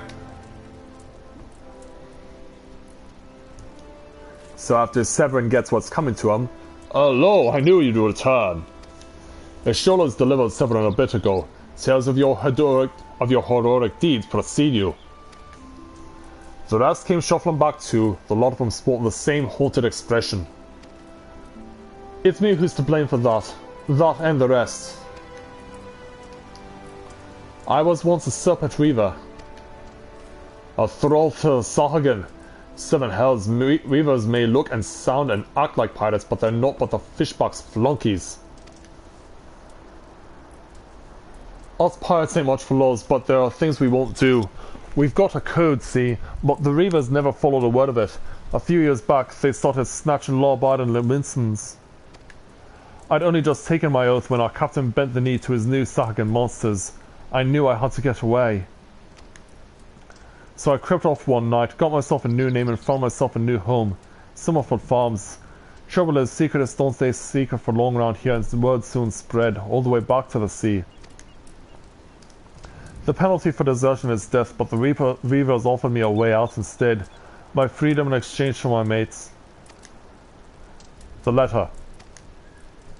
I don't know what I was thinking. I wasn't bloody thinking. Too busy soiling myself. Aye, but you got there in the end, didn't you? When the time came, you made the right decision. The men say little to me, but I hear them talk of how you stood up to the Reavers at the last, of how you tried to give your life to save theirs. Be that as it may, no deed, however good, can atone for the crime of betraying your brethren. I know that I do. That's why I'm going to hand myself over to the Yellow Jackets. I shall bring shame to the farm no more. You'll need no arguments from me. Each man must sail according to his own moral compass. I just hope yours guides you back here someday. There will always be a place for you at Summerford Farms, lad. And I'll always be in your debt still, one. So now that that's done, I owe you a debt of 2, Kikiru. Not once have you let me down. Thank you for saving the men on my farm. If I could ask for one more favor of you, it'd be this. Tell Baderon what's happened from start to finish. I'm sure he'd put in a good word for Severin if he knew the whole story. And he's one of the few people I know who the Yellow Jackals will listen to. Well, I reckon I've asked all I can possibly ask of you. Safe travels, lass. And so with that, back to the Drowning Wench.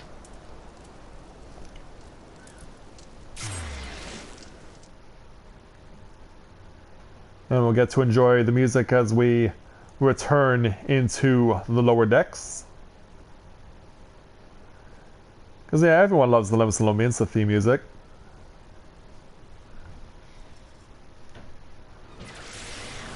Alright, away we go, back to the Drowning Wench. Half castle if you would be so kind. I think we still have to do at least quite a number more quests that are gonna bring me hopefully to my desired result. But yeah, we're at level 10 now, and once we get this task completed, we'll be at level 11, which is amazing. I'm happy for myself with that.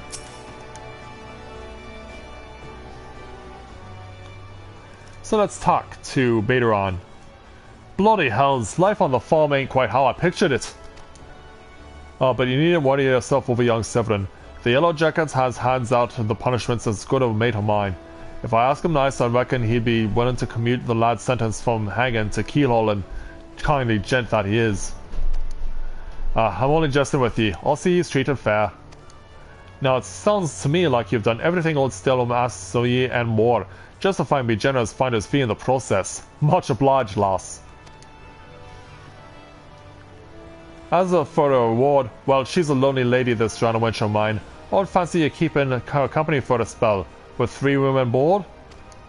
Venturing's a trying business after all. Them as don't rest their bones every now and again tend to end up with broken ones. And take it from me, fighting ain't nearly so much fun when you're nursing a shattered arm. Got that? Good. There'll always be a free bed footy, so make use of it.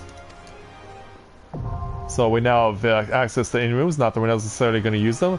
Not that you have much time for lying around, what with all the levies you'll be doing. Well, didn't I mention? I put your name down for levies. Our guild draws all manner of clients, often all manner of odd jobs. Honestly, you'd be amazed how much folk will pay to avoid doing an honest day's labor. Just give Tomokri a shout whenever you feel like making a few extra gil. She'll always have some tasks for you to do. And so now we have guild levies. Oh, and it's all above board, in case you're wondering. We're careful to stay on the Admiral's right side in here, unlike some pirates I could mention. I tell you, if they turn out that they all ought to do with them kidnappings, there'll be 7 L's to pay. A proper bleeding reckon. Mayhap that's what Limsa needs though. On rough seas, sometimes you have to rock the boat to right it. But we'll have time for such talk when you're well and rested. Till then, enjoy the wench's hospitality. Well, I'm afraid I will not be doing any such thing there, my good man, because we now have to go ahead and continue on with our story. But we now have the access to the recommendations lists, so we won't need to worry about that either. And that's enough to put Kikiru up to level 11.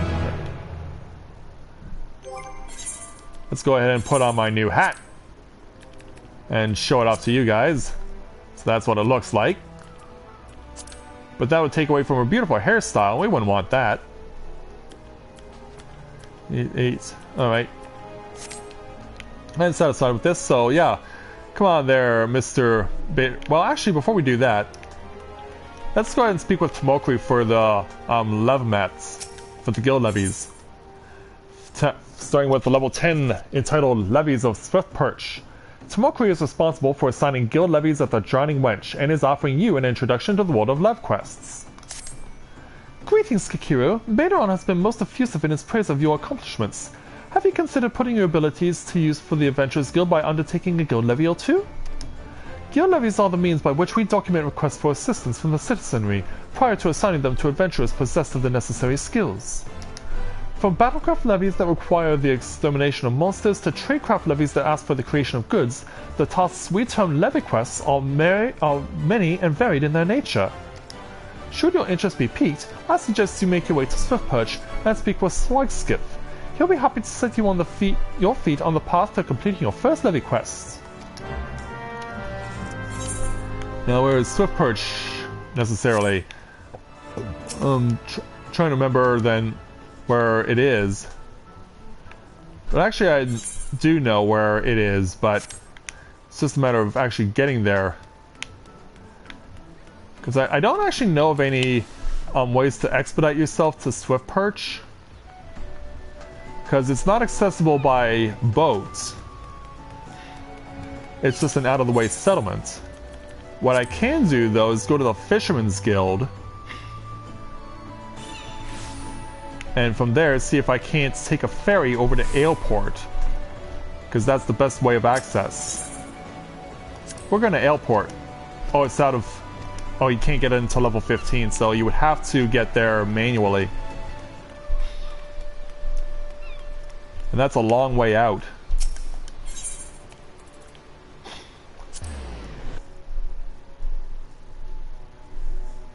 But yeah, it is a long way to go to get there. Now the question is, well, why don't we leave it till later? We can just go ahead and take on the next challenge from Beideron, I guess. Well, this will work out in due time.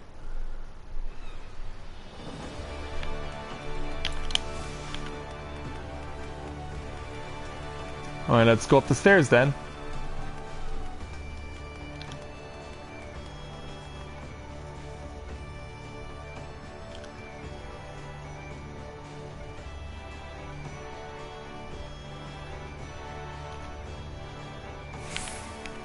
Yeah, we might as well, since we can't necessarily take the quest we want, we'll go ahead and take the quest we have to take. So let's go ahead and speak to Beideron and get this going with the level 10 challenge entitled Sky High. Phaedron, the proprietor of the Drowning Wench, has a suggestion to put you on the road towards new adventures. Well, how do you fare, Kikiru? Rested and ready to expand your horizons? Well then, I have an idea where you might try heading next. Have you heard of the sky left out of Middle Lanosea? If you ever visited Wood Whisper Canyon, then you must have been up and down the thing at least once. It's that big, bleeding scaffolding attached to the descent. You'll likely seen the lads and lasses out there using it to haul cargo up the cliff face. All labor that, and I hear they could use an enterprising soul to pick up the odd jobs with no other bugger has time to deal with. Track down the lead of the operation, bloke by the name of Workrit, and he'll be sure to put out you to work on a task or two. Alright, so we have to go to the middle line now anyway. Well, before we do that, before we make our way to the mandatory trip to Middle Lano, let's make our way over to the Arcanist Guild because we haven't done the 2 quests that are associated with level 5 and level 10 yet. So we might as well do those while we're around.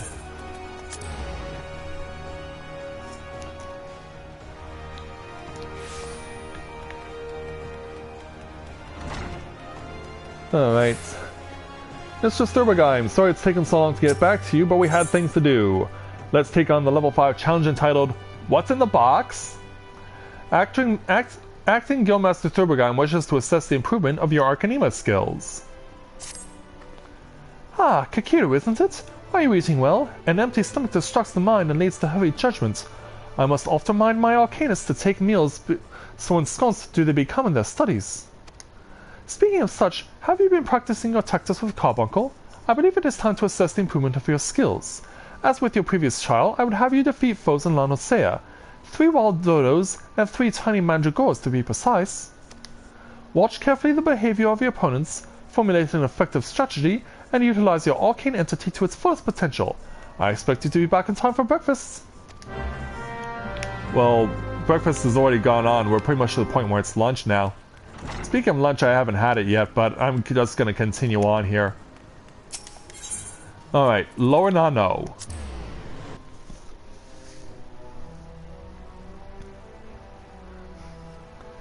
Pretty crazy to think that doing it the way that I'm doing it's already taken 4 hours to get to what we need to do.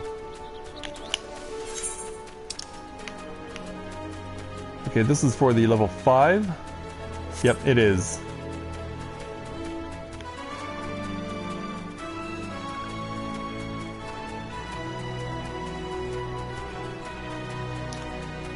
Just enjoy the music.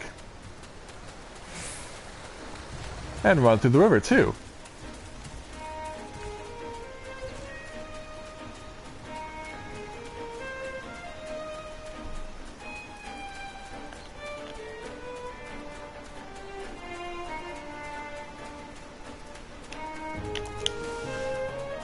Alright, here's our targets. Alright, let's start poisoning them and ruining them too. Because they must be dealt with for part of my Arcanist challenge. Whoa! Well done there, Mr. Carbuncle. Put that dodo right on his back. Alright, that one's gone. One more wild dodo to contend with. Yep, you've been poisoned, and so now I'm gonna put you out of your misery.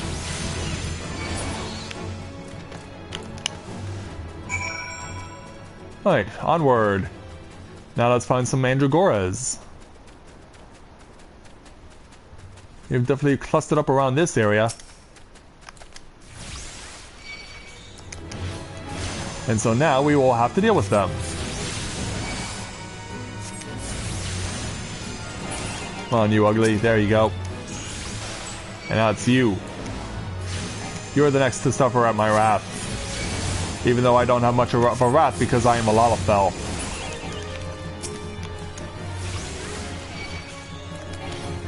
Alright, one more to go. One more till victory! Alright, that takes care of that. Alright, back to the... do I really want to? I'm pressed for time, let's go. I mean, yeah, I know we're only 4 levels away, but still. Still, that is a long way for a Lalafell to run.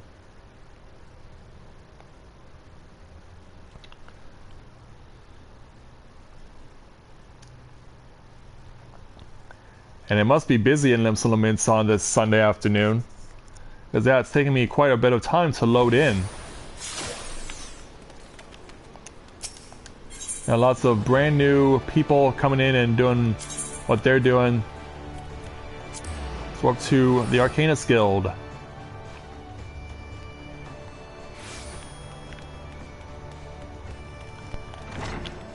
Hi, Mr. Stupid Guy. I am back for more fun with you. Welcome back, Akiru. It appears your coordination with Carbuncle is progressing at a satisfactory pace. Shall we test your growing acumen with a more practical examination? Our work at Milvan's Gate requires us to inspect and record the contents of incoming cargo. To simulate such a task, I've had several crates transported to the cliff, south of the Zephyr Gate. I want you to examine those crates, then return the inspected cargo here to me. You'll be surprised at the depths at which some merchants will sink to deter our customs agents from performing thorough investigations. False bottoms, rotten foodstuffs, flesh-eating Valkin. I suggest you be prepared for any eventuality. Yeah, so encouraging, aren't you? But yeah, let's go over here and make our way to... Oh, wait a minute, we were going to the Zephyr Gate, not the Tempest Gate. Yeah, that would have been a bit of a foolhardy move. Alright, let's make our way over to the cliffs. It's a bit of a drop. Practice crates. Here we are. Hey, there's an enemy behind here. Is that the surprise? But whoa! Oh, you do not mess around there, do you, Carbuncle? You just do not mess around. Whoa, look out. Yeah, you were definitely fun to fight with. That much is certain.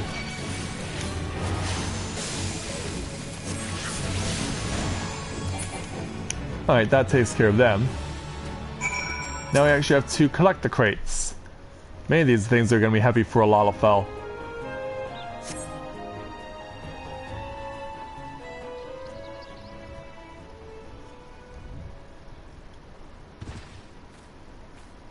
Oh, wait a minute. We've been spied on. Yeah, you can put your book down. I see you.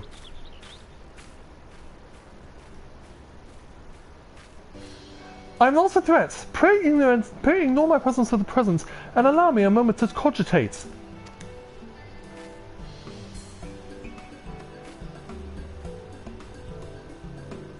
Yeah, like, hold it right there.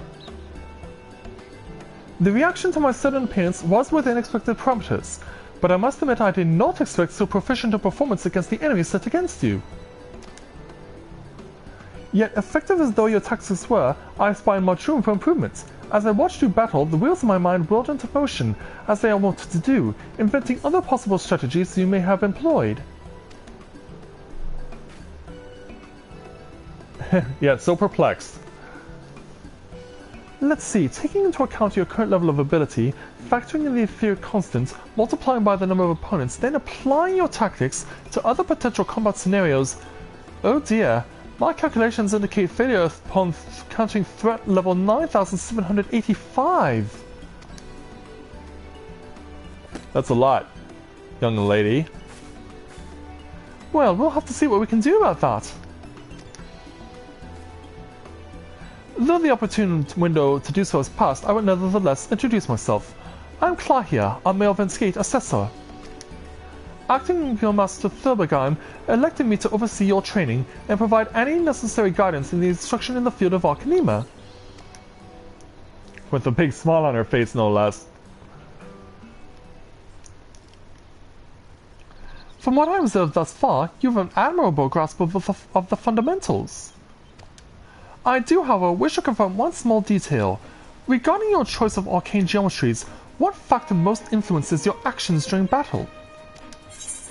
To which you must answer desire to outwit an enemy, potential for amusement. I simply do what feels right.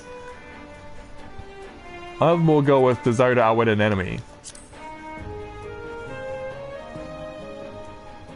Haha! Just as I predicted! And now I have the final element needed to perform another calculation. The probability of you becoming an arcanist of note is 90%!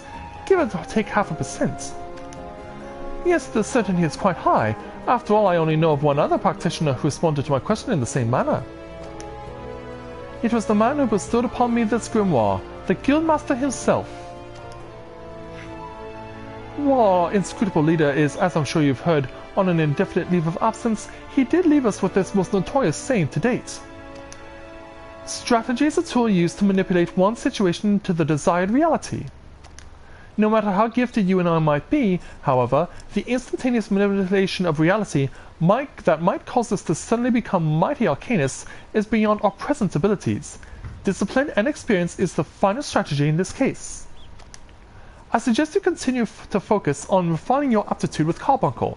Mastery of an arcane entity will greatly improve your success as a wielder of Arcanema. Here your lesson ends for today. Pray return directly to the guild. I believe Mr. Stobergheim is awaiting some inspected cargo. And what of myself? I'm off to the fields, of course. The tactics I reasoned out earlier must be attempted in real-life scenarios. Theory is all well and good, but there's no substitute for actual combat. We will meet again soon. And off she runs. Yeah, bye! Alright, so let's run back now to the place that we were before. Notably, the Arcanist Guild, if I can get Kikiru to run up there. But yeah, the level 1 enemies don't bother us anymore at this point. Simply because we have no reason to bother them either. Alright, back to where we were.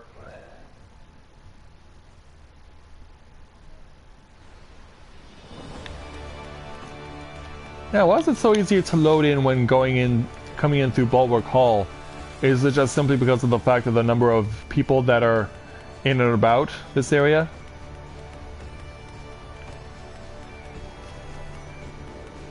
And that could be a problem if they leave. It can also be a problem if they don't shut off their engine. Yeah, my window is open so I can let some fresh air in, but I have a car that's just parked right in front of my apartment, and I'm worried that if they leave their engine idling, that's going to become a problem. In fact, I know quite a few people who do come to park and they just leave their engine running. Ah, Kikiru, have you returned with the cargo? Right here. Yes, everything seems to be in order. Relatively clear of blood and other gore. That can be something of a problem in our profession, you understand. I also had word from Clahia regarding your performance. She seemed eager to continue your training. An odd lass, I'll admit, but the guild can boast no fine amount for tactics.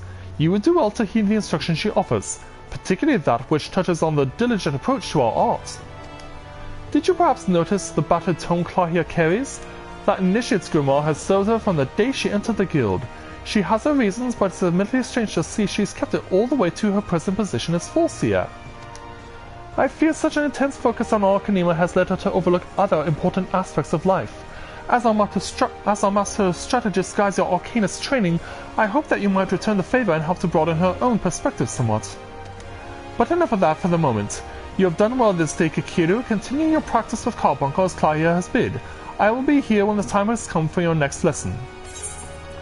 And with that, we don't need anything here, because it's all pretty much not all that helpful to us at this point, so we'll just go ahead and take... Actually, we can take some jewelry. We can take that and add it to what we currently have, just to help things out a bit. So yeah, I'm going to go ahead and close my window right here, because yeah, that engine is not going to stop idling.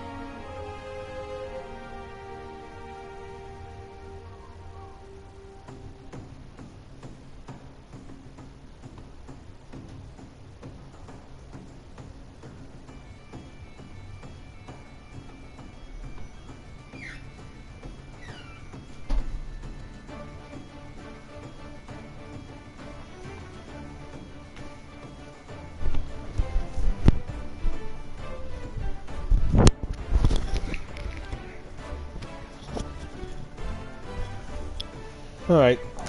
Yeah, I had to go shut my window because I knew there was no way that guy was going to stop idling his engine.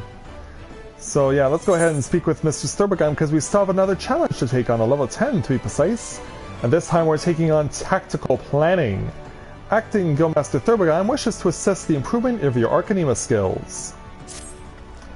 Yes, Kakiru, the time for your next lesson is upon us. You are keeping well, I trust. Taking the occasional brisk walk? One cannot form sound thoughts if one fails to maintain a sound body. Now, assuming you have been following Klahia's instructions, you should be ready to face the more dangerous threats found in western Lanosea. I speak of roselings and jackals, and yes, I would have you vanquish 3 of each. 'Tis the perfect sample size. The first acts as a preliminary test, the second to test your hypotheses, the third to perfect the tactics you've devised. Speaking of which, I trust your strategy will consist of more than simply flinging ruin over and over again. You are not the novice you once were, and your skills in the field ought to reflect that. If you find yourself wanting for other approaches, considering the efficacious combination of ether flow and energy drain, when timed appropriately, you can simultaneously restore your own waning supply of mana and deal a crippling blow to your opponents. But yeah, where's the best way to leave, though? And I cannot believe I just looped around and could not find the exit. It's because the pillar was in the way.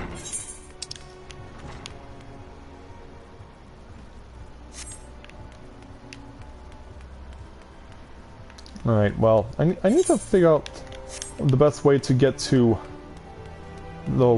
western Lanosea. Because, yeah, it's not going to do me any good just trying to figure out a way to get there in my current situation. Well, I might as well go down the way that they recommend, so let's go lower Lanosea. Because it's going to be a long way to get to Swift Perch, I can tell you that much right now. That is not a short trip. And now the rain is falling. Yeah, we're not going to bother with going to where we currently are, or where we were before. We're at Summerford Farms.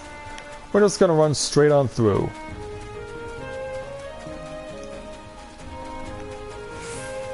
Our main goal here is to get to our next primary destination. And there's even a side quest down there too. So yeah, along the way we can also cover that. But yeah, that's really weird that they give you a quest to go for that's not easily accessible through a departure point in Limsa Lominsa. Because you can't ferry out there until you're at least level 15. So it's weird that they would put you in that position.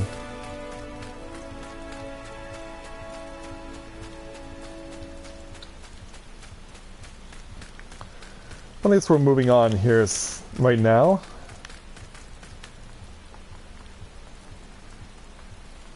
And we're going left this time.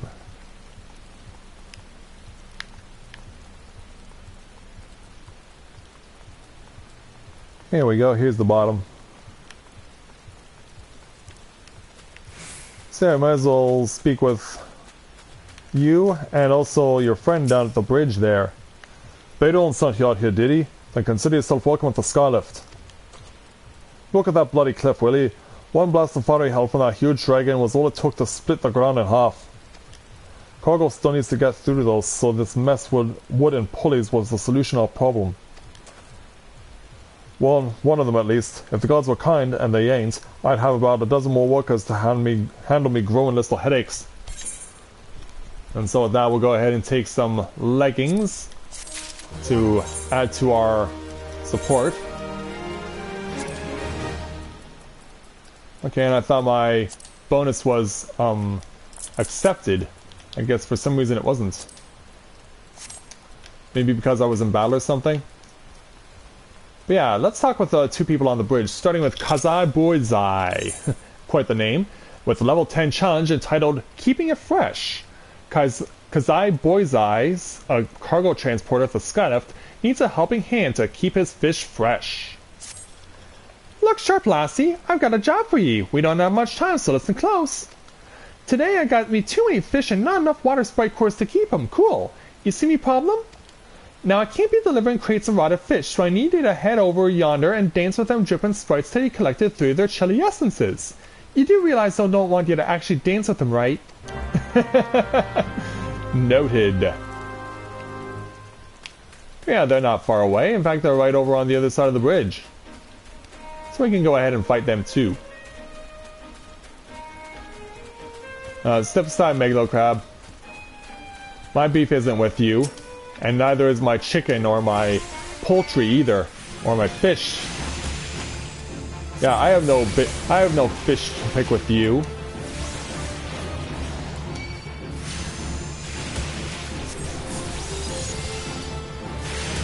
Yeah, now that we have level 12 or level 11, so let's start adding miasma to the mix. Because miasma will definitely help.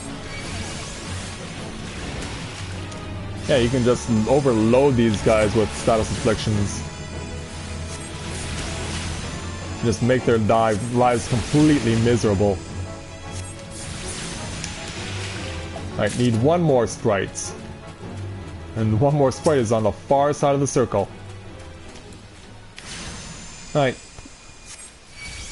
There we go. Got him. Now come on over here. And I don't know why I'm constantly recasting bio again. I shouldn't need to do that.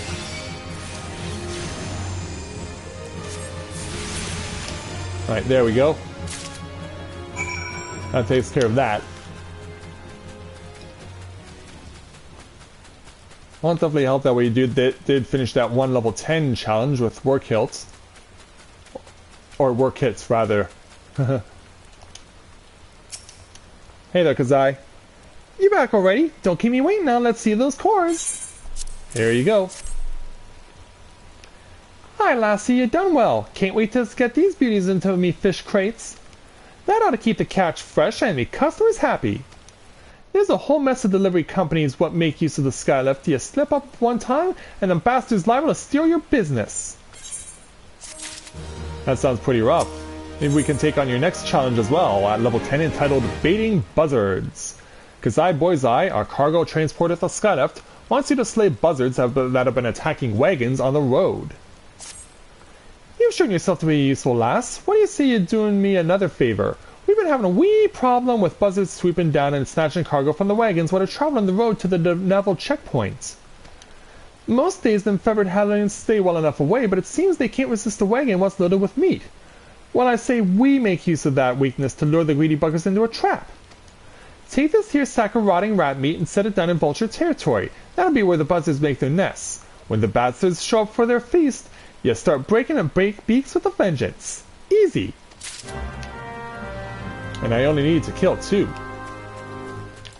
Or rather, I need to set, do I have to kill 2 buzzards, or am I sitting down the stat of rat meat twice to kill buzzards? Not quite clear enough, but it looks like it's the former, not the latter. I want to see if I can jump in on this fate that's going on right now at level 12. And heck, they even... Alright, so... let's get in here and help out. Yeah, because we're fighting time here, among other things. Oh, look out. Let's get the miasma in effect. Make sure we can kill as many of these guys as we can.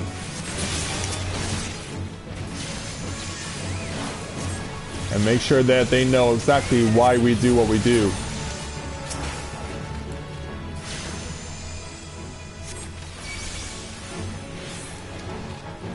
Alright, bring it on. Well, look out.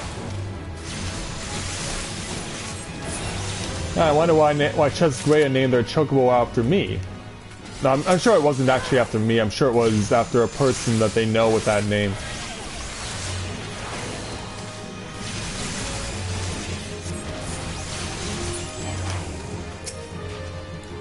Hey, over here they're spawning Megalo Crab. Let's add to your misery as much as we can. And help myself along in the process.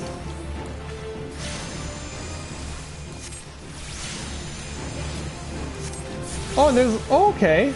The wild jackals are here for some reason. I didn't even notice that. Like, what?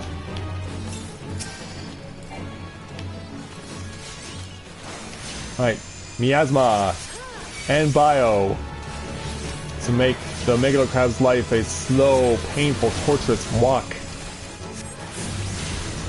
Oh, look out. Yeah, I'm shocked I've not been attacked by a wild jackal yet. Anyway, we got what we were coming for from that. Yeah, let's keep attacking. Don't know if we'll necessarily get credit for this kill, but we'll see what happens.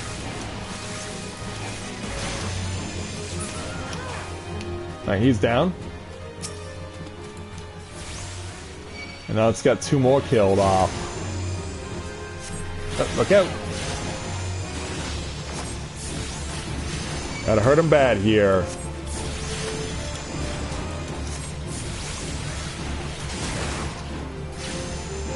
Gotta get these jackals down. There we go. I'm not gonna go after this guy's jackal. I'll go find my own. Alright, miasma!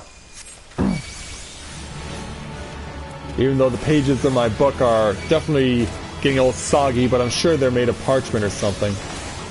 Or at the very least laminated.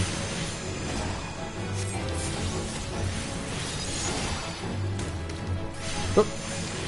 Look out! There we go. We got you. And of course the remaining will be at Western Lominsa. Alright, well, let's go back to what we were going to do initially. Alright, there it is. I see it. Rotting rat meat. Yeah, you can see the nests. Oh, no, not that. Why am I always inclined to do that as a default move? Is try and summon my carbuncle.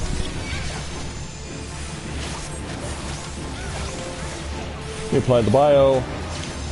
And meanwhile, Carbuncle doing a great job killing off the other Carbuncle. Or killing off his...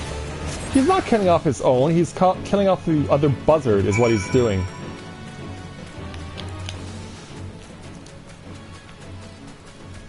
My mind don't function correctly. And now it's night and it's raining. And we're almost coming up on having done this stream for 5 hours, which is crazy in itself. Alright, cause I didn't get your eyes pecked out, did you? Them buzzards be a nasty lot, but the last wagon made it through with nearly a morsel lost. So I'd say you've plucked enough of their thieving hides to secure the route. Yeah, me thanks, lass. I make most of me coin hot on foodstuffs, and I'd be bedding down in the gutter within the week if it weren't for your help. Seems the scavengers are finding the pickin' scarce since the calamity hit. Otherwise, you never seem try not so bold. Fortune didn't favor them worth spit this time, though, eh? I guess not. Let's go down to the far end of the bridge and speak with your friend, Dovkava, should I say you? Or Wovkava? I think it's probably Wovkava. With a level 10 challenge entitled Out to Dry. Wovkava, a skylift operator, is looking for someone to assist with her megalocrab woes. Ah, for the love of Limley, not again! The leather's ripped to bloody shreds! There's not a rhyme with me britches, you cheeky sod. It's the megalocrabs. They've been at the balloon envelopes I left out to dry on the rocks. Those hellspawn snippers think they found a squid or something and set to nibbling. Less balloons in the air means less cargo getting lifted, and that don't sit too well with me. You looking for a quick job? How about you crack a few shells before you head on your way? If you could put down 5 or so of the buggers, that'll do for now. Alright, 5 it is. And I don't have to go far to find them. Not in the slightest. Alright. Do that, then that. Oh, I can't use energy drain yet? Okay, I guess it's based on proximity. Ooh, look out. Yeah, I guess it's based on proximity to where you are. Don't need to worry about you, Wesp. Although my Arcanist seems to be very insistent on wanting to attack you. For some reason that I don't understand why. Nice shot in there. You apply the bio, and then you're down. Oh wait, more Megalo Crabs over here. Come on over, so I can cook you up. But then again, you probably won't be taste all that well because I've poisoned you. So yeah, you will be very inedible. Lethal even. And not in the way that you're currently trying to do to me right now. Alright, that's another one gone. Next. Come on over, you silly Megalo Crab. Whoop! Look out! Yeah, come right on over so I can hurt you. Because it will be painful. Me and Carbuncle teaming up to take you down. Alright, that's that. One more crab. And then the experience that we'll get from completing this quest will put us up to level 12. Ever pressing our advantage.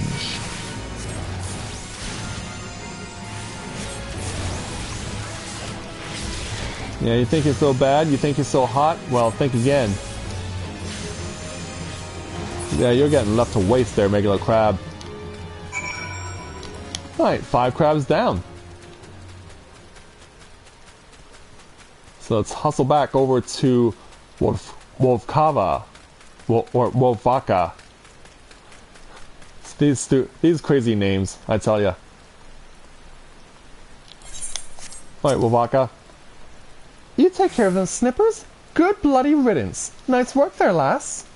Still, it won't be long before a new crew of crabs comes silent in to claim that territory, and our loads just keep getting heavier, what with all the rebuilding going on. If I don't want to be buried under a mountain of crates, I'd best think of a more lasting solution to this snipper problem. Maybe that's what you're going to be giving us next? Why don't we find out? Oh, nope, she doesn't give us any more. Alright. So now we get to put on a hard belt for ourselves. And that's not what I meant, you people with disgusting minds. So yeah, we might as well go ahead and complete the... We'll come back here shortly, but we're going to go over here and complete the Arcanema challenge for one thing.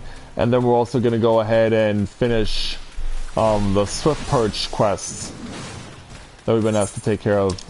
Okay, it's not this way, it's up here. I follow the map too closely.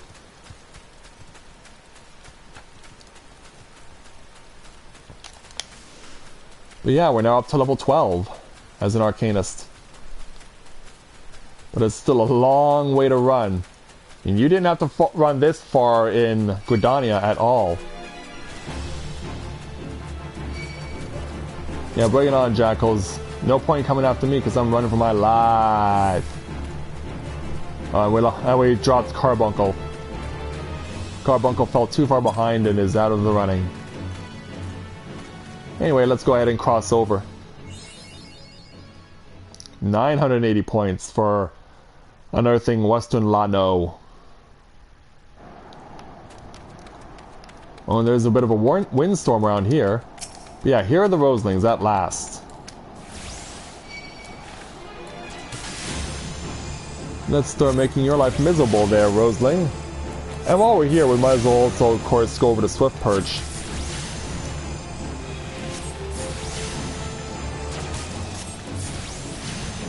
Yeah, these guys like to shoot from range. It'd probably also be a good idea of me to bring back out my Carbuncle. That would be smart to do.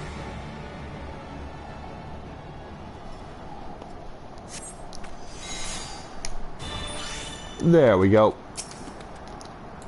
Alright, go. More pain for Roselings.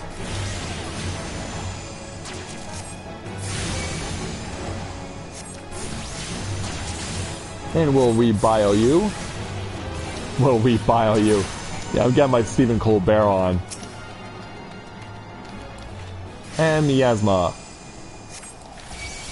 Combination of miasma and bio, no less. Having fun with this stuff.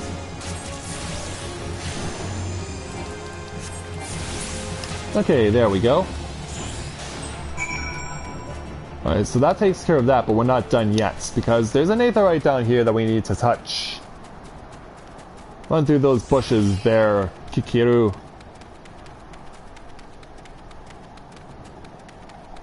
And let's make our way into the Swift Perch settlement. Well, let's touch the aetherite first.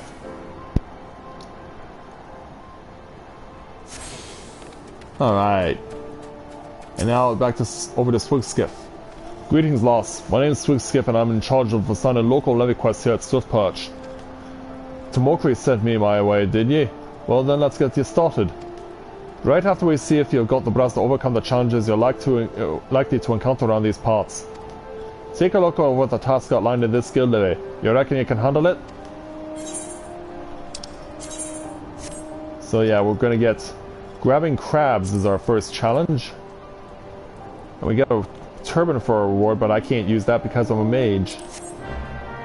Good to hear. Now megalo crabs like to run off there with their mates when they're feeling overmatched. If you don't want to find yourself armpits deep in snippers, then you best finish them quickly. Open your quiver. Alright, so yeah, we're gonna go ahead and do the initial challenge. Under the direction of our good friend. While we're here though, we might as well kill some lightning sprites because they are on our hunting log.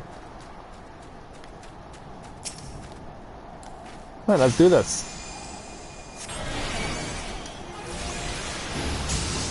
Yeah, it's a battle of ranged attackers. It looks like someone else is also trying to kill lightning sprites too.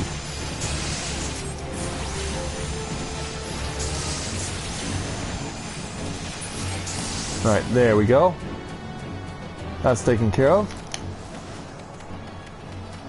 And let's come down here and take on these guys.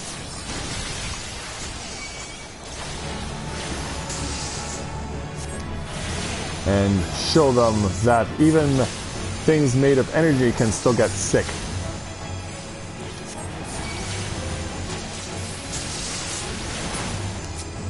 Oh wow, where'd you come from? An ocean roseling? You must be special enemy for whatever it is you're doing.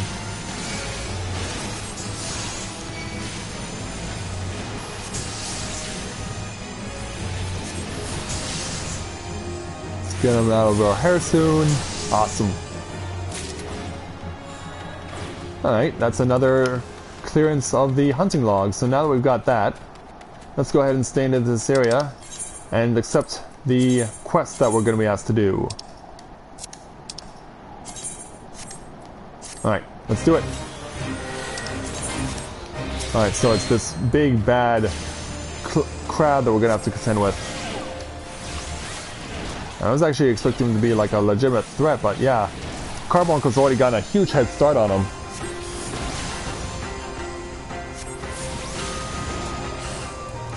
Maybe we should have tried this at 14. Because yeah, Big Claw's dead in 25 seconds. That was insanely quick. Hi there, Swigskiff. You seem to have had little trouble, Lost. Here's the reward for your efforts. Difficulty and speed of completion, plus we get an piece of equipment I can't use. Hi, I reckon you'll do just fine the rest of me jobs. And there's always plenty to do here at Swift Perch, what with all the rebuilding and such. Be sure to make yourself useful. Let's go ahead and take the Dalmatica at level 10. Alright.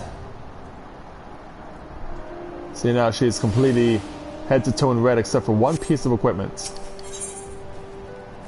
And Swigskiff now believes you're ready to join the Guild Hests. So let's do that. By the by, a sturdy adventurer like yourself might want to look into Guild Hests. Have a word with Battle Warden Tiroro, and she'll give you the details.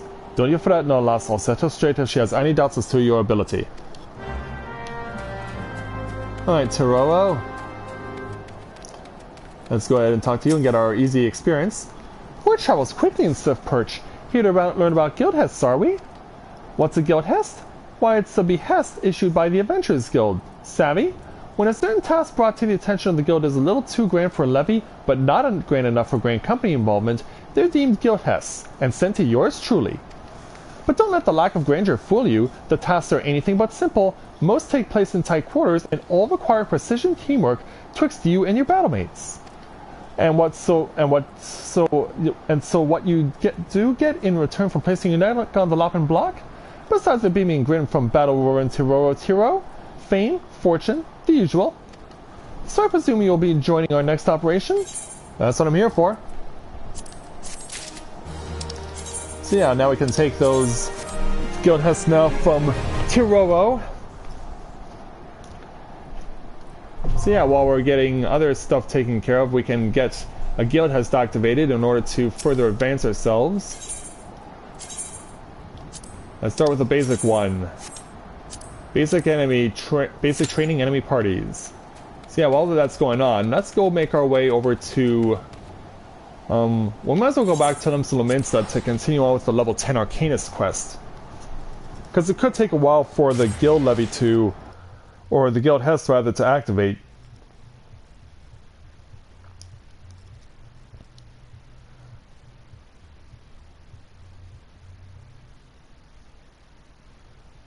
So let's make our way over and do what must be done. Alright, make our way over into the Arcanist Guild.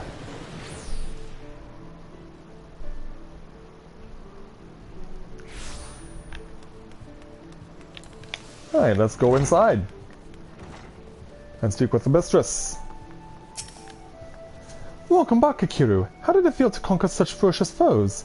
Let us ride that wave of triumph onto an even more demanding and dangerous challenge. Your next training exercise will have you accompanying Forcia Kalaiha on one of our inspections. This experience will afford you the opportunity to witness firsthand the practical application of Arcanema. Pray do not tarry, Kikiru. Kalaiha awaits you on the floor below with further details.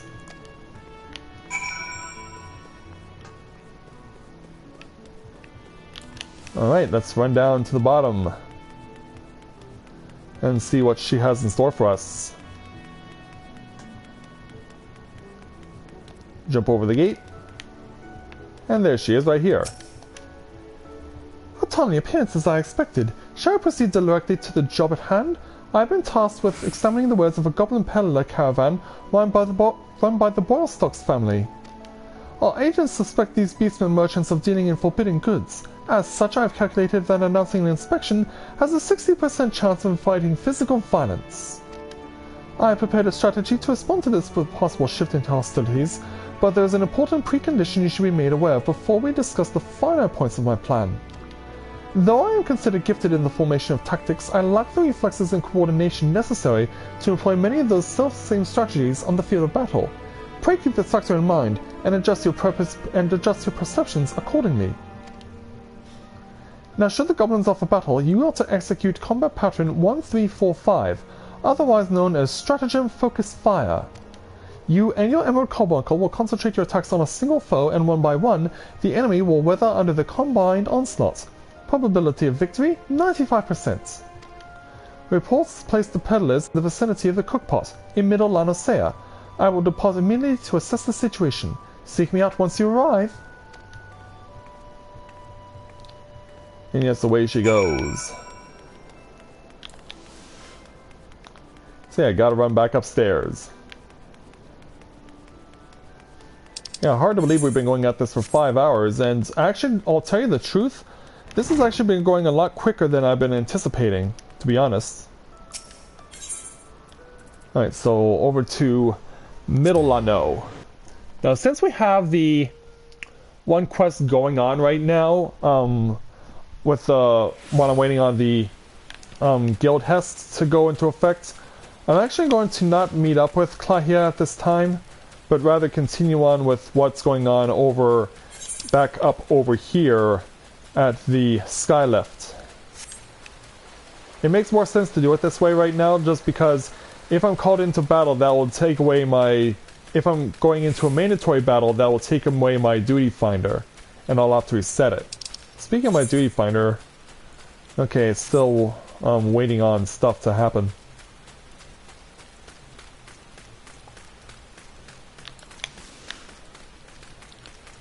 But yeah, for those of you who have held out for me for 5 hours, good going.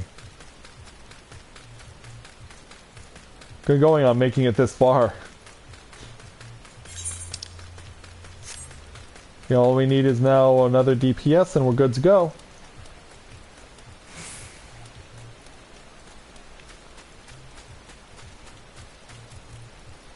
Alright, there we are. We have our party assembled, so let's go ahead and fight. Get rid of all the unnecessary info, so now let's begin. Now let's see which way our people are going to go. They're going to go to the right to start.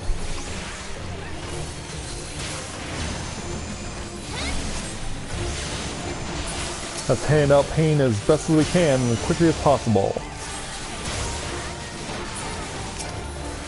Yeah, these guys are doing a great job so far.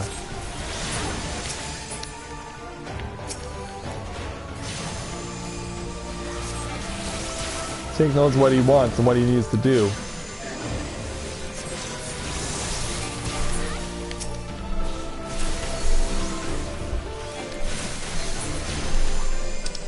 Alright. Yeah, I think he's going to try and step in from the side. Or not, he's just going to go in guns blazing here. So let's just go ahead and hurt these guys.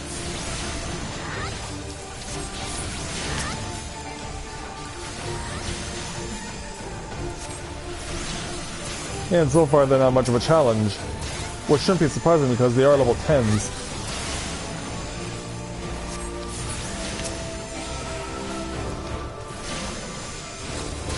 Let's go ahead and still give them a miasma. Give them a miasma and make them pay.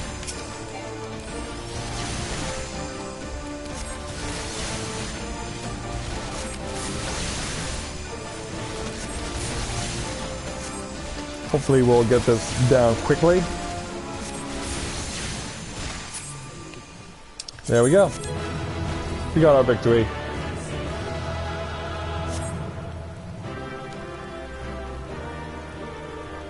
Alright, so let's go ahead and give accommodation to someone. I prefer giving it to the DPS just to make sure that they don't feel left out. Wow, and they gave me 2 commendations. Like, wow, Kikiru, what a way to break into the game. Okay, so now we have the roulettes. So we can get that, but we can also get under the armor too.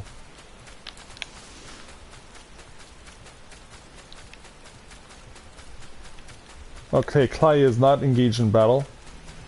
Oh no, she is. This is a mandatory battle, so we're gonna go ahead and pass on that while we're doing our roulette. And hey, if under the armor comes out and is revealed to be one of the things that we can do for the roulette, that's awesome.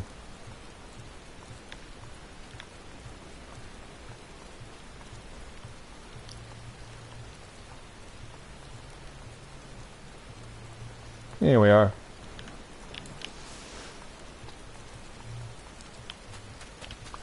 Alright, over to the other side. And we'll rejoin up with our good friend Klahia once we got all that taken care of. If it's the same thing again, then so be it. Alright, work it. Let's take on your level 10 challenge entitled Courier for a Day. Work it, a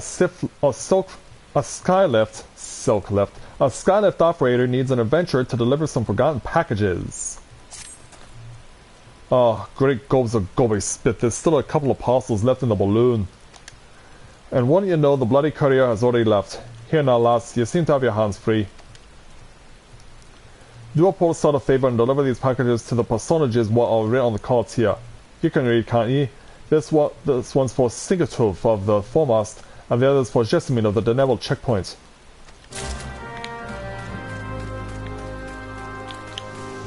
Alright, well, let's go up and say hello to them. We'll go west because they're... the first one, I believe, is going to be closer.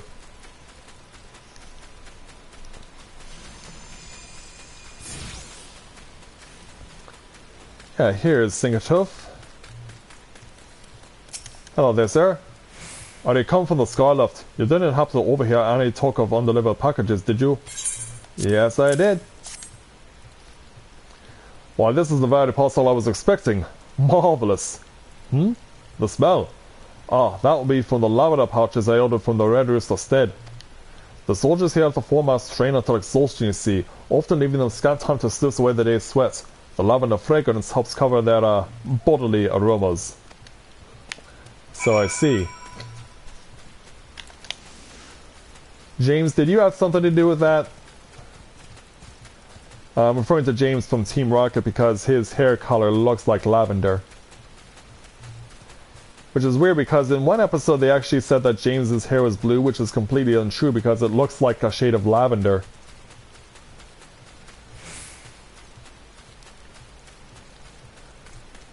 So now let's make our way over to Deneville checkpoints to get the other challenge, the other part of the challenge taken care of from Jessamine.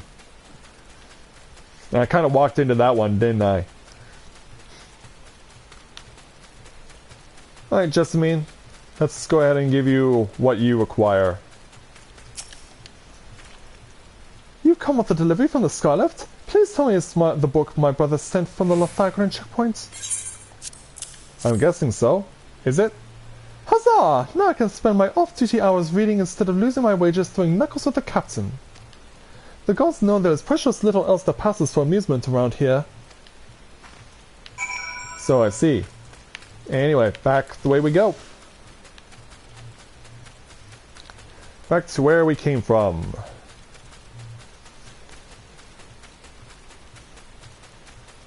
So let's make our way back to Work It. I could also pronounce it Work Crit. Might also be an accurate way to describe his name, Work Crit. But yeah, Work It sounds more sounds funnier just because it makes more sense. And we have a boss enemy that's been fighting. Yeah, let's go ahead and join in the fun and help out Asuka Hanachi because she's in over her head. Maybe by passing it off to me, she can get a respite. Oh, look out! Yeah, she probably had to use like a potion or something.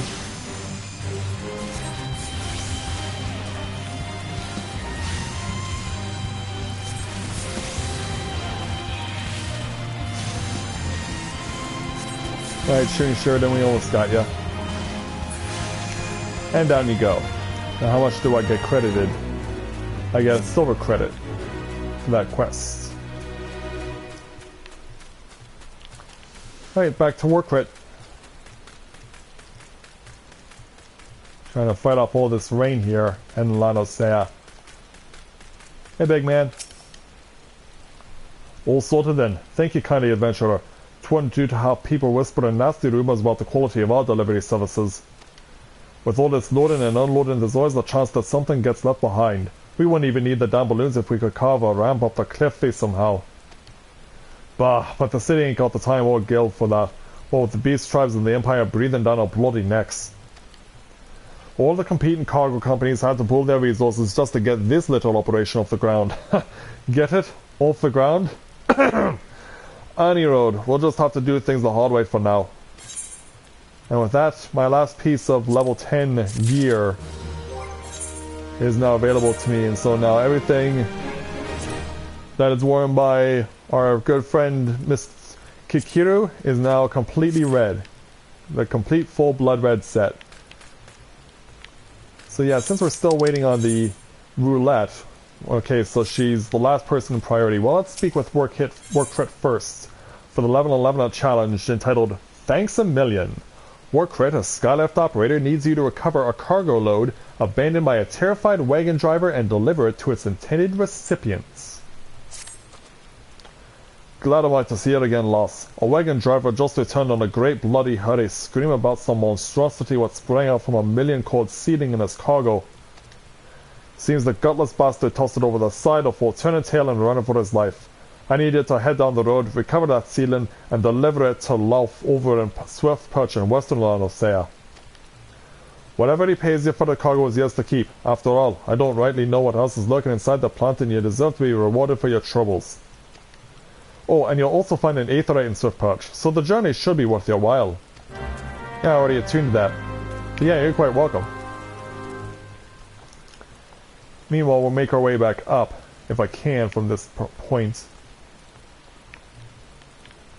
It does not look like I can, though, so we're gonna have to go up this way to get back to Klahia.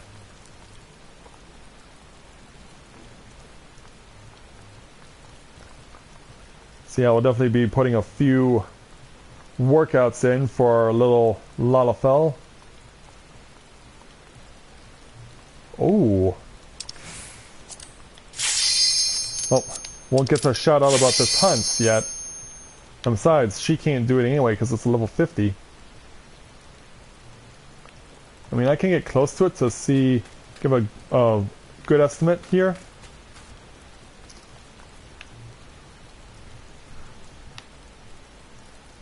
But yeah, once that goes up, I'll have to put up a shout out.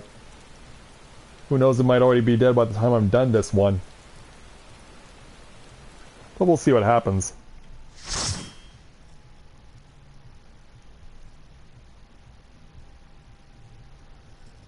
So what are we going to be taking on? Good, it is under the armor.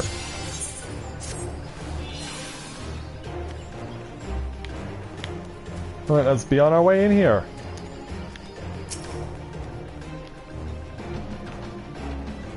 Now get in there, tank, and do this.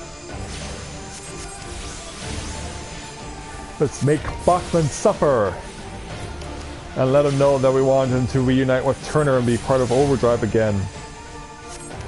And work in overtime, work out.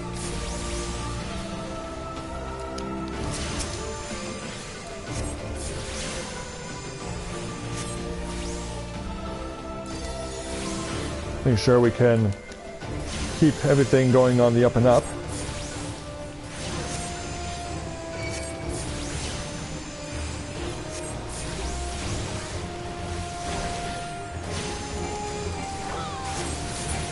Yeah, I know you're supposed to just focus on Bachman here, but I'm usually compelled to try and divert the attention if I can.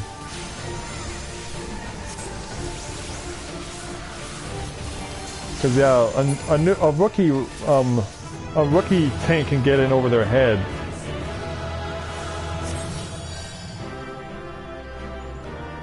But anyway, there it is, level 12. We'll give it to the Lancer because I fancy people like that who are willing to take on those what it takes to become a Dragoon. So yeah, I got that all taken care of. Yeah, this time I did not get a commendation. Because primarily all of us were new. Alright, so... Okay, yeah, that's for that one quest. But yeah, we want to go back to Klahia. We want to go back to Klahia because we're ready to take on her challenge now.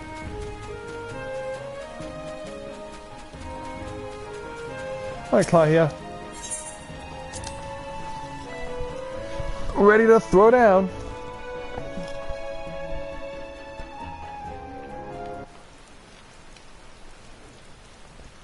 I am Forseer Klahia of Milvan's Gate. You are to cease all transactions and surrender your goods for inspection. Nasty sneaky peekers! Gobby spit upland and noisy eyes on stabby iron! A predictably aggressive response. Very well, Kikuru. Remember what we discussed. Yeah, we're gonna have to throw the book at you guys.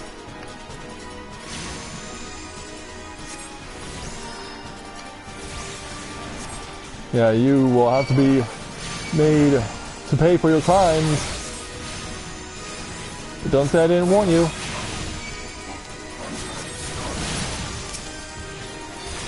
Alright, you're next.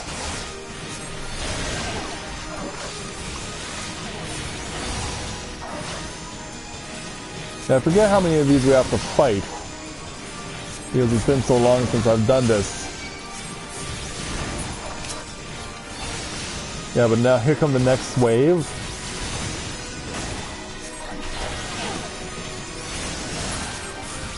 Oh, yeah, there's where the evasive maneuvers come in.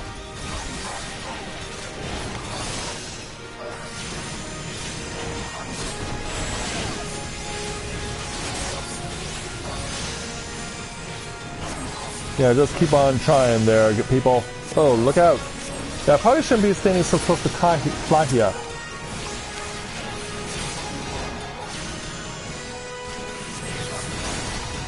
Oh, look out. Nice indecision, yeah, good. Yeah, good. I'm happy to hear about that. Your combat style gives me an idea. What's that? Let's formulate a new tactic. The battlefield is yours. Oh, I didn't even see you there.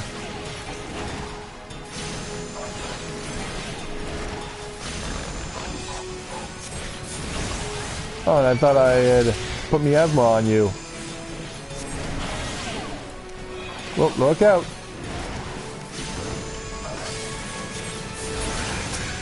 Alright, you're next. Yeah, let's go ahead and stop you with a whole bunch of status afflictions, because I'm 3 levels stronger than you are, thus making you a pushover.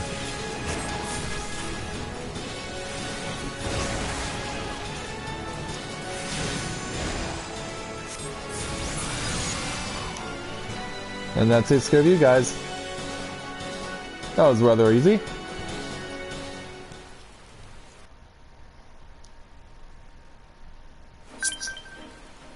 Alright, Klahia. Nicely done. Adaptation, improvisation. I might have been observing our beloved Guildmaster himself in action. This was the perfect example of how the strategy for a given task should be tailored to the abilities of the assessor. In other words, before you begin formulating your tactics, it is necessary to fully understand your own strengths and weaknesses. On that note, there's another question I want to ask you. When it comes to improving the probable success of a strategy, do you consider it more effective to concentrate on playing to your strengths, or showing up your weaknesses? Enhancing my strengths. Oh, again you respond as the Guildmaster once did. I must revise the probability for your potential to attain greatness to 97%. And apparently that's worth the sun coming out. You are one to keep an eye on, that much is certain. But return to the subject of battle plans. Your calculations must include an accurate assessment of your available techniques and their relative effectiveness. This requires you to be critically aware of your own limits, the limits of your allies, and the characteristics of your enemies. I believe that covers everything for today. Please return to the guild and make your report to Mr. Sturbergheim. Until next we meet! I shall abide here until the Yellow Jackets arrive to take the peddlers into custody.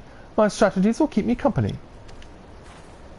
Alright, well before we do that, let's make our way back over to the Skylift, because we might as well go ahead and continue on with the challenge that's available to us instead of, because part of it does include staying here in Middle Lanosea.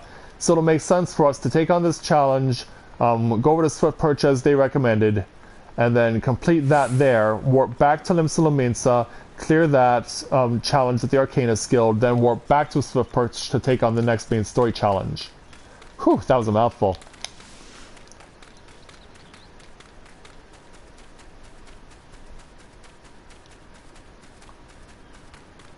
So yeah, hurry there, Kikiru. We have work to do.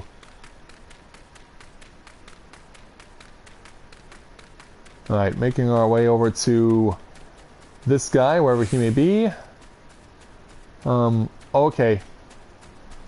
We found the ceiling, but we still need to deal with a jackal. Alright, then take this. Bring it on there, big ugly nasty. Now let's try and hurt you as much as we can.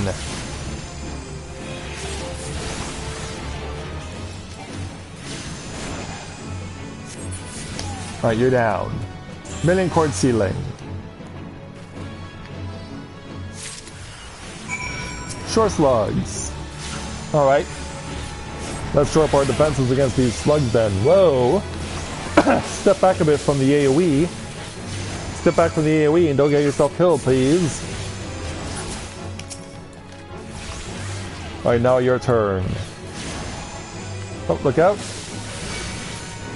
Hey, I was out of your AoE. That should not have counted.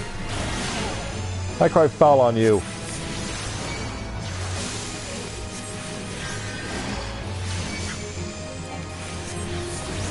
And that takes care of that. Alright. Off to Swift Perch. Well, actually, we can warp there now. Yeah, I'm being lazy again, but I need to speed things up. I mean, this has been a 5.5 hour webcast. But like I said, I'll be honest, this is actually taking me a lot less time than I was thinking, because I was expecting that I'd be in a situation where I could be going up to 10 hours on this. And the fact that I made it to level 13 in 5.5 is pretty good. Alright, Lolth. Has Nimia herself forsaken this desolate land? Though I understood there were risks in gambling my entire fortune on a crop of million corn, I at least expect the seeding to be delivered before disaster struck. Well, that's why we're here. Is that my million cord ceiling? Oh, joyous day! It may seem a paltry beginning, but the yield of this particular variety of crop plant is nothing short of astonishing. As you have undoubtedly noticed, Swift Perch lacks a certain, shall we say, vital energy. Thus I mean to restore a modicum of hope to its residents by growing a veritable ocean of corn. You, madam, seem to be fit to burst with vim and vigour. Might I persuade you to abide a while and help nurture this ailing settlement? We will do that after I take care of this. And then we have to go, of course, back to Lominsa, just to complete the tactical planning quest.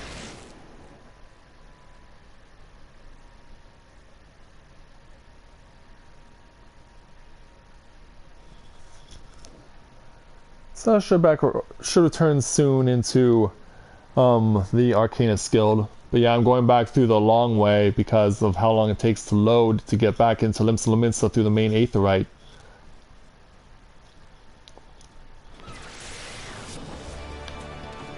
Alright, let's make our way back over to the Arcanist Guild and give the good news to Mr. Sturbergeim.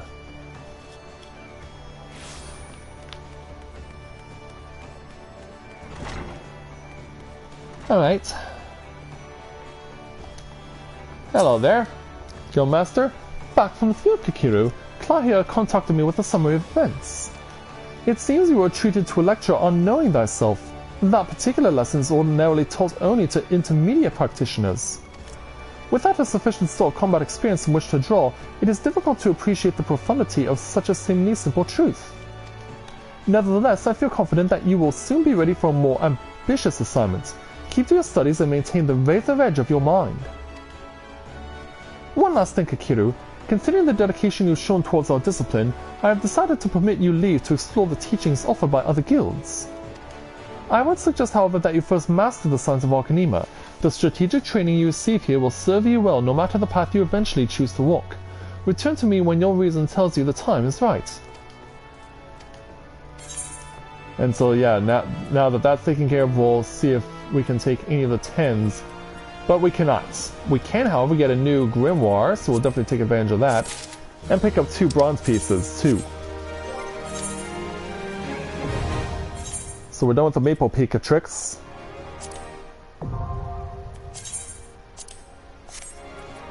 Alright, so things are going well so far for us. So now, back to Swift Perch.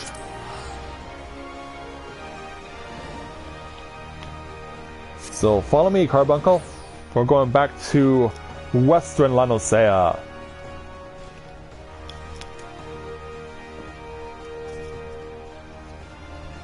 So yeah, there should be no issue from this point forward with taking on anything else other than main story. So let's take on the level 11 challenge entitled Farmer of Fortune. Loaf, a struggling farmer in Swiftperch, wants you to search for his deceased father's buried fortune. The calamity was a most horrendous event. It took from me my father, destroyed our home, and scorched our fields. It crushed my hopes and dreams.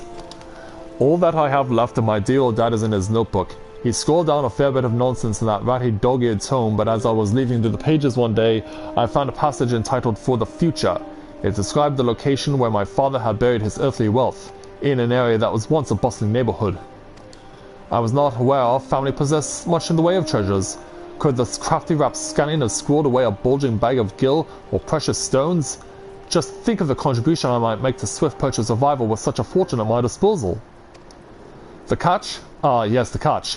The area is crawling with bandits and wild jackals. I need someone, that is, I need you, to search among the derelict houses in the flock and dig up the casket my father buried. Yeah, but will it actually be riches, or is it just a ploy? Is it really what he says it is, or is it, in fact, not as so? Threading our way through two active fates. Got one over there, one over there. One on the right is almost dead, or done. So let's go ahead and deal with this. Find nothing of interest. I'm guessing that no matter what happens, you have to search the entire area to find something. Oh, no, we found it. Yeah, I wonder if it's just the random number generator doing its thing, or if it's always at the same fixed spot.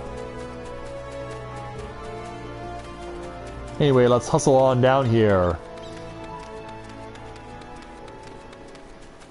And speak with Loaf again. My father was a frugal man, thus I expect the casket to hold quite a substantial bounty. Will this do it? This is my father's entire earthly wealth? Why, there's not here but a fistful of wheat seeds. What in Eosio could have possessed him to carefully conceal such a mundane... Ah, I remember now. He once told me that our family's wheat was as a stubborn weed. It was one of the few crops that could take root in the barren soils of western Lanosea. With these seeds, our lifeless fields could once again sprout golden stalks. Oh, thank you, thank you. You have truly given this settlement the chance to build a new future. So let's go ahead and take this robe at level 12 and promptly equip it. Oh, but he doesn't give us the next main story quest for some reason. Who does? Freylof does, apparently. So what? Let's take your quest. At level 11, entitled Relighting the Torch. Freylof, a yellow jacket on guard duty in Swiftperch, wants you to visit the Brewer's Beacon and investigate the reason behind the waning light. You then, adventurer, cast your eyes towards the Brewer's Beacon. Does the light not seem uncommonly weak? It cannot possibly be bright enough to guide the ships sailing in the bay. I would march over to the lighthouse and investigate myself, but I am duty-bound to remain on our post. I would consider it a favor if you could make a visit to the Brewer's Beacon and see if aught has befallen Kanswis, the lighthouse keeper. Or Kanswis, perhaps. So yeah, Brewer's Beacon, not that far of a journey. And now the robe that is worn by our good friend Kikiru is a dreary blue. Yeah, so much so it could actually be a gray. Getting there, though, may entail dueling with arbor buzzards. And I would not be surprised if that was indeed true. Let's stick to the road as best we can. Alright, arbor buzzard, I'm coming your way. So come on back to me, and I shall hurt you. Oh, nice job, Carbuncle. Way to knock him back. Knock that big ugly back there.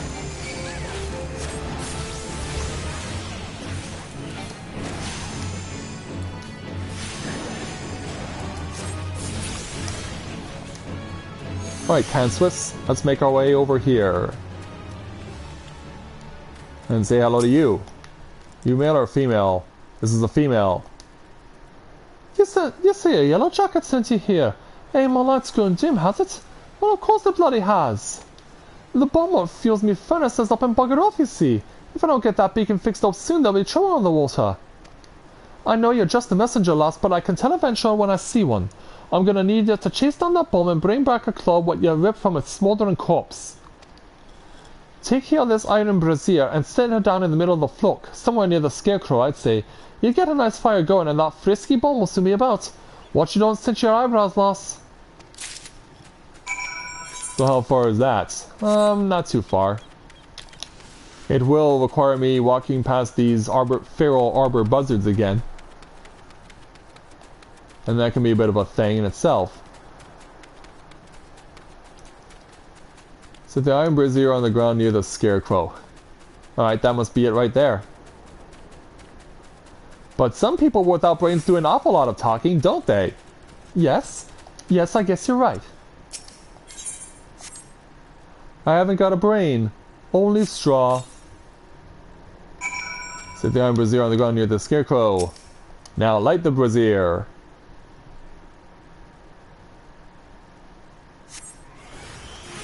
There it is. Hey, you. Yeah, how dare you shirk your responsibilities? That's the pirate's job. Heck, I can even fight you while you're behind the scarecrow. Just put a little bit of English on my shots and I'm fine. And that takes care of you. Alright, back to the lighthouse as the mist is rolled in.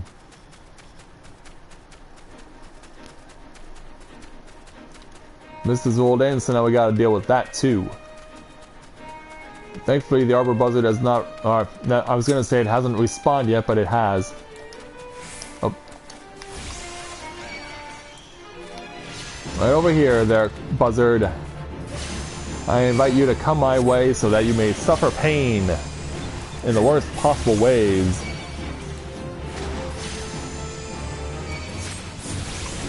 I was gonna go back, but now it's doubling back. Now it's doubling back over. There we go. It's dead. All right, Conswis. All you need to do is take down that runaway bomb and bring me one of its little claws. No problem. Ah, he got the Oshi bastard, did he? Once I put this little firecracker in the furnace, that should keep things running for a while.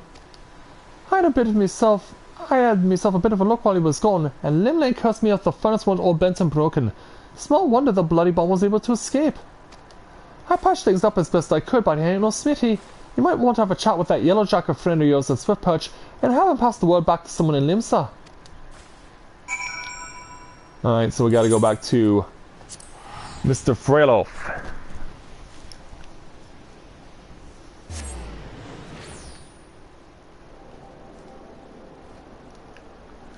So let's see what he has to say about this situation with the lighthouse. The furnace is damaged, is it? Very well, I shall write off the relevant reports, but these repairs needs be effected without delay. It seems I have another favor to ask of you, adventurer. Take yourself straight away to the Armorers Guild in Limsa Lominsa and explain the situation to Forge Master Hananza. That I can do. But we're gonna have to warp ourselves back there because we've used up the return spell and we can't use it for another while yet. So back to L2. Back to L2 to have more fun.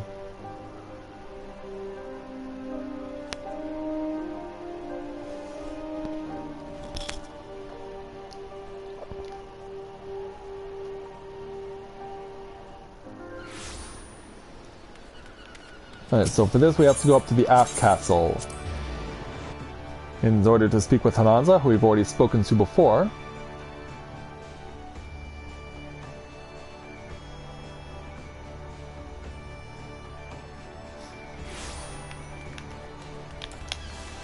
Alright, let's make a quick run over there. Fast as your legs can carry you there, Kikiru. And we'll get ourselves to where we need to go. Here's the Guildmaster.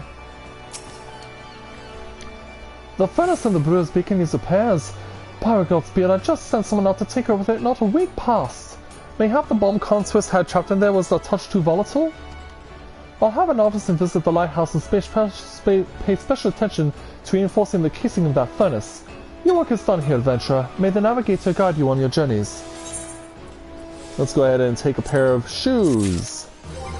Because yeah, Hananza must give us the next quest for us to move on. Yeah, we're definitely moving things along alright. Alright, Guildmaster, let's take the level 11 challenge from you called Onto the Dry Docks. Forge Master Hananza, head of Nordic Invimelis, wants you to assist with the workload over at the Morabi Dry Docks.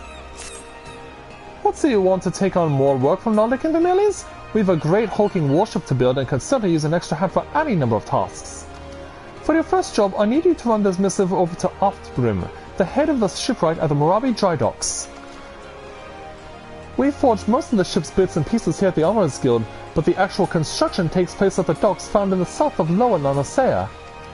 That's also where you'll find the main offices of Nordic Invimelis. The Morabi Dry Docks is one of Limsa and Lominsa's most important districts, at least as far as I'm concerned, and I'm sure you'll not regret returning yourself to the area as Aetherite. If you've no confidence in your sense of direction, you'd best be served making use of the chocobo porters. First floor of them is in Master in case you're wondering. Should you choose to make the trek on your own 2 feet, leave the city through the Tempest Gate and follow the road south. May the navigator guide your steps. Alright, well, we actually want to leave on foot because there's still stuff in the hunting log that I need to clear out. So this passage will be done on foot. Because yeah, with 2 elements of the hunting log still to be taken care of, I want to make sure that I get those things, like, just so that we don't have to worry about them. Okay, so what's now still to fight in the hunting log? We must fight a K-Bat and a Galago in Lower Lanosea's cedarwood area, as well as a nesting buzzard, but that's all gonna be over here. That's all gonna be over there, though.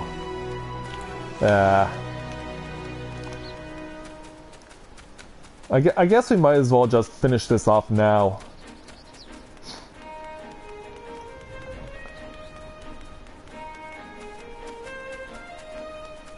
Yeah, if I remembered what was in the hunting log, I would have saved myself a long trek. But yeah, this is going to be a bit of a long one to get those, not only get to cedarwood, but also to get to the enemies that we need to fight in order to complete this part of the hunting log. Plus, when I do, I'll get myself up to experience level 14. Yeah, I know, probably completely unnecessary in a situation where I'm currently in, but I see no reason to not finish this off.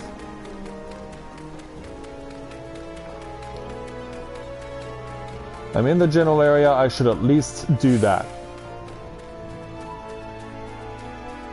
So we'll go ahead and fight K-Bats and Galagos and nesting buzzards and all the like. So the K-Bats are going to be over this way.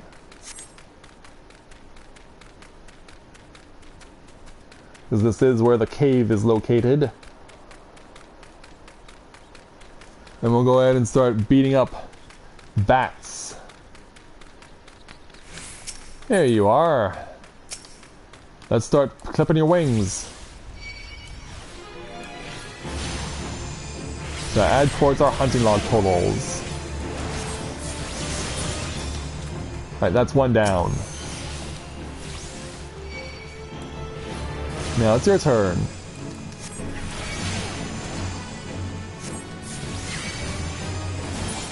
Go down as fast as you can.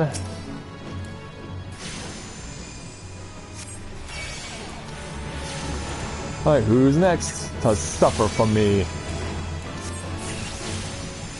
1 more to go. There it is. Alright, you guys are off the menu. Oh, looks like we found someone else in here too. I have to run around this corner here in order to advance further. Then we can go after the Galagos. We won't deal with drone route here since it's not necessary. Yeah, still gotta find Galagos and buzzards. Alright, here are the Galagos. Come on over, nasty. Or you're content to just stay there and chuck stuff at me. Because yeah, I can make you really sick for doing so. I can make you very, very sick indeed.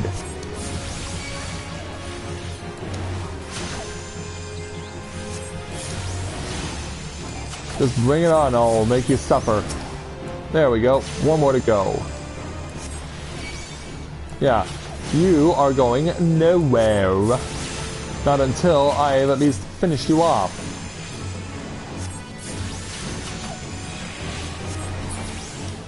Alright, there we go, he's dead. And we're just that much closer now. One more to do it. So yeah, where are we gonna find the last part of this? The nesting buzzards. I think these guys are around the farms, I believe.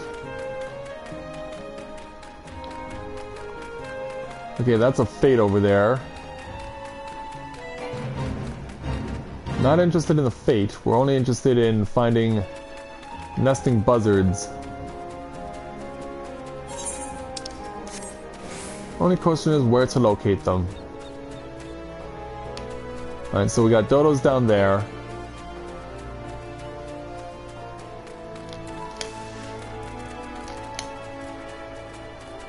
So we'll go ahead and go over this way to try and find them.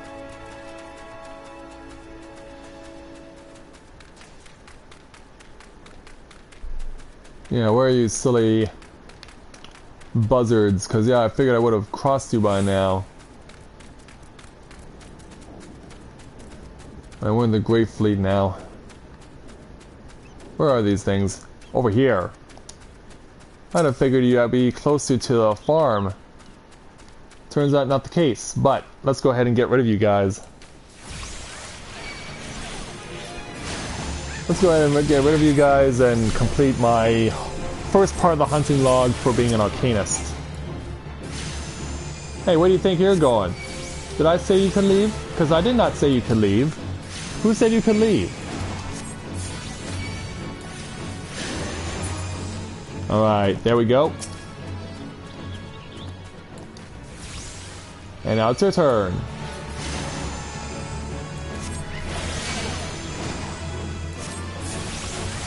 Take this, you.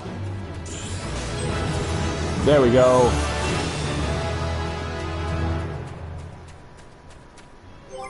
That was awesome. Okay, you got Western, Lower, Western, Western, Lower, so yeah. There's stuff that I'm going to come up on here, but most of the stuff is in Western Lanosea. Except for this last one. Alright, I'm satisfied. Run through the crops. Run through them. Run through all sorts of crops.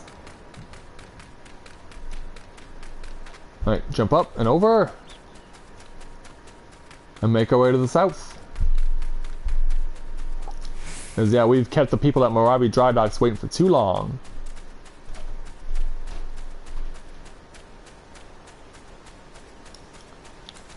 And spring in our step. Yeah, I think we're coming up on the 6-hour mark of this cast. I've never had a cast this long on YouTube. I have done so for Twitch last year for Extra Life, but not for anything like this. Like these are two definitely a pair of marathon events here that we're doing here for the weekend for us who have the holiday in Canada.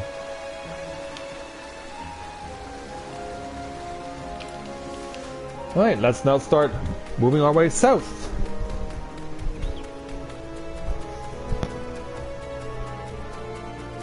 And we're gonna get to see things from the southern part of Lanosea and see what's going on down here.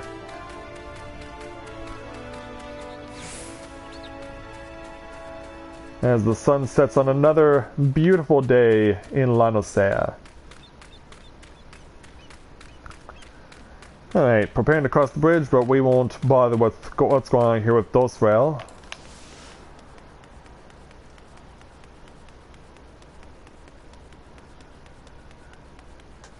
let's make our way back to, or make our way for the first time to Moravi Dry Docks as a from the first timer's perspective.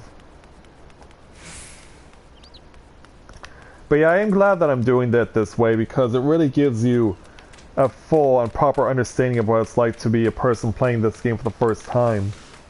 Even though, of course, I've been playing this game for 2 years.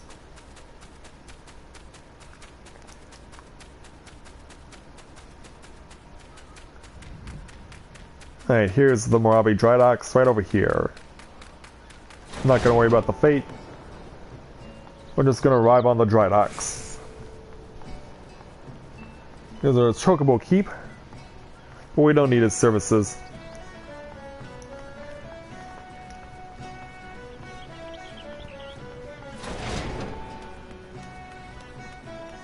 Alright, where is our person of interest here? Can we drop down and see him? We can, yes. Okay, get ourselves over to this area, and I imagine I'll be doing the same thing he's doing. Right, Atbrim. You have a missive from me from Forge Master Hanonza. I assume it pertains to the pending arrival of the materials I ordered over a moon past. Let's see it then.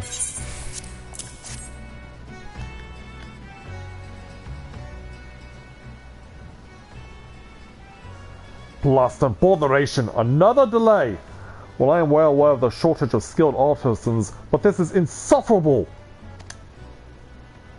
My apologies, the messenger does not deserve to bear the brunt of the frustration. Might I have your name? Well, this is who she is.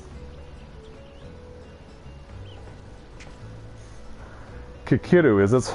Well, Kikiru, this proud maiden you see taking shape before you is the Victory, the first new vessel to grace the docks since the Calamity. We may have lost the bulk of our ships that fateful day, but starting with this beauty, we will restore the Maelstrom's fleet to its former glory. The Victory is more than a simple warship. It is the symbol of Limsa Lominsa's rebirth from the wreckage wrought by the coming of the 7th Umbral Era. Thus we are striving to complete her construction as swiftly as possible, even going so far as to fire veteran shipwrights from outside the Tholocracy. Yet even with such unprecedented measures, there are never enough hands to handle the abundance of tasks. Should you choose to linger at the docks for a time, there is no end of odd jobs for a hard-working adventurer. Be you fair warned, there is no place here for layabouts and troublemakers. Not an issue for me. Let's go ahead and get you some level 13 leggings.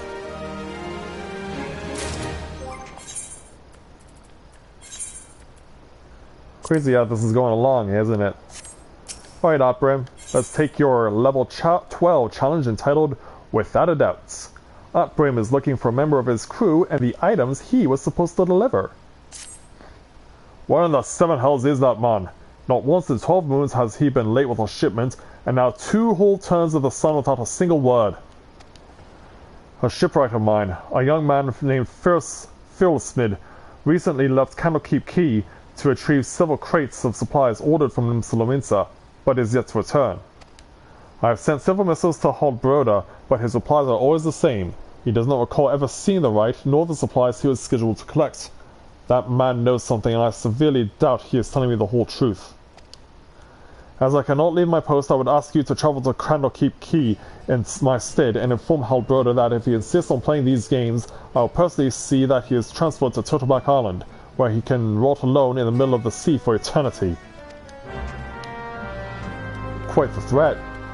But before we hold him up to that threat, let's go over here and touch the Aetherite, because we've not yet done that.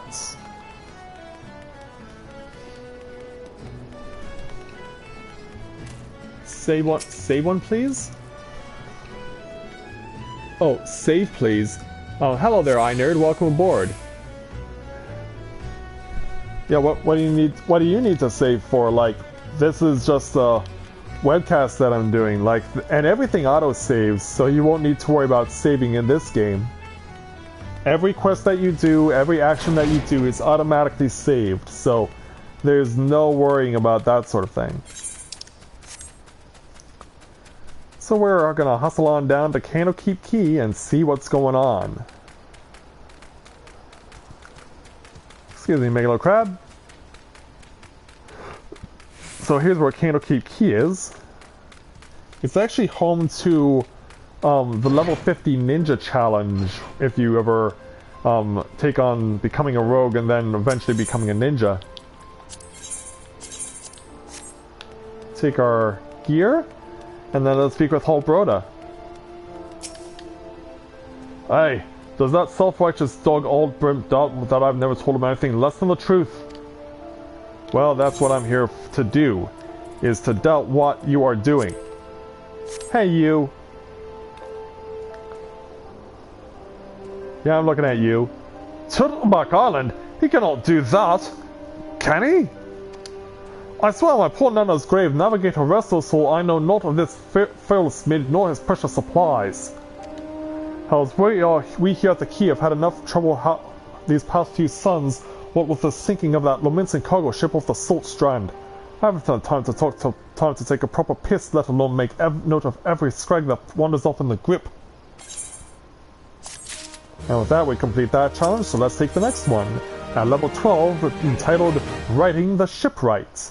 Our brother has a suggestion for the kind adventurer who came bearing Foreman Outbrim's message.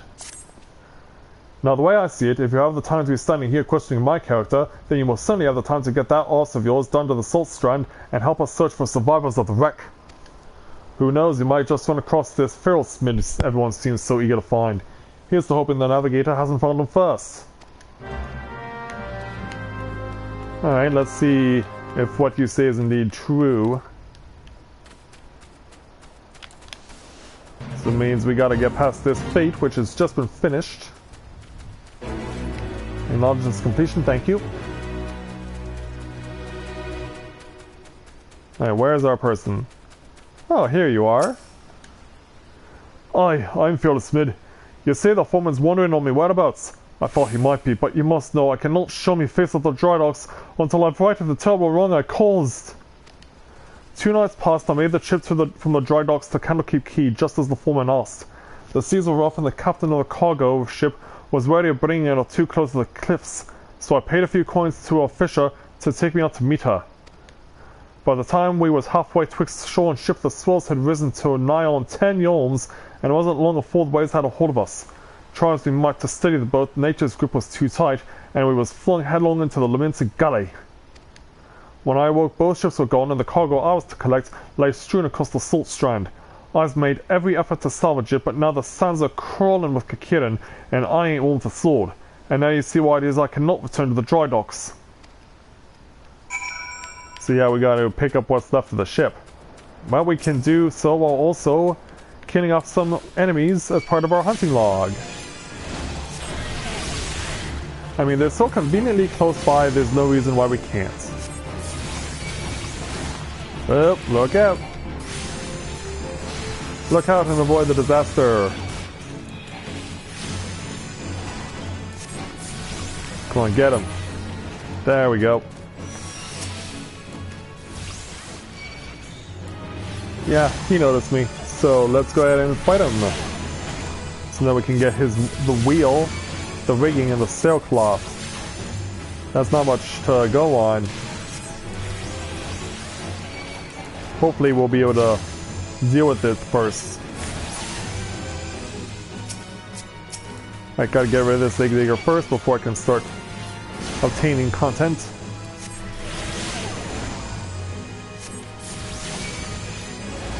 Whoop, look out! Gotta get you out of here as fast as possible. Alright, you're dead. Alright, let's take the wheel. Oh, but there are enemies about. Oh, screw you too there, Kakirin.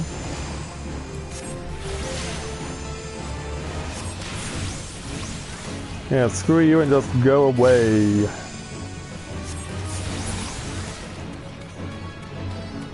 Alright, it's tangled rigging.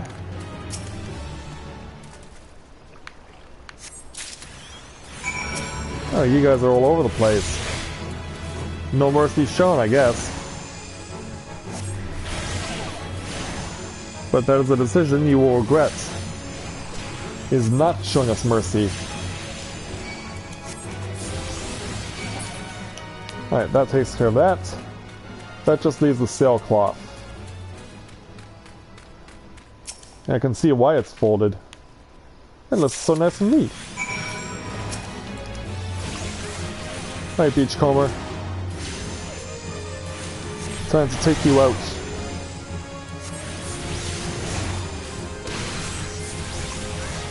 Let's get you out of commission here. Alright, you're dead. Alright, spring our step and let's go. And meet back with Frillsmid. As we move past the 6-hour mark of the webcast. Hey there. That night I was tossed in the sea like some doll of rags, and it wasn't long before the world around me faded to black as I slipped deeper into the abyss. But Lord, the navigator wouldn't see me to the gates of the seventh hells, and I woke to find myself washed ashore. And I've been here as I've been ever since, waiting for a chance to salvage my master's cargo. Well, here is said cargo. The missing parts! I don't know how I can repay you. I'll deliver the supplies right away, but first I must stop by the quay so that I might pay my respects to the widow of the brave fisher who gave his life for a handful of coin. Could you tell Oprim that I'll be back at the dry docks by daybreak? Many thanks, adventurer. I will not forget this kindness. Well, that takes care of him. So now let's quick warp to the Morabi dry docks again.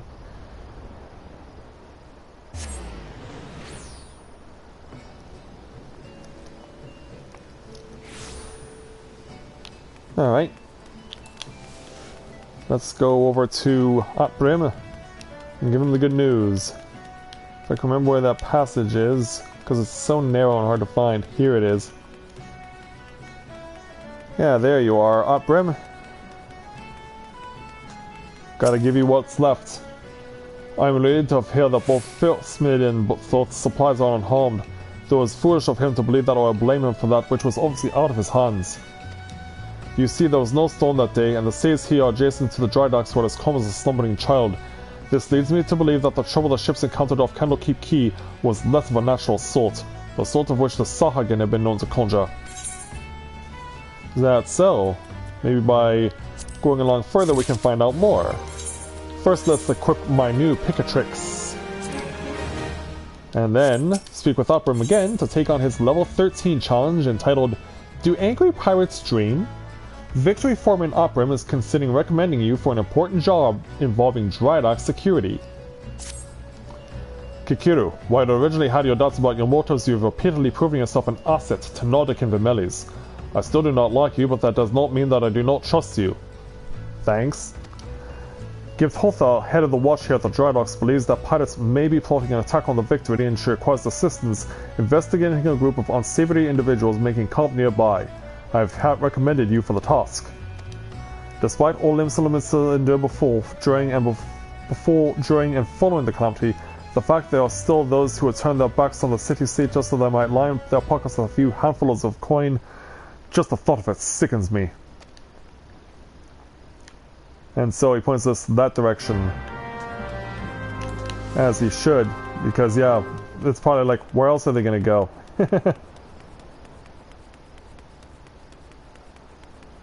Yes, but there's Gimthotha.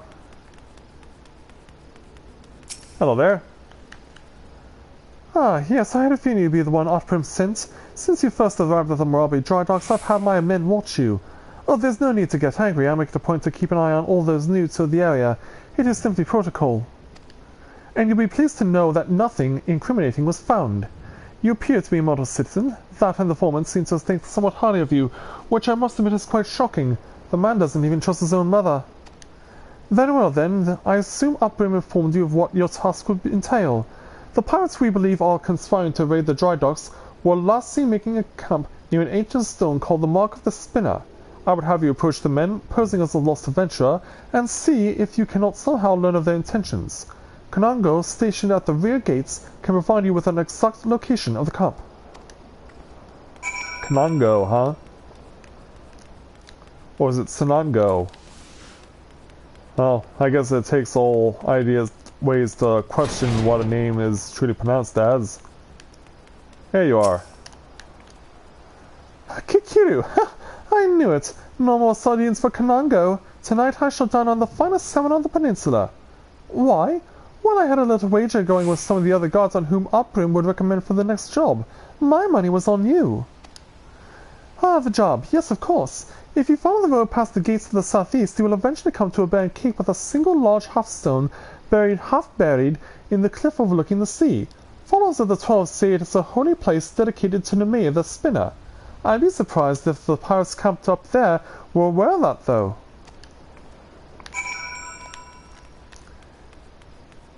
Alright, onward. Past the Megala Crab. And we're going to confront the suspicious individuals. Let's see what we got here. There they are, disputable pirates, disreputable pirate along with his 2 loyal scrags. I imagine combat will be your priority here.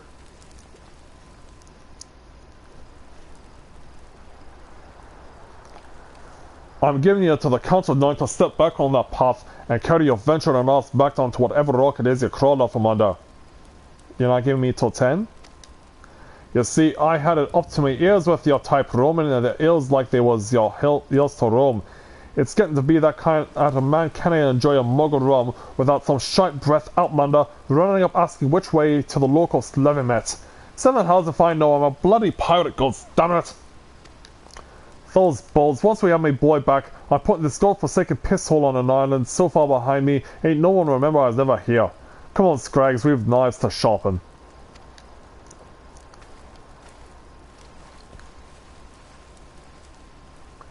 Well, at least she got her point across. And that's ultimately what matters, right? But yeah, this is the Mark of the Spinner. Right there, one of the places that you go when you're visiting the coming to take the ceremony of eternal bonding to get yourself ready. That's one of the places that you go to. Is the Mark of Althic the Spinner.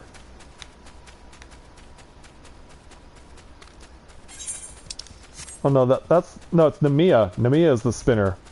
I had Althic Lavender on the brain from back when we first started this webcast, but no, Nemea is the Spinner. I should know that because I've done two Christmas events in as many years playing this game.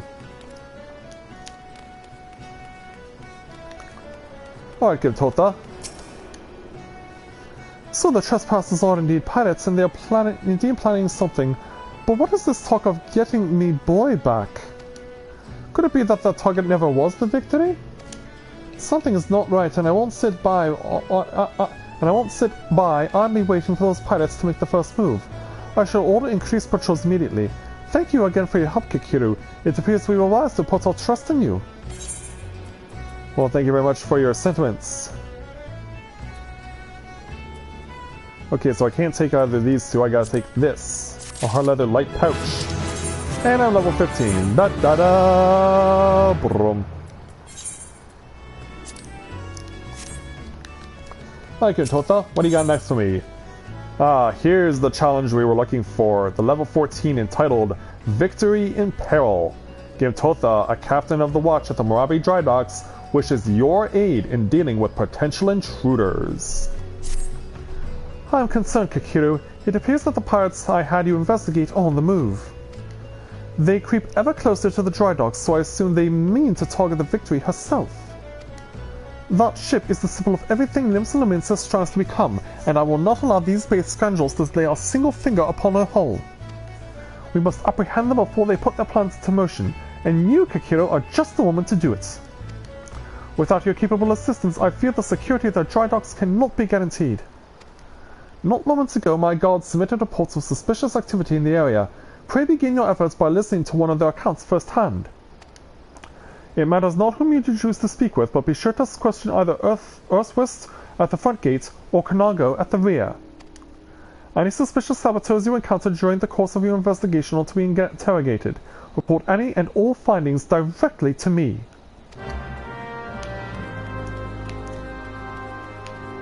So yeah, we've already spoken with Kanango, so we might as well go ahead and go to the other side. Just to balance it out, just so we get to meet everyone. Makes sense.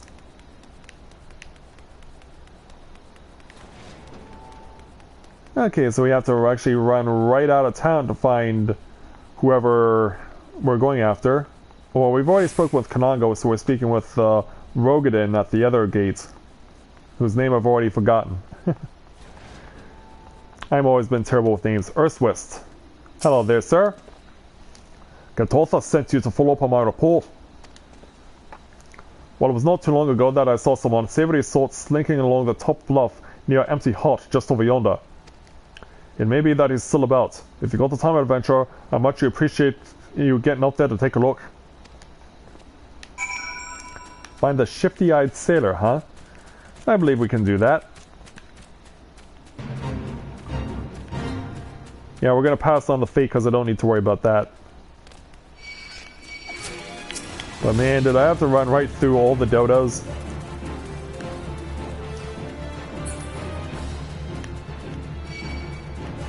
Hey, I'm out of your range. Back off. Back off! Oh, but it looks like I'm gonna have to fight my way through jackals if I want to get to where I want to go. Oh, I lost my carbuncle. No! Carbuncle ran away. Get it off there. Ooh, thanks. Yeah, that's how you make a welcome. That's how you make your presence known. Alright, dead. Alright, well, where is this person of interest? Right over here. Shifty-eyed sailor standing right over top and overlooking everything. Hello there.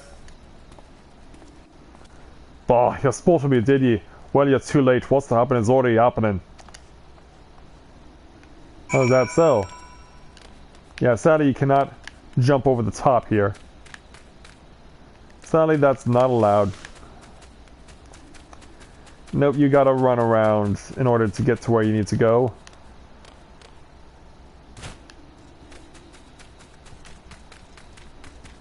So we gotta go back here where Kanango was. And make our way back into the dry docks.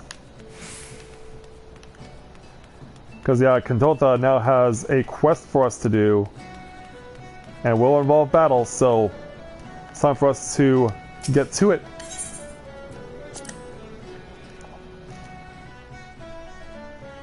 This is what we've been building up to for a while. So let's explain the situation.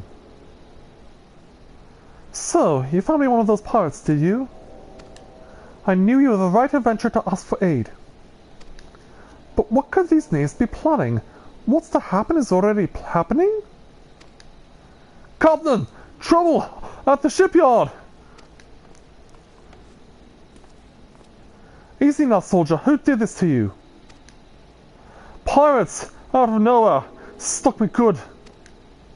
Gods below, we are not prepared for this! The pirates! Soldier, how many do they number? Not sure. More than I could quickly count. Seem to be carrying explosives. Explosives? Then there is no time to lose!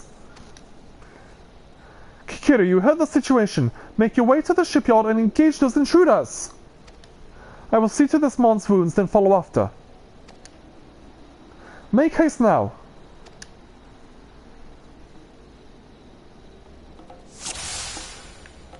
Alright, so we gotta go to where we were... How are we gonna get there? I guess we have to go this way? Defeat the pirates and protect the victory. Are you really gonna block me? Yes, you are. Son of a bitch. Yeah, of course you would. No shortcutting allowed. So now we gotta take the scenic route. Silent lackey? Well, with a size like that, you don't look all that silent. You look just like another big burly Rogadin.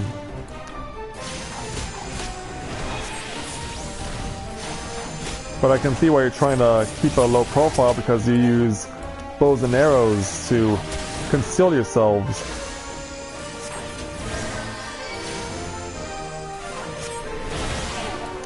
Well, yeah, let's go ahead and take you out of commission. You eliminated. Alright, there we go. There's 2 of them down. Wow, you just knew I was coming, didn't you? Okay, it looks like I'm targeting the right person because the person in the back appears to be a mage. Yeah. We have a healer to deal with. Whoa, hello. Nice job there, Carbuncle.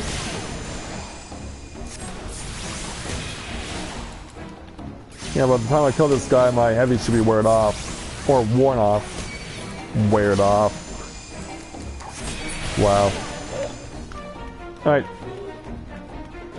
Let's make our way to the docks. I see a name of a possible boss.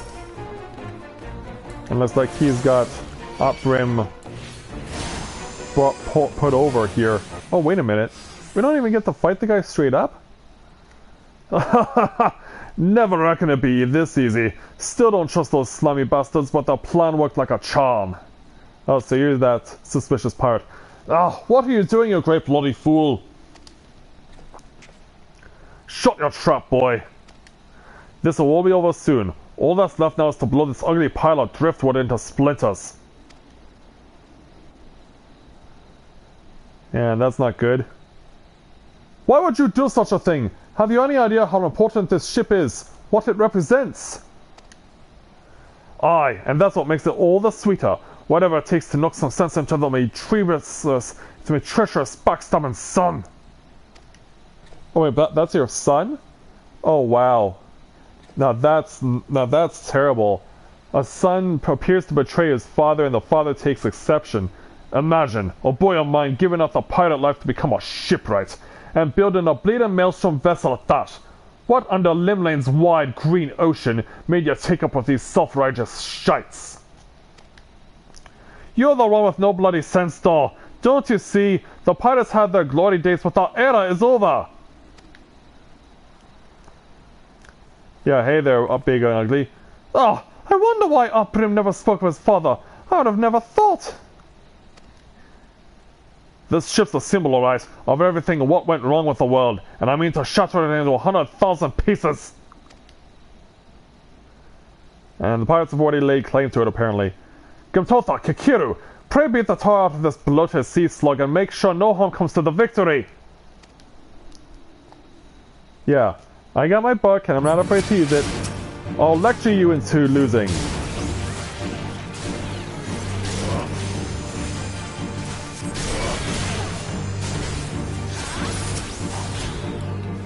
Yeah, they're calling him the Absorbed, and with good reason. We also need to deal with his lackeys too. Because yeah, this cannot end good in the situation that's currently present. Wait a minute, where is my carbuncle? Where is my carbuncle? Damn it. Yeah, we got some issues to deal with here. And Kikiru is surrounded on all sides.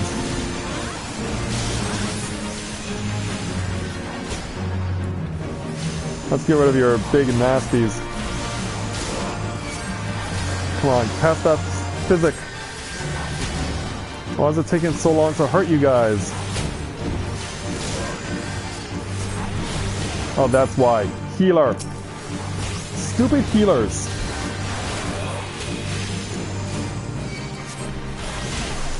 Keep yourself alive, Kikiru. Keep yourself alive.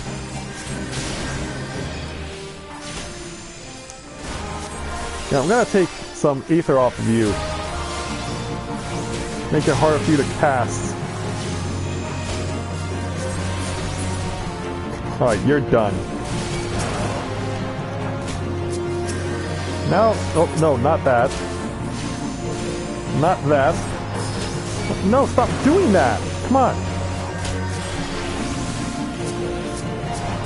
Can I at least attack the guy I was trying to attack? Thanks.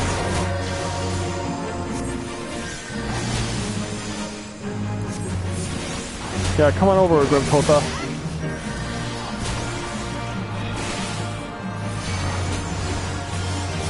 And heal myself again. Well, I do. That's why we're getting rid of you.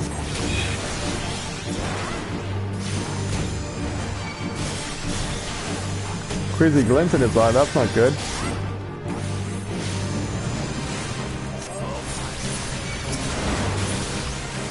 No, you're getting out of my damn way. I win. Don't worry, we didn't. You're out on your back. I must be getting old. Letting some green venturer get the best of me. Yeah, take that, Opsipin.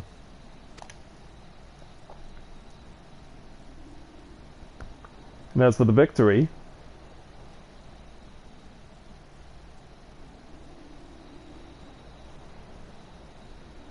that's one big bloody ship. Big and nasty looking. You made that, didn't you?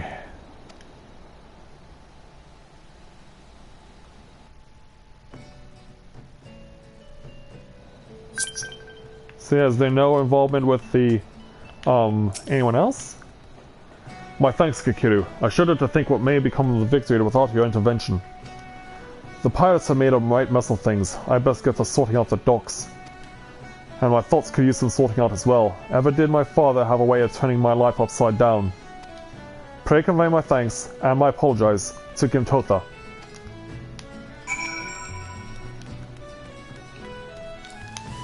So let's go ahead and make our way down to where she is. Because yeah, we've helped her claim victory in this day. Hello there, Captain. How fare you, Kikiru? I cannot begin to thank you for the role you played in preventing this madness. You defended more than a simple ship. You saved the budding hope of Lominsa from a violent demise. The day was yours. It seems our security regimen will require much in the way of improvement if we are to truly keep the dry docks safe. Oprim apologizes? Well, I suppose I can understand why he would feel responsible for his father's actions. Of all those involved, this incident was hardest on him. But in time I believe he will come to a single conclusion. The most fitting way of moving past his anguish is to see the victory completed and in the water. And by the by, the pirates you have defeated have been handed over to the Yellow Jackets. Reina's men will take over the investigation. Before the Yellow Jackets moved in, however, we recovered a most unusual object. Should you have the time to spare, I would ask of you another favor. Of course. Can't take anything else here, so we'll just go ahead and take the cowl. Not that we'll need it necessarily at this point. So let's go ahead and take the level 14 challenge entitled Men of the Blue Tattoos. Grimtotha wishes to entrust you with an important task. Kikiru, in light of your role in recent events, there are few others to whom I would entrust this task. Since we last spoke, a curious missive has been discovered amongst the personal effects of XIV, the pirate behind the plot to sabotage the victory. This missive was penned in the most unusual script, a script we believe to be some manner of code.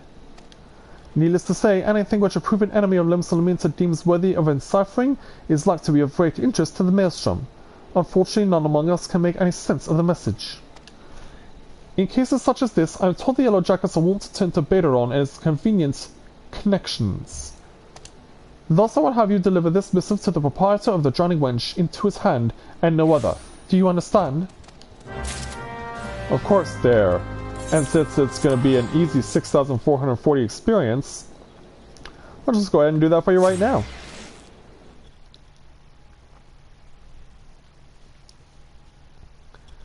Because yeah, we must be getting close now to where we have our encounter with the head of state.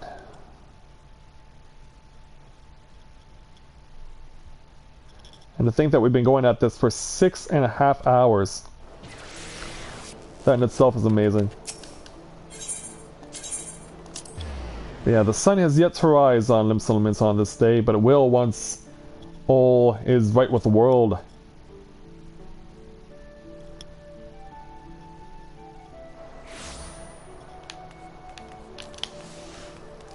Alright, Kikiru, make your way on over.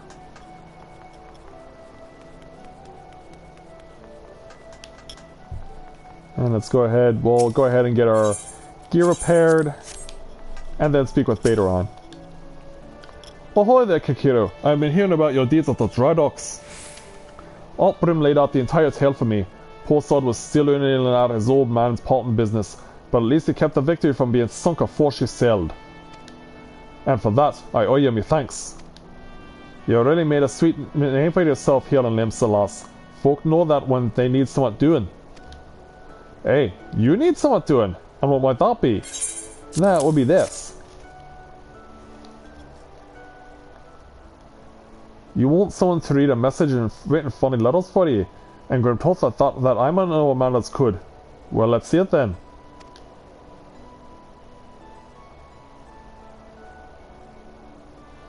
Aye. I reckon I might know a canny bugger what can read stuff like this. Ugly soul by the name of Baderon. Oh, so you can, huh? You know, like you're one of me regulars now, Kiro. You never let me down yet, and never get to help me. I reckon I can trust you. Grimtotha was right to want this message deciphered. We've got us some trouble brewing here, and no mistake. Get ready for action and I'll explain. Oh, I wonder what they'll have me do next. I guess we'll just have to find out. So now into a level 15 pair of tights. Alright, Baderon, bring it on. Good to have you aboard, lass. Now then, where to start? The level 14 challenge entitled Feint and Strike. Baderon has a task for a trusted adventurer.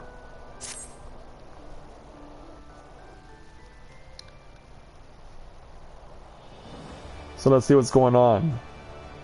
Back when I was younger in Nastia, I earned me living as a sellsword. In that business, if you wanted to know what your enemy was up to, you had to learn how to read the orders you priced on the cold dead hands of his mates. That's how I came to know how to read your message. Truth be told, the script was only too bloody familiar. Them Sahagan letters, lass, and I should know. I've got more fishbuck messengers than I can count. It gets worse though. The plan to blow up the victory is all in here, right down to the fine details. Looks like they meant to raise 8 kinds of ale in Western Lanosea, then the Maelstrom's new flag, then hit the Maelstrom's new flagship in the confusion. The point being, the attack on the victory wasn't the act of a few rebellious pirates. It was a key part of some canny bastard's grand plan. But if I'm reading this right, the attack itself came much too early. I'll wager they panicked when they saw you was onto them, rushed in to do the job, and buggered it up. Them top two-faced bastards, as they say, was paying Oprim's old man. They're with the Serpent Reavers, right? But none of their crew was there, was they? Did they have something to do, better to do, or what? What are you thinking there, Baderon? Stenhells, I got no backwards. That mess at the victory, that was meant to be the bloody distraction. The fishbacks aren't interested in the Maelstroms, baby. They're after men, just like you've always been. They're sending the pirate lackeys after a civilian target. This bit about raising hell in Western Lanosea, that's what it'll be. Someone tells me Swiftperch is about to get it, and it hard. Yeah, not good. And so, you're writing something up for me. Here's a rough translation of the message. Take it to Commodore Rayner at the Coral Tower and tell him he's in for a busy day. Oh, and give him give him a hand in it, eh? You can be damn sure he'll need one.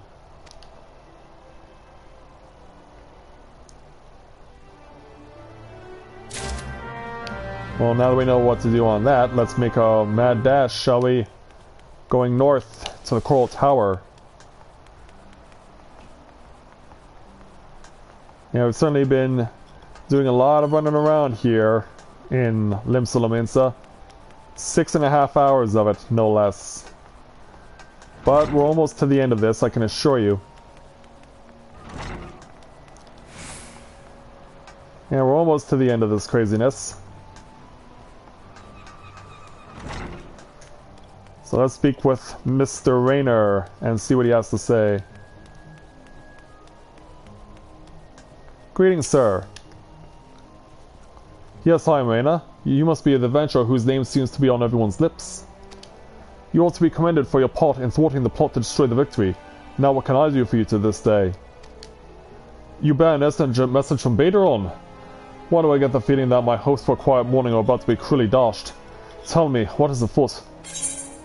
This is afoot.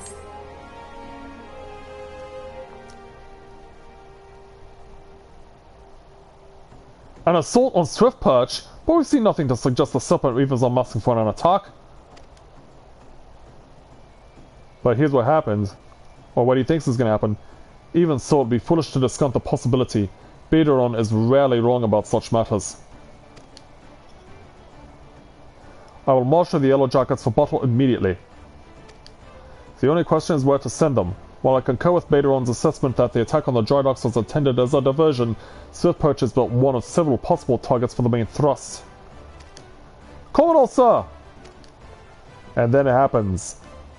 Report.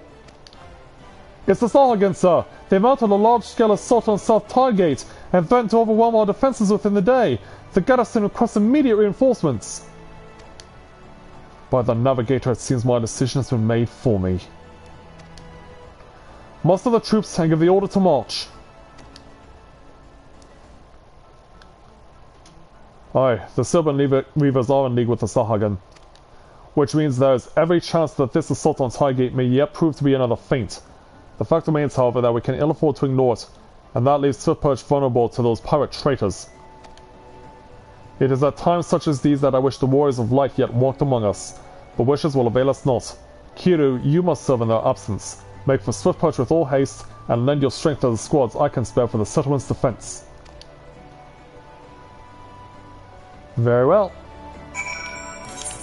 So, after a long time of going around and doing various stuff, back to Swift Perch.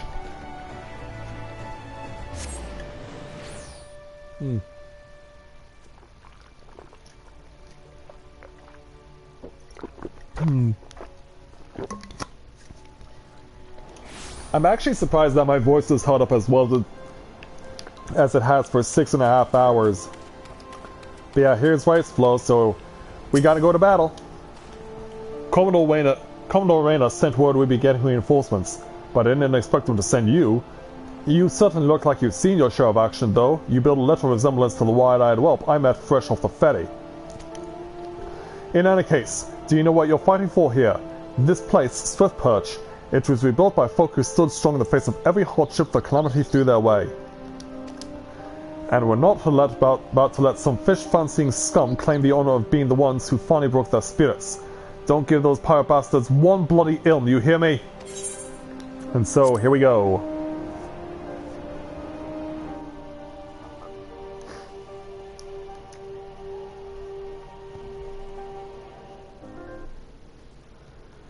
Yep, here they come.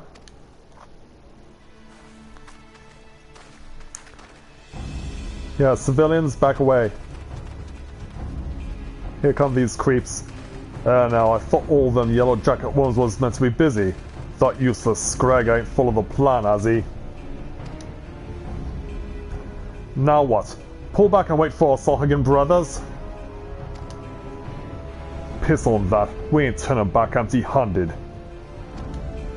Remember, no killing the small folk, or it be your blood what stains Lord Leviathan's altars.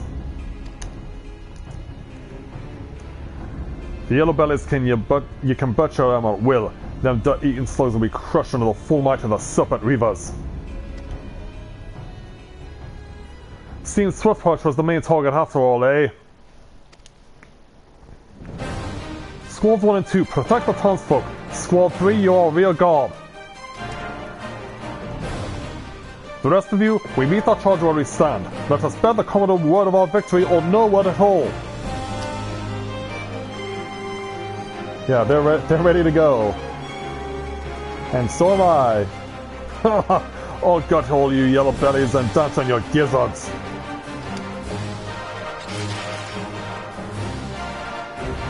And here it is, the standoff. Let's do this.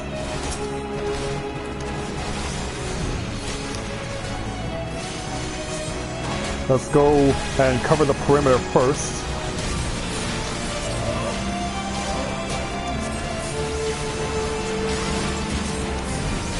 And we'll try and get rid of these guys as fast as we can.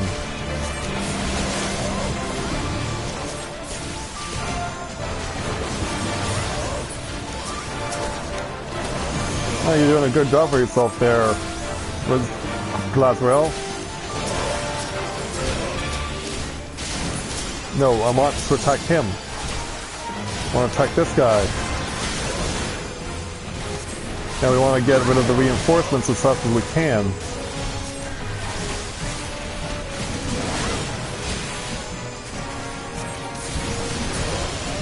Alright. Ooh, nice job, guys. Yeah, let's make your life a little more painful.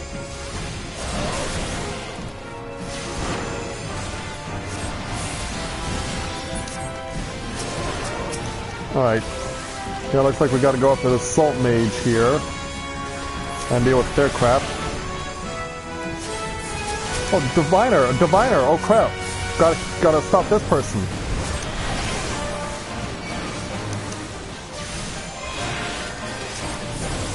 Well, Carbuncle's doing a good job of dealing with the Salt Mage, but I need to focus on the Diviner. That's the healer. We need to get them out of our hair.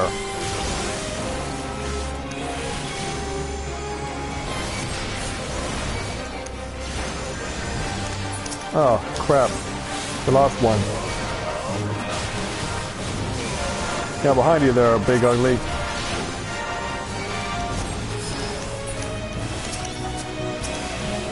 In the meantime, let's go over here. Oh! Well, it looks like I got their attention.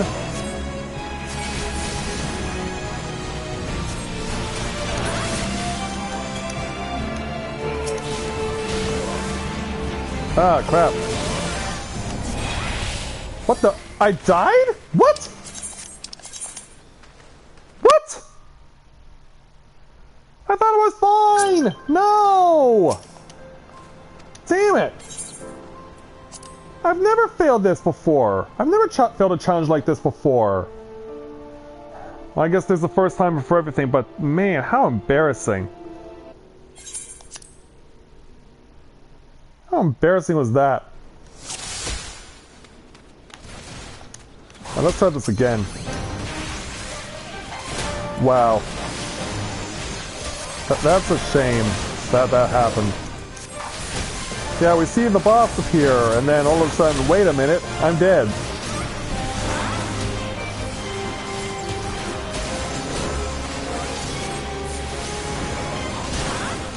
Yeah, clearly this cannot happen again. Yeah, I cannot believe I got myself killed. That's a shame that happened to me.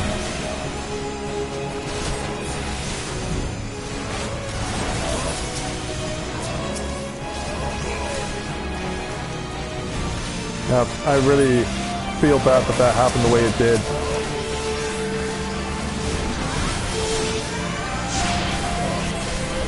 So yeah, we gotta fix this.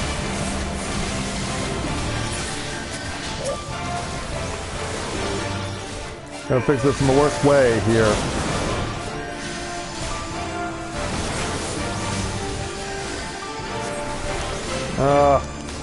That can only be one person. That's the where is the... That's not you. Oh, there's the Diviner.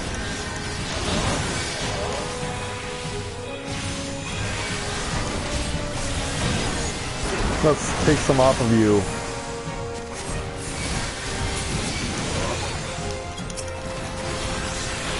Now let's go around the horn.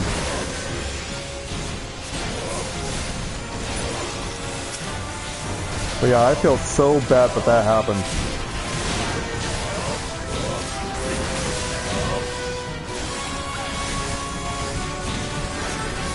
Yeah, we'll definitely need to... there's a second? Unless the Salt Mage... Oh, shit. Where is my carbuncle? My carbuncle is taken away again? Come on! Well, I did die, so I guess I got what I deserved. But holy cow!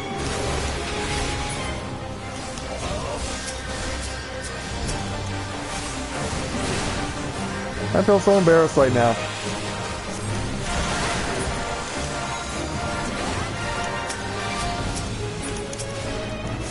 Alright, let's take care of you now.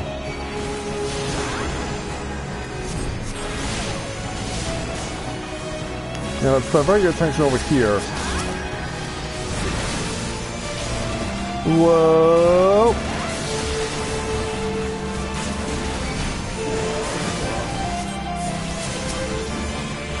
Yeah, right over here, nasty. Right over here, big ugly nasty.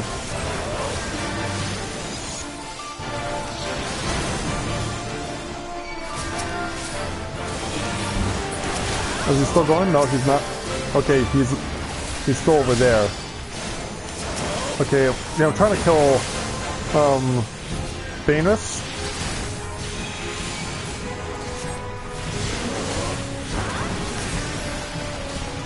Yeah, when you get this fight as a in Gridania, you don't Blanket shows up after you finished off the Ixal. Well fought. The Reapers are beaten and scattered, thankfully. I'll take some men and hunt down the stragglers. Oh, but there may be more of them looking about, so don't let your guard down just yet. Oh yeah, because there's got to be the second wave, right? So yeah, just like the Wood Whalers and the God's Quiver leave the adventurer by themselves. Yeah, the Ascian comes out in plain sight. The source of her strength becomes clear. Hi there. You may have bested the golem, but you will not fare so well this day. And as he brings out... Yeah, Swift Perch is now in peril. O mournful voice of creation, send unto me a creature of the abyss, my thrall to command, that I might smite mine enemies. And thus, here comes the gargoyle.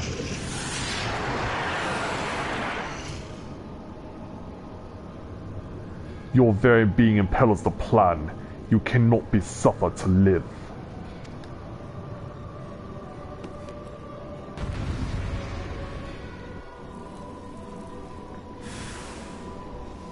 So yeah, we gotta now take on Big Ugly and Nasty.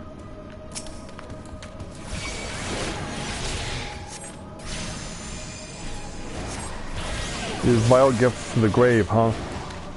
Hey, your gifts are more vile than mine ever will be. Plus on that, I have my own minion. What do you got?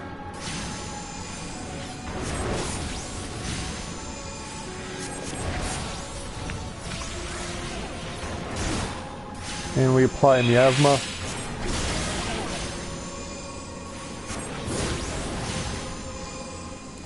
Yeah, come on, gargoyle. How bad do you want it?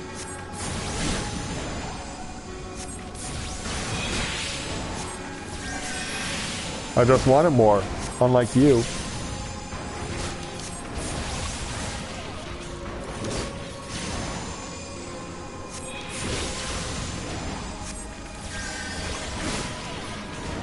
Yeah, you think a gargoyle can beat me?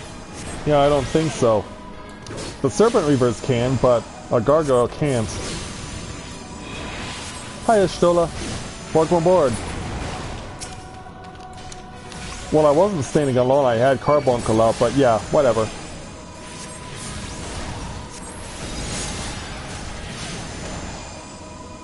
Take this. Yeah, now you get sick for a while.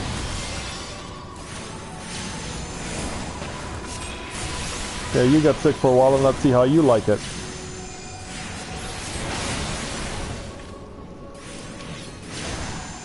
Yeah, enjoy the pain and misery. Oh, but I'm afraid we do there, Mr. Asian. I'm afraid we have that and more. Of course not. Besides, he's so focused on you there, Ishtola, that we're perfectly fine.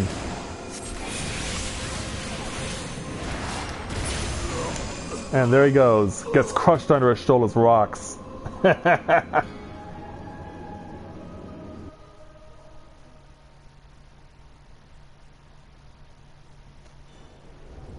And so now...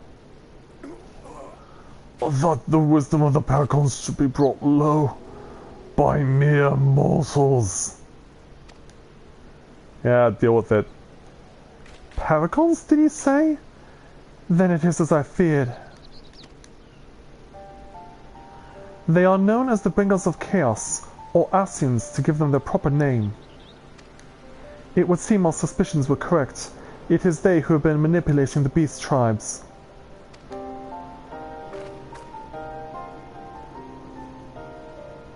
Pardon? You know if we Charlians have encountered Asians before? I have never spoken to you of my homeland. How did you know whence I hail? Oh, wait, I do begin to see. You have been blessed with a special gift. Hey, Yellow Jackets, what took you so long? Oh, you're right, Loss. If I'd known a mean bugger like that was hiding in the bushes, I would have left a squad of 6 to keep your company. Well, at least now we can call this kidnapping investigation to a close. Those Evans were the ones spiriting folk away in the dead of night, and this bastard here is pulling all the strings. A trifle simplistic, but not inaccurate. I came as soon as I sensed his presence, but I never thought to find such a scene of carnage. Yet we prevailed, and thanks to your heroic actions I have learned much.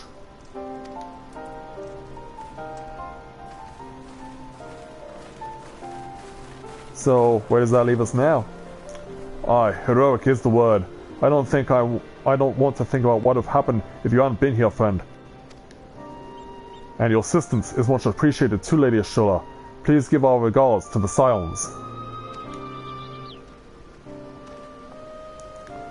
I am glad to have played a role in bringing what I hope is an end to this disturbing spate of abductions. The thread of your fate forms a part of a most intriguing tapestry. Mayhap we will be afforded the chance to speak more in the near future. For now, however, you must see this particular tale to its conclusion. Pray send my greetings to Commodore Rayner.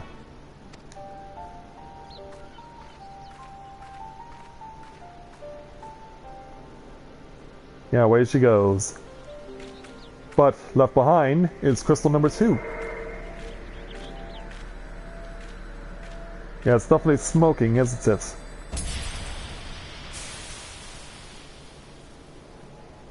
And now it disappears.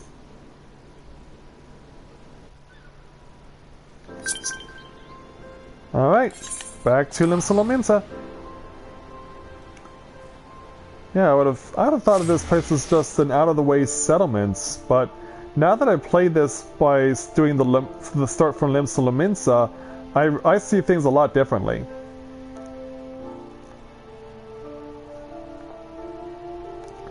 And I'm very happy by what I see from the results.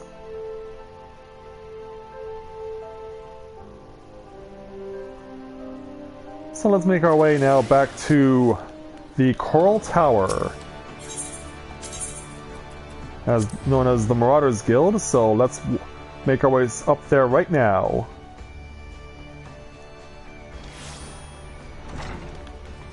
Oh, thank you for opening the door for me, much appreciated. Alright, so let's speak with the Commodore and give him the good news. Kiru, eagerly have I awaited your return.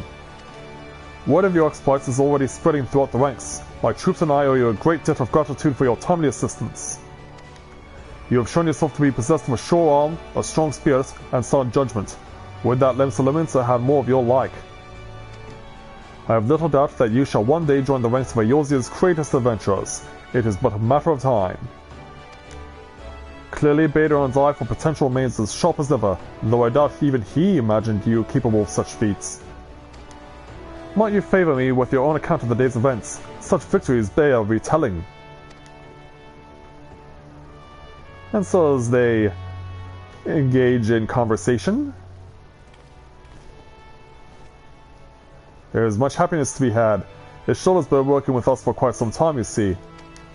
And she was only too willing to assist the Yellow Jackets in the kidnapping investigation, proving herself a stalwart ally of Limsa Lominsa yet again. Needless to say, after your part in thwarting the attempted sabotage of the victory and the small matter of your deeds at Swiftperch, you too are proving yourself a valued friend of the Thalocracy.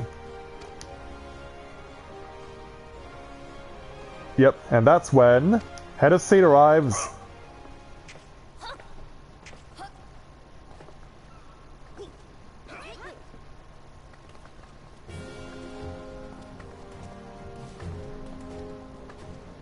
Greetings, Admiral. May I present to you Admiral Bolfswain. What, doesn't she speak for herself? Speak up, Admiral. This is the adventurer I've been reading about in the field reports. That's right. I am Melve Blufisvin, Admiral of Limsa Lominsa. On behalf of my people, I bid you thanks for the deeds you have done this day.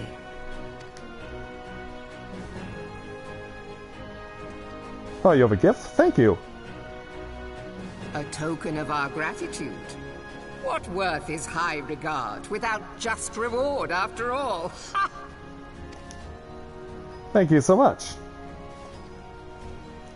Since you first set foot in our city, my good friend Baderon and Commodore Raynor Baderon have taken turns at regaling me with tales of your exploits.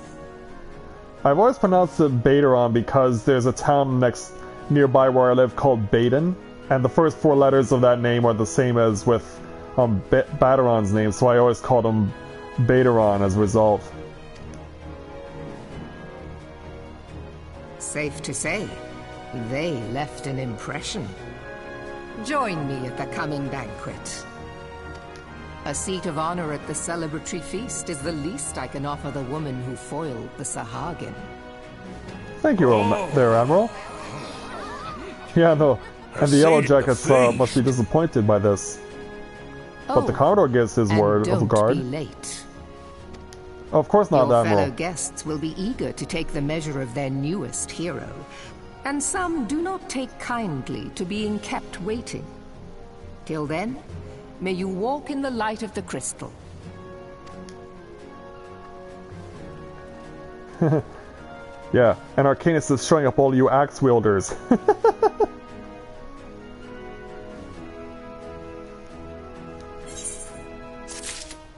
And now we got the Gridanian ring. Let's go ahead and give it an equip. And be on our way. Commodore. Taking on the level 14 challenge entitled High Society. And I have to wear formal footwear? Okay. So Commodore Raynor wishes to speak with you regarding the forthcoming banquets. I'm not sure you understand just how unusual it is for an admiral to invite an adventurer to a state banquet. It is a highly coveted honor, why even the officers under her direct command are rarely afforded such recognition. But I will not deny you have earned it. Many of the tasks you have performed in service to the Thalocracy have been both difficult and dangerous. This is a reward for all your efforts, a nod to your many achievements both large and small. Had the enormity of this moment yet to sink in, perchance you will realize its significance when you stand before the assembled dignitaries of Limsa Lominsa. And now that I've imagined the scene, I realize that you will require a title suitable for the occasion. I suggest you visit the wench and see what Baderon can arrange. He is surprisingly knowledgeable about such things. What is Baderon not knowledgeable about, apparently? Yeah, he reminds me of a person in Ul'dah, actually. But we'll show that off when we take on Ul'dah's opening series tomorrow. But yeah, I'm really grateful for having the opportunity to do this for you guys. Because yeah, we're about to go up to 7 hours now on this webcast. And I'm impressed I've been able to go this far. Alright, Bateron, my good friend. Well, well, if it ain't Merlweb's guest of honor, I'm nothing with the high and mighty now, is it? I tell you, lass, I damn near snorted ale out of me nose when I heard the news. You come a bloody long way, you have, and that's the truth. Well, one thing's for sure, you're not one for decent grub. These banquets are catered by the bleeding Bismarck, no less. 'Tis a grand chance to fill your belly to bursting with fine and, more importantly, free food. But we can't have you turning up in your shite caked venturing gear. No, the hero of the hour needs to have a touch of refinement about her, if only to stop folk complaining when the stuffs her face with cake. Take yourself over to the Octant and speak with Justin with the Bruegel Consortium. She'll furnish you with something somewhat ladylike to wear. I already had a word with her, so all you need to do is pick up the goods, then bring her back here, so as I can tell you what's what. Alright.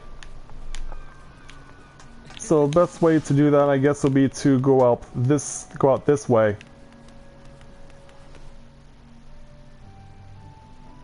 And then once we've done that, we can go over and speak with the Bruegel Consortium.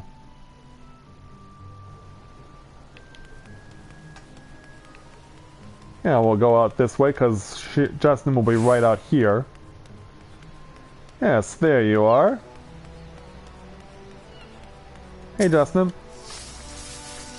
Good day, miss. I understand you're the underdressed... I assume you're the underdressed lady Bateron mentioned? I see he was not exaggerating. Ahem.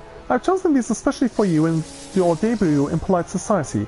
Fear not, I'm certain you will absolutely adore them.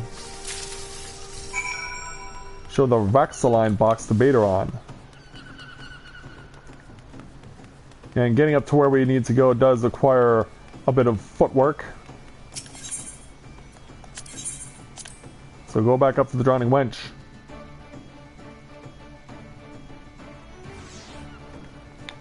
Alright, Bateron.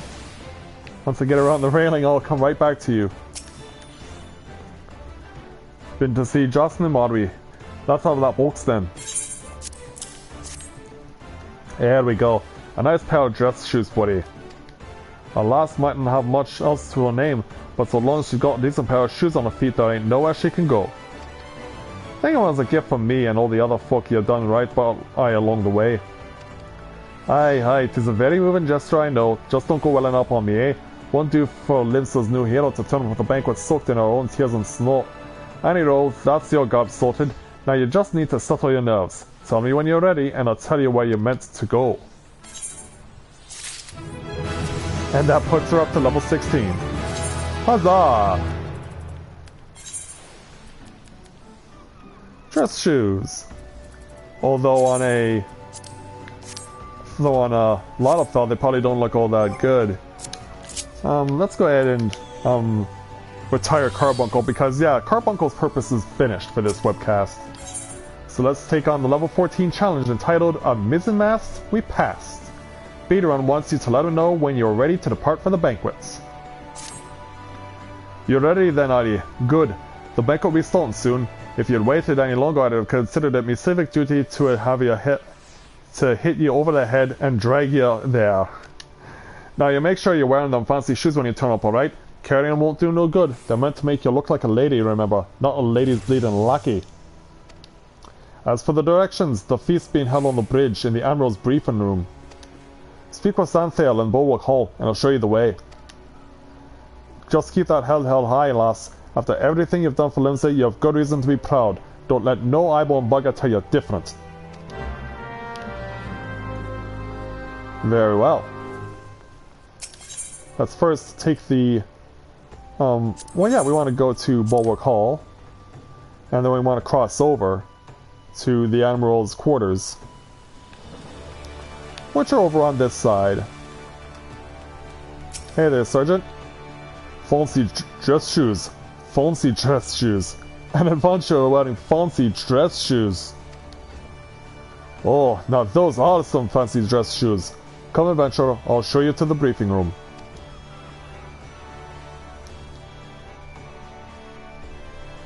And when we get there...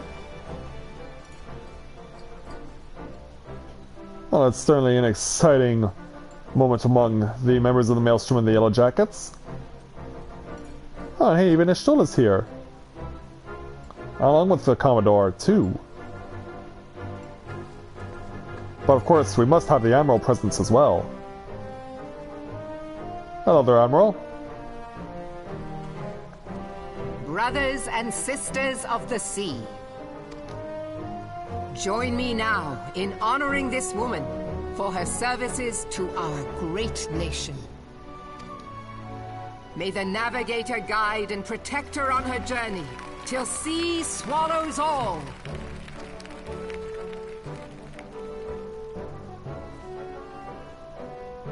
And so I guess we'll go ahead and sit down and take a feast first? Or wait a minute. These pirates you encountered with the tattooed faces, they call themselves the Serpent Reavers. Their ranks are formed of cutthroats and madmen who have pledged themselves body and soul to the primal Leviathan. From what we have gathered, they sought to swell their numbers by spiriting away any soul unfortunate enough to cross their path. I need not tell you the depth of the animosity between us and the Sahagin. How any seaman worth his salt could devote himself to the fishback's god is a question for a more temperate mind than mine. But, thanks to you, our citizens may once more go about their daily lives, safe in the knowledge that they will not be dragged into the darkness by those execrable curs. Such an extraordinary glow. Oh, you noticed the crystal that I obtained? Yeah, I found this. This is one of the crystals of light. By the Navigator. After our encounter with the Gubu, you had a vision, did you not? Of a towering crystal. Yes, I did. You bathed in her light. Y'shtola's conclusion is clear, and I see no reason to doubt it. You are the vessel of a higher power. This being from your vision was the Mother Crystal. Your description matches what little we know of her.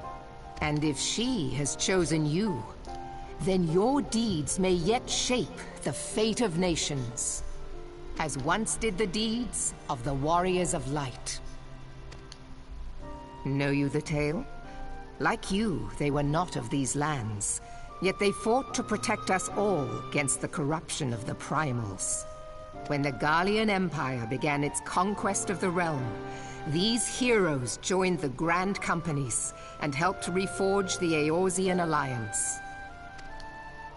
And at the Battle of Cartano, they took the field beneath our banners to fight for everything we hold dear.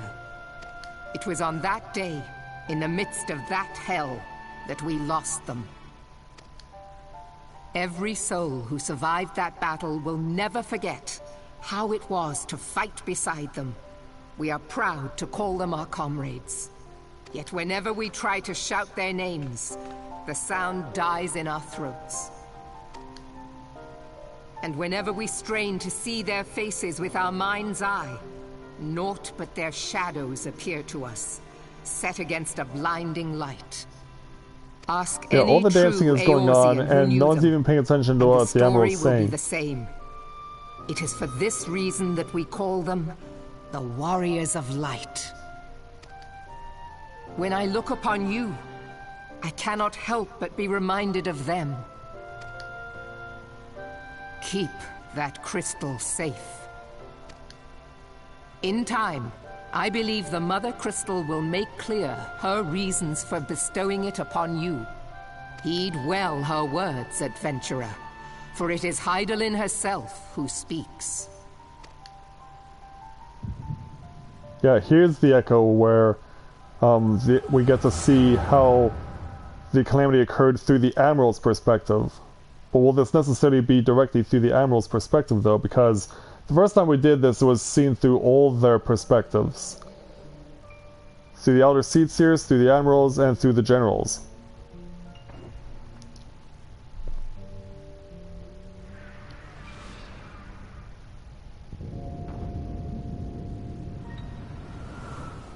And there's Dalamud.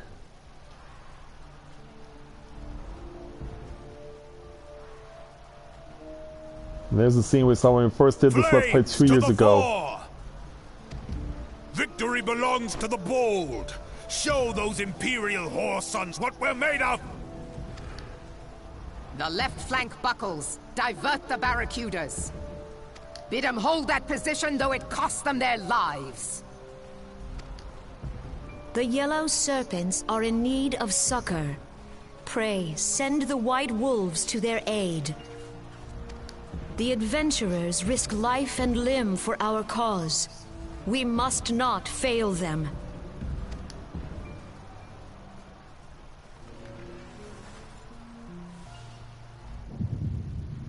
And there's, yeah.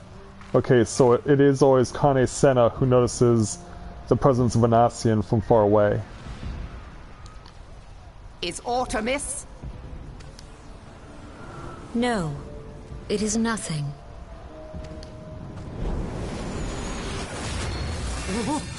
Yeah, hold on tight, guys. The barrier won't go down so easily! Eyes forward!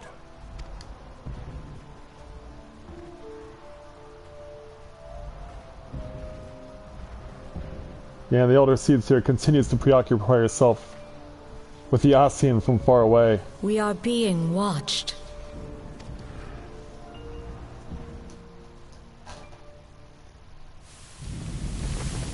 Oh crap, the banner is set on fire.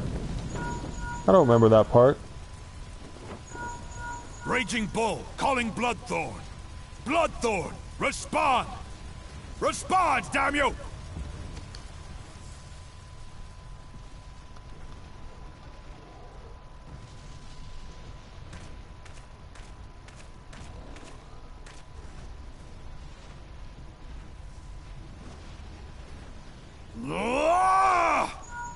Raging Bull, this is Mad Snake. Respond. Ryder, this is Raging Bull. What news? We're surrounded by a blaze. There is no way out. God preserve, what is that thing? What's going on? Speak to me! God damn it! We cannot hold much longer.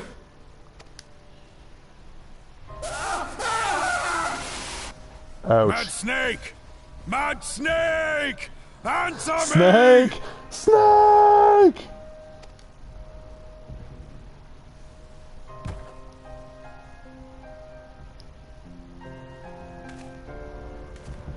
Damn it! Damn it all to the seventh hell! Hey there, What of the Charlton Heston. barracudas? Can they not be reached? Sorry, Admiral. Shell's not working. What of our own? I cannot say, my lady. That monstrosity appears to be disrupting our communications. We must keep trying. Call till they respond. Yes, my lady. Admiral, General, we can do no more. We must give the order to withdraw. I will not forsake Louis Soir! General, please. Victory may belong to the bold, but there will be no victor this day. You know this to be true. Let us not sacrifice lives in vain. The adventurers fight bravely, but to no avail. Let them withdraw, and let us be the ones to stand with Louis Soir.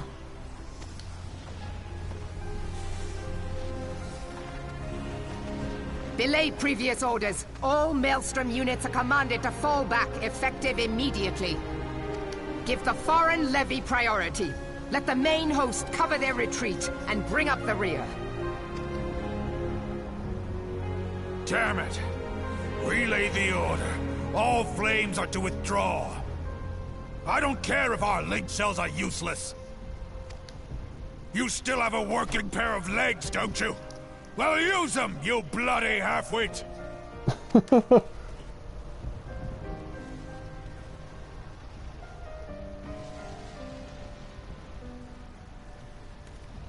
The outcome of this battle was long since decided. Better to retreat now than risk a massacre.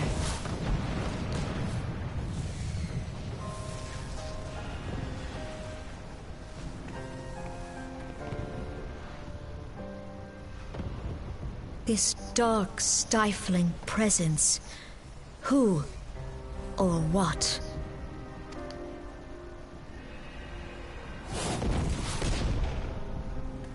We go to take our place beside Archon Louisois. To your positions.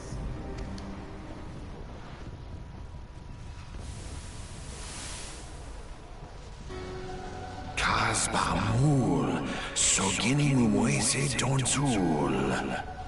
Oh yes, of course, the Assassins have their own language. Asawad Deken Bet Mubut. Imarat Way. Kiskatoga Hats Wadadorns. Sis Nigem. Fisdun the only Lamrai Sadai Dorn.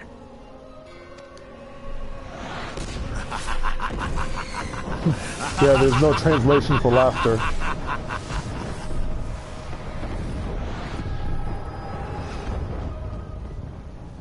Yeah, there is no translation for laughter. It's pretty much universal. Come around, Kikiru. Morning, sunshine. Well, a bit much for you, was it?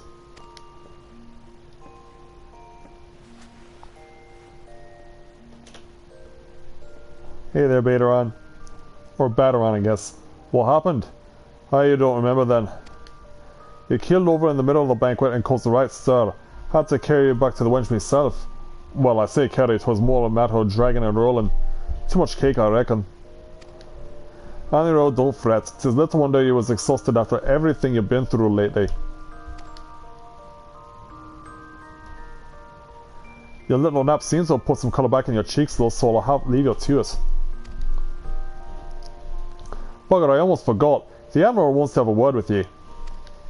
When you feel up to it, talk to Xanthiel and he'll let you into the command room. Oh, and stay awake, eh? I told Olmo I was in the middle of telling you our story when you started snoring last time, and I doubt she'd look kindly on it if you had repeated the trick.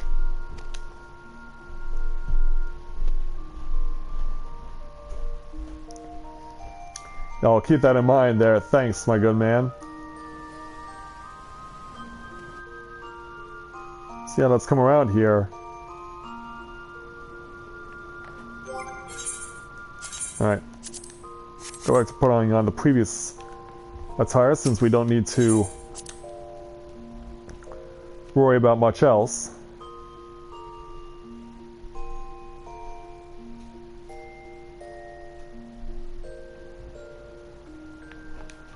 Alright. Scanwell, take me to the Bulwark Hall so that I can be extradited to the Admiral's quarters, to the command room. Greetings, Kakiru. Admiral Blotha awaits you in the command room. Shall I announce you? Yes, please.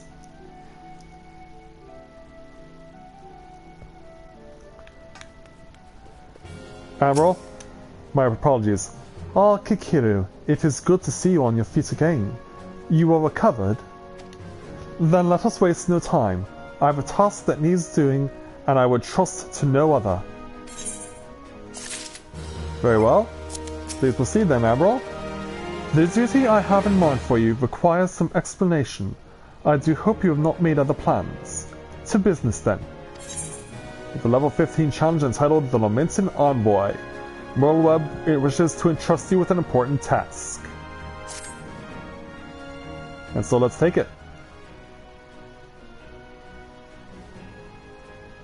I have penned a letter to each of my counterparts in the Aeolsian Alliance. Thank you. The Battle of Cartano and the calamity that followed claimed countless lives. It has been 5 years since those of us who were spared dragged ourselves from the ashes to look upon an Eorzea we scarcely knew. 5 years, and yet the people still suffer. Their lives are fraught with worry and hardship, and the warriors of light, who might have once given them hope, are gone. Yet we must press on regardless. We will never truly do so, however, till we have faced our pasts. To that end, I am proposing a memorial service be held in each of the city-states on the 5th anniversary of the Battle of Cartano. These letters contain the details of said proposal, and I would have you deliver them to our allies as my personal envoy. You have proven yourself a staunch and able ally to Limsa, but that is not my only reason for choosing you. No, I choose you because you possess a quality which puts me in mind of history's champions, a quality I feared lost. Say that you will perform this duty. Of course, dear Admiral. I knew you would not disappoint me. This task shall take you from the borders of our nations to the city-states of Gridania and Uldar.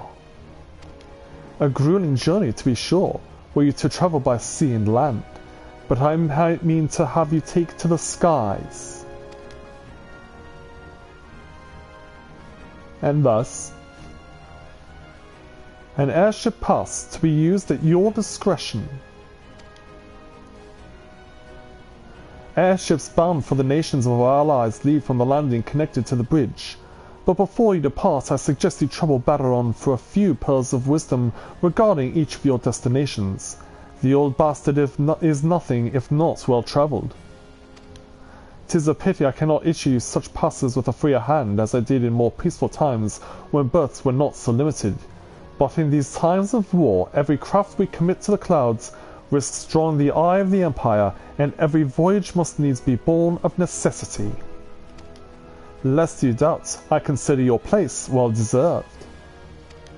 Nor am I alone in that opinion. There were other parties who would see you granted the privilege of air travel. Aye, Kikiru, your deeds do not go unnoticed. Full many see great promise in you, but I have flattered you enough. On behalf of Limsa Lominsa and her people, I bid you go forth, adventurer. Discover the realm for which many have fought and died. Wonder and danger await you in equal measure, but turn not from either. Only by braving the unknown will you achieve the greatness of which you are surely capable. The light of the crystal guides you, and I wager that your destiny will be no small thing.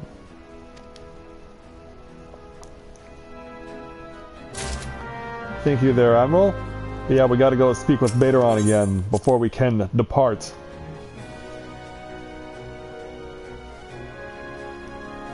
So since I've shown off the what happened in the flyover for the Let's Play that I did, I will I will skip past the introduction of the Guardian Empire.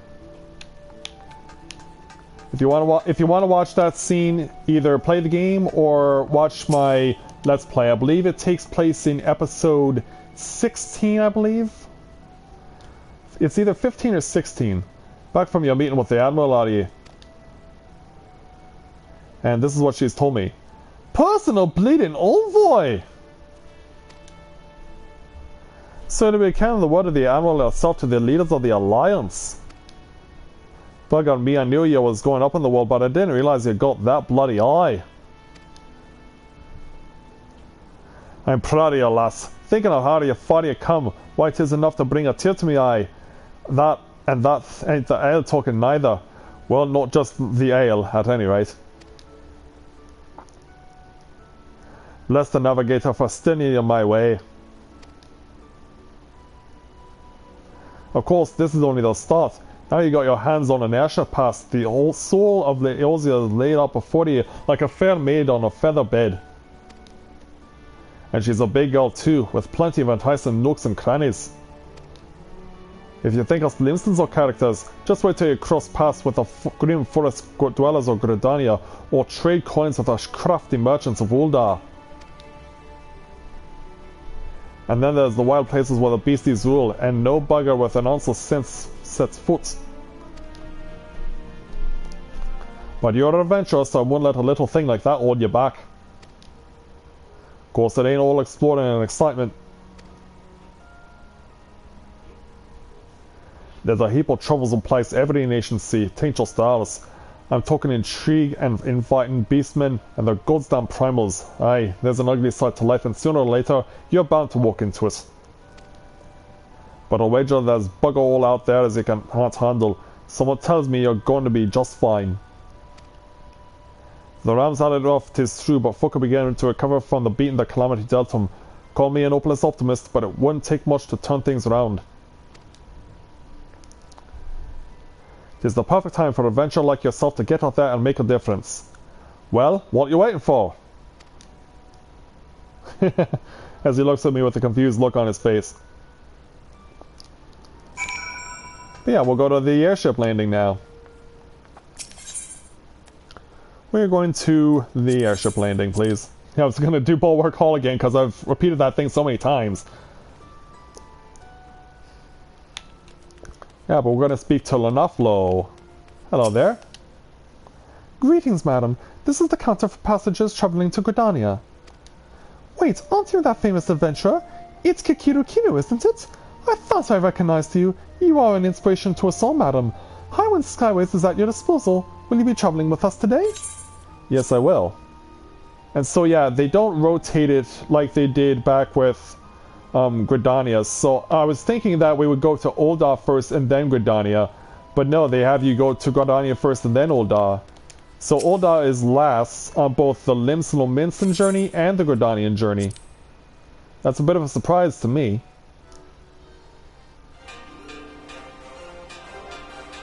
But yeah, we're setting off. Yeah, we're making our way out of here. Oh, sorry, you missed the boat.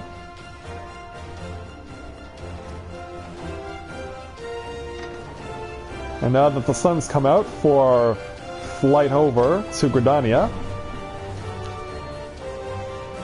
Yeah, please tell me that Bateron is going to be coming along, going to be waving us farewell as Mother Miyun did in Gridania.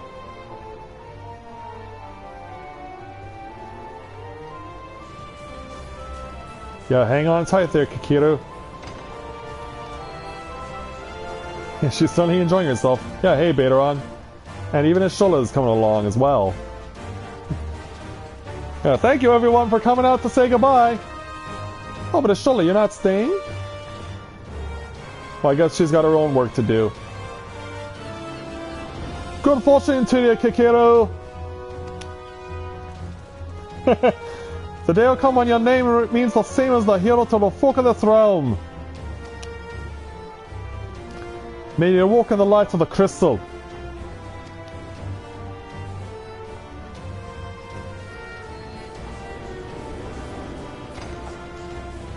Yeah, take me away, man. Take me away to Gridania. So we can see everything from all the other perspectives. But now we're going to skip this part because that's the Guardian Empire and we don't want to deal with them. Yeah, they're not relevant to this webcast. Therefore, they get no screen time. You are not relevant to this webcast, therefore you get no screen time. And so, the following day later, we've arrived in Gridania.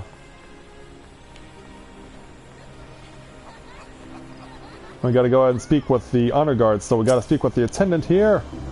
Ah, you must be the envoy from Limsa. And why are you turning away from me? Welcome to Gridania, madam. The Seatsia awaits your arrival. Thank you very much for saying so. And this is so weird, considering how many times I've started this game in Gridania with the different avatars I have. Hello there. Greetings, good madam. You are the Lominsa envoy, are you not? I have received instructions to assist you.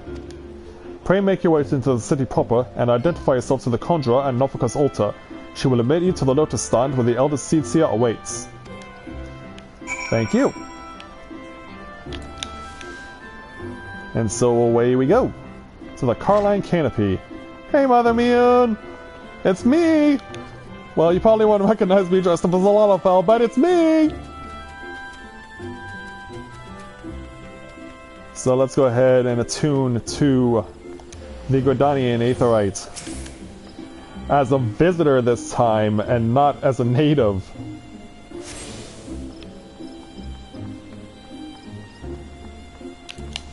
Yeah, it's a strange thing when you're coming in here to a place that you know so well, but it's not the first place you come to. It's a different place altogether. Yes, the Conjurer's Guild is right over this way. Yeah, it is a bit of a trek compared to other places, but it is worth it. Here's the Silent Conjurer. Hello there. You are the Lominsan envoy. Begging your pardons, madam, but might I inspect the missive you bear? Of course. Verily, this is the seal of the Admiral of Limsa Lominsa. Please come with me. This is going to be crazy to meet the Elder as a visitor, not as a native. Yes, hello there, Elder Seer. You are the Lominsan envoy. And an adventurer besides. The realm owes much to you and yours. On behalf of our fair nation, I bid you welcome. Please. Yes, do not be afraid to step forward, madam. Allow me to introduce myself. I am Khan-e Senna, Elder Seedseer of Gridania, and leader of the Order of the Twin Adder, our nation's grand company. I understand you bear a message from the Admiral.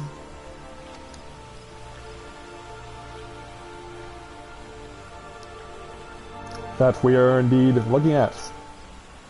A remembrance service for the fallen of Cartano.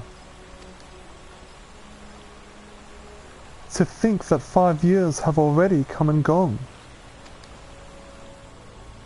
It seems like only yesterday that the Garlean Empire attempted to seize all that we hold dear. Rising in resistance, the city-states of Eorzea formed the Grand Companies and joined hands in alliance. But unbeknown to us, the Garleans sought not to best us in battle, but moved instead to enact a terrible plot, the Meteor Project, by which the lesser moon Dolomood will be torn down from the heavens to annihilate all life below.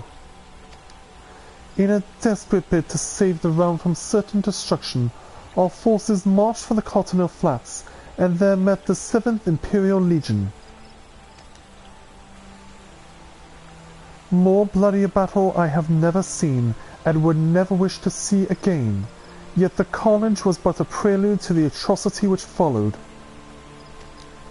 For despite our best efforts, Dolomood continued its descent, and from it emerged the elder Primal Bahamut, who proceeded to rain fire upon Eorzea. The 7th Imperial Legion was consumed in the blinking of an eye, while our own forces fared little better. That any among us were spared defies explanation. All seemed sure to perish. As the flames converged upon us, I prepared myself for death, only for a brilliant light to envelop me, relieving me of my senses. When at last I awoke, Bahamut was gone, and the land which had but moments before been aflame now seemed to me a place unknown, not simply ruined, but changed. Archon Louisoir may well have been able to shed light upon these mysteries, but he, like so many, never returned from Cartano. And so we were left with countless questions and no prospect of an answer, yet such matters did not long occupy our thoughts, for we had far graver concerns.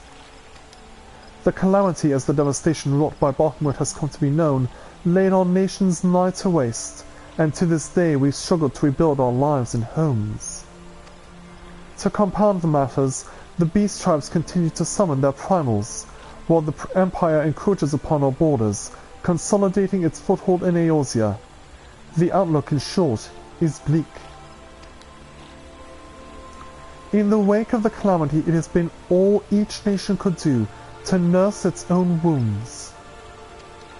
Yet if we are to weather the coming storm, we must needs stand united once more. Our remembrance service may well present an opportunity to rekindle the spirit of unity which first gave rise to the Alliance. I wholeheartedly approve of the Admiral's proposal. The necessary provisions shall be made for a service here in Gridania.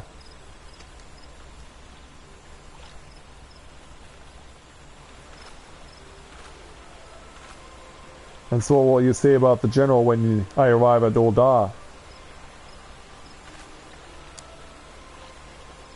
Oh, you actually entrust someone while you're with your own staff.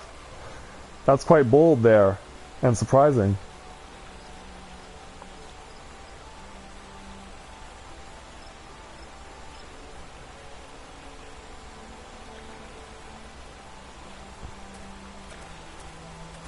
So away he goes. You have done with the people of Eorzea a fine service this day, and I will not put you to further trouble. I shall see that my reply reaches the Admiral anon. You, meanwhile, are bound next for Ul'dah, are you not? Please send the Flame General my regards. Ah, and if you would be so kind, I should appreciate if you would inform him that a pet of mine has been ill-behaved of late. My wolf, to be precise. Needless to say, he must be brought to heel, and I would very much welcome the General's counsel on how this might be achieved. I thank you for coming. May the 12th see you safe to Ul'dah and beyond.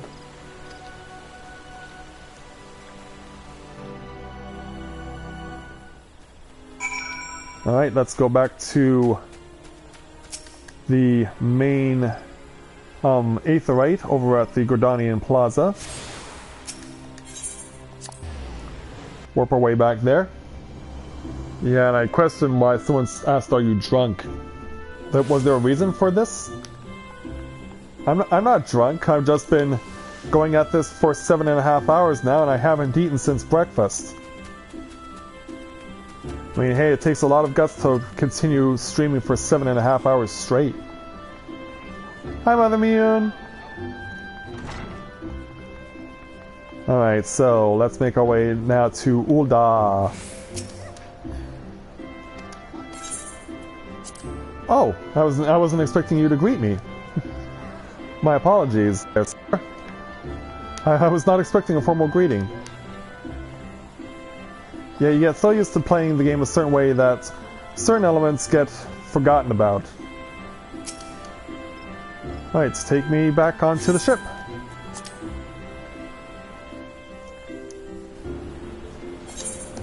And we'll skip cutscenes so that we can go right to Ul'dah.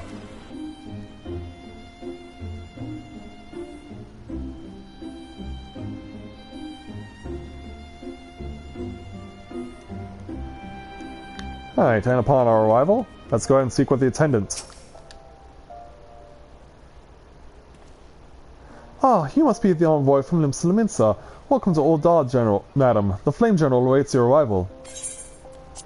We'll go ahead and leave the landing area. Hello there. Welcome to Ul'dah, Madam. We've been expecting you. Flame General Reborn will receive you from the Fragrant Chamber.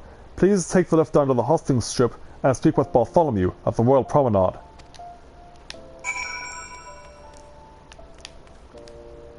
Alright, now where's our exit? Where's our exit? Hey, Nana homie. Take me to the hosting strip, please, if you would be so kind.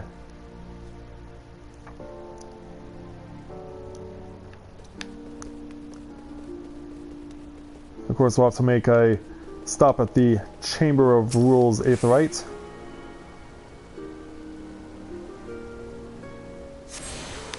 There we go. So now we have our presents here.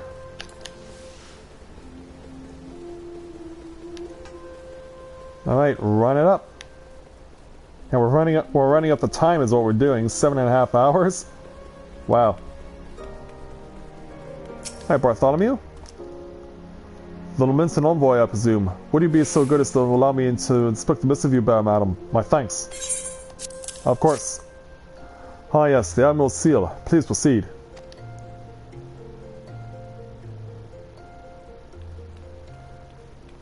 So let's see how the General reacts to the Elder Seedseer's message. From Limsa.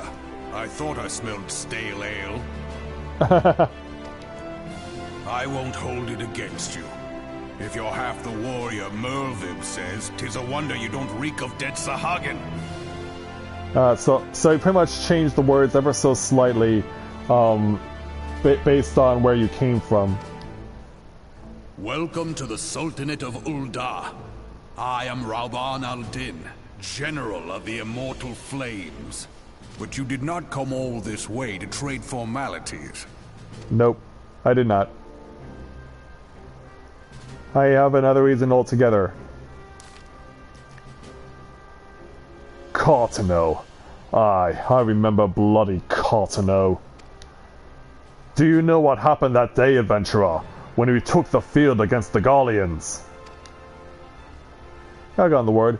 So, my counterparts have educated you. Kane's pet is giving her trouble, is it? Well, she should already know my mind on that subject. Wolves are beyond taming. 'Tis but a matter of time before they bare their teeth. So it was with the Garleans 50 years ago. No sooner had they learned how to use Magitech than they began seizing territory from their neighbors. Led by then Legatus Solus Galvus, they swiftly brought the other nations of Ilsabard to heel, and so the Legatus became an emperor and his republic an empire. An empire which then set its sights upon Eorzea. But the conquering emperor is now an old man of fourscore winters. His health is failing and he is no clear successor. Like as not, this is why the Guardians have been quiet of late. But the 14th Imperial Legion is still entrenched within our borders. And their commander, Legatus Gaius van Balthasar, has long harbored ambitions of conquest. Were he to strike now, I fear we will fall like so many others before us, and not only Ul'dah, but Gridania and Limsa Lominsa as well. For the calamity brought the lot of us to our knees, and we've yet to get up. We've barely the strength to stand against the beast tribes, never mind the primals they mean to summon. We are a realm divided, adventurer, an alliance in name only. But the wolf cares not for the plight of its prey. The Garleans stir, and the Elder Seedseer will not let it go unnoticed. Don't you mean the Admiral?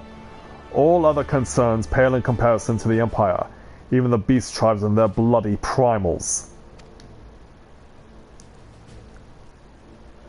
We must stand united once more, that much is clear, and if we're to do so, we must remember the cause which last brought us together. Merlweb will have her memorial. We will honor the memory of the fallen. We will remind the people what their brothers and sisters fought and died for. And so, the Admiral will do what he must do.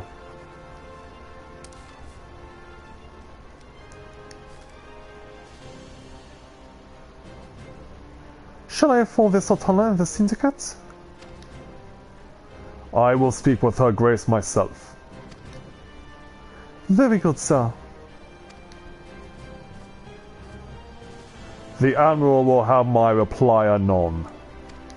My thanks to you, adventurer.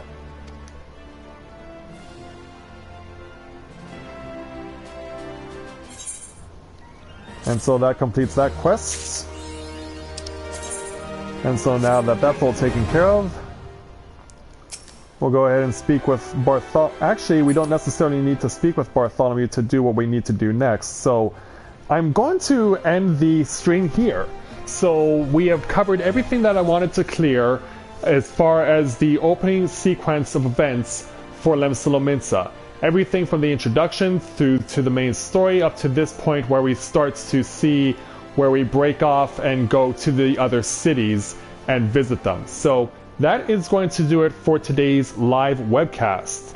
And then tomorrow we'll see how things start off here in Ul'dah, because that's also something that I've never had the opportunity to see before. So thank you everyone very much for those of you who have stayed for the entire 7 hours and 40 minutes of this stream.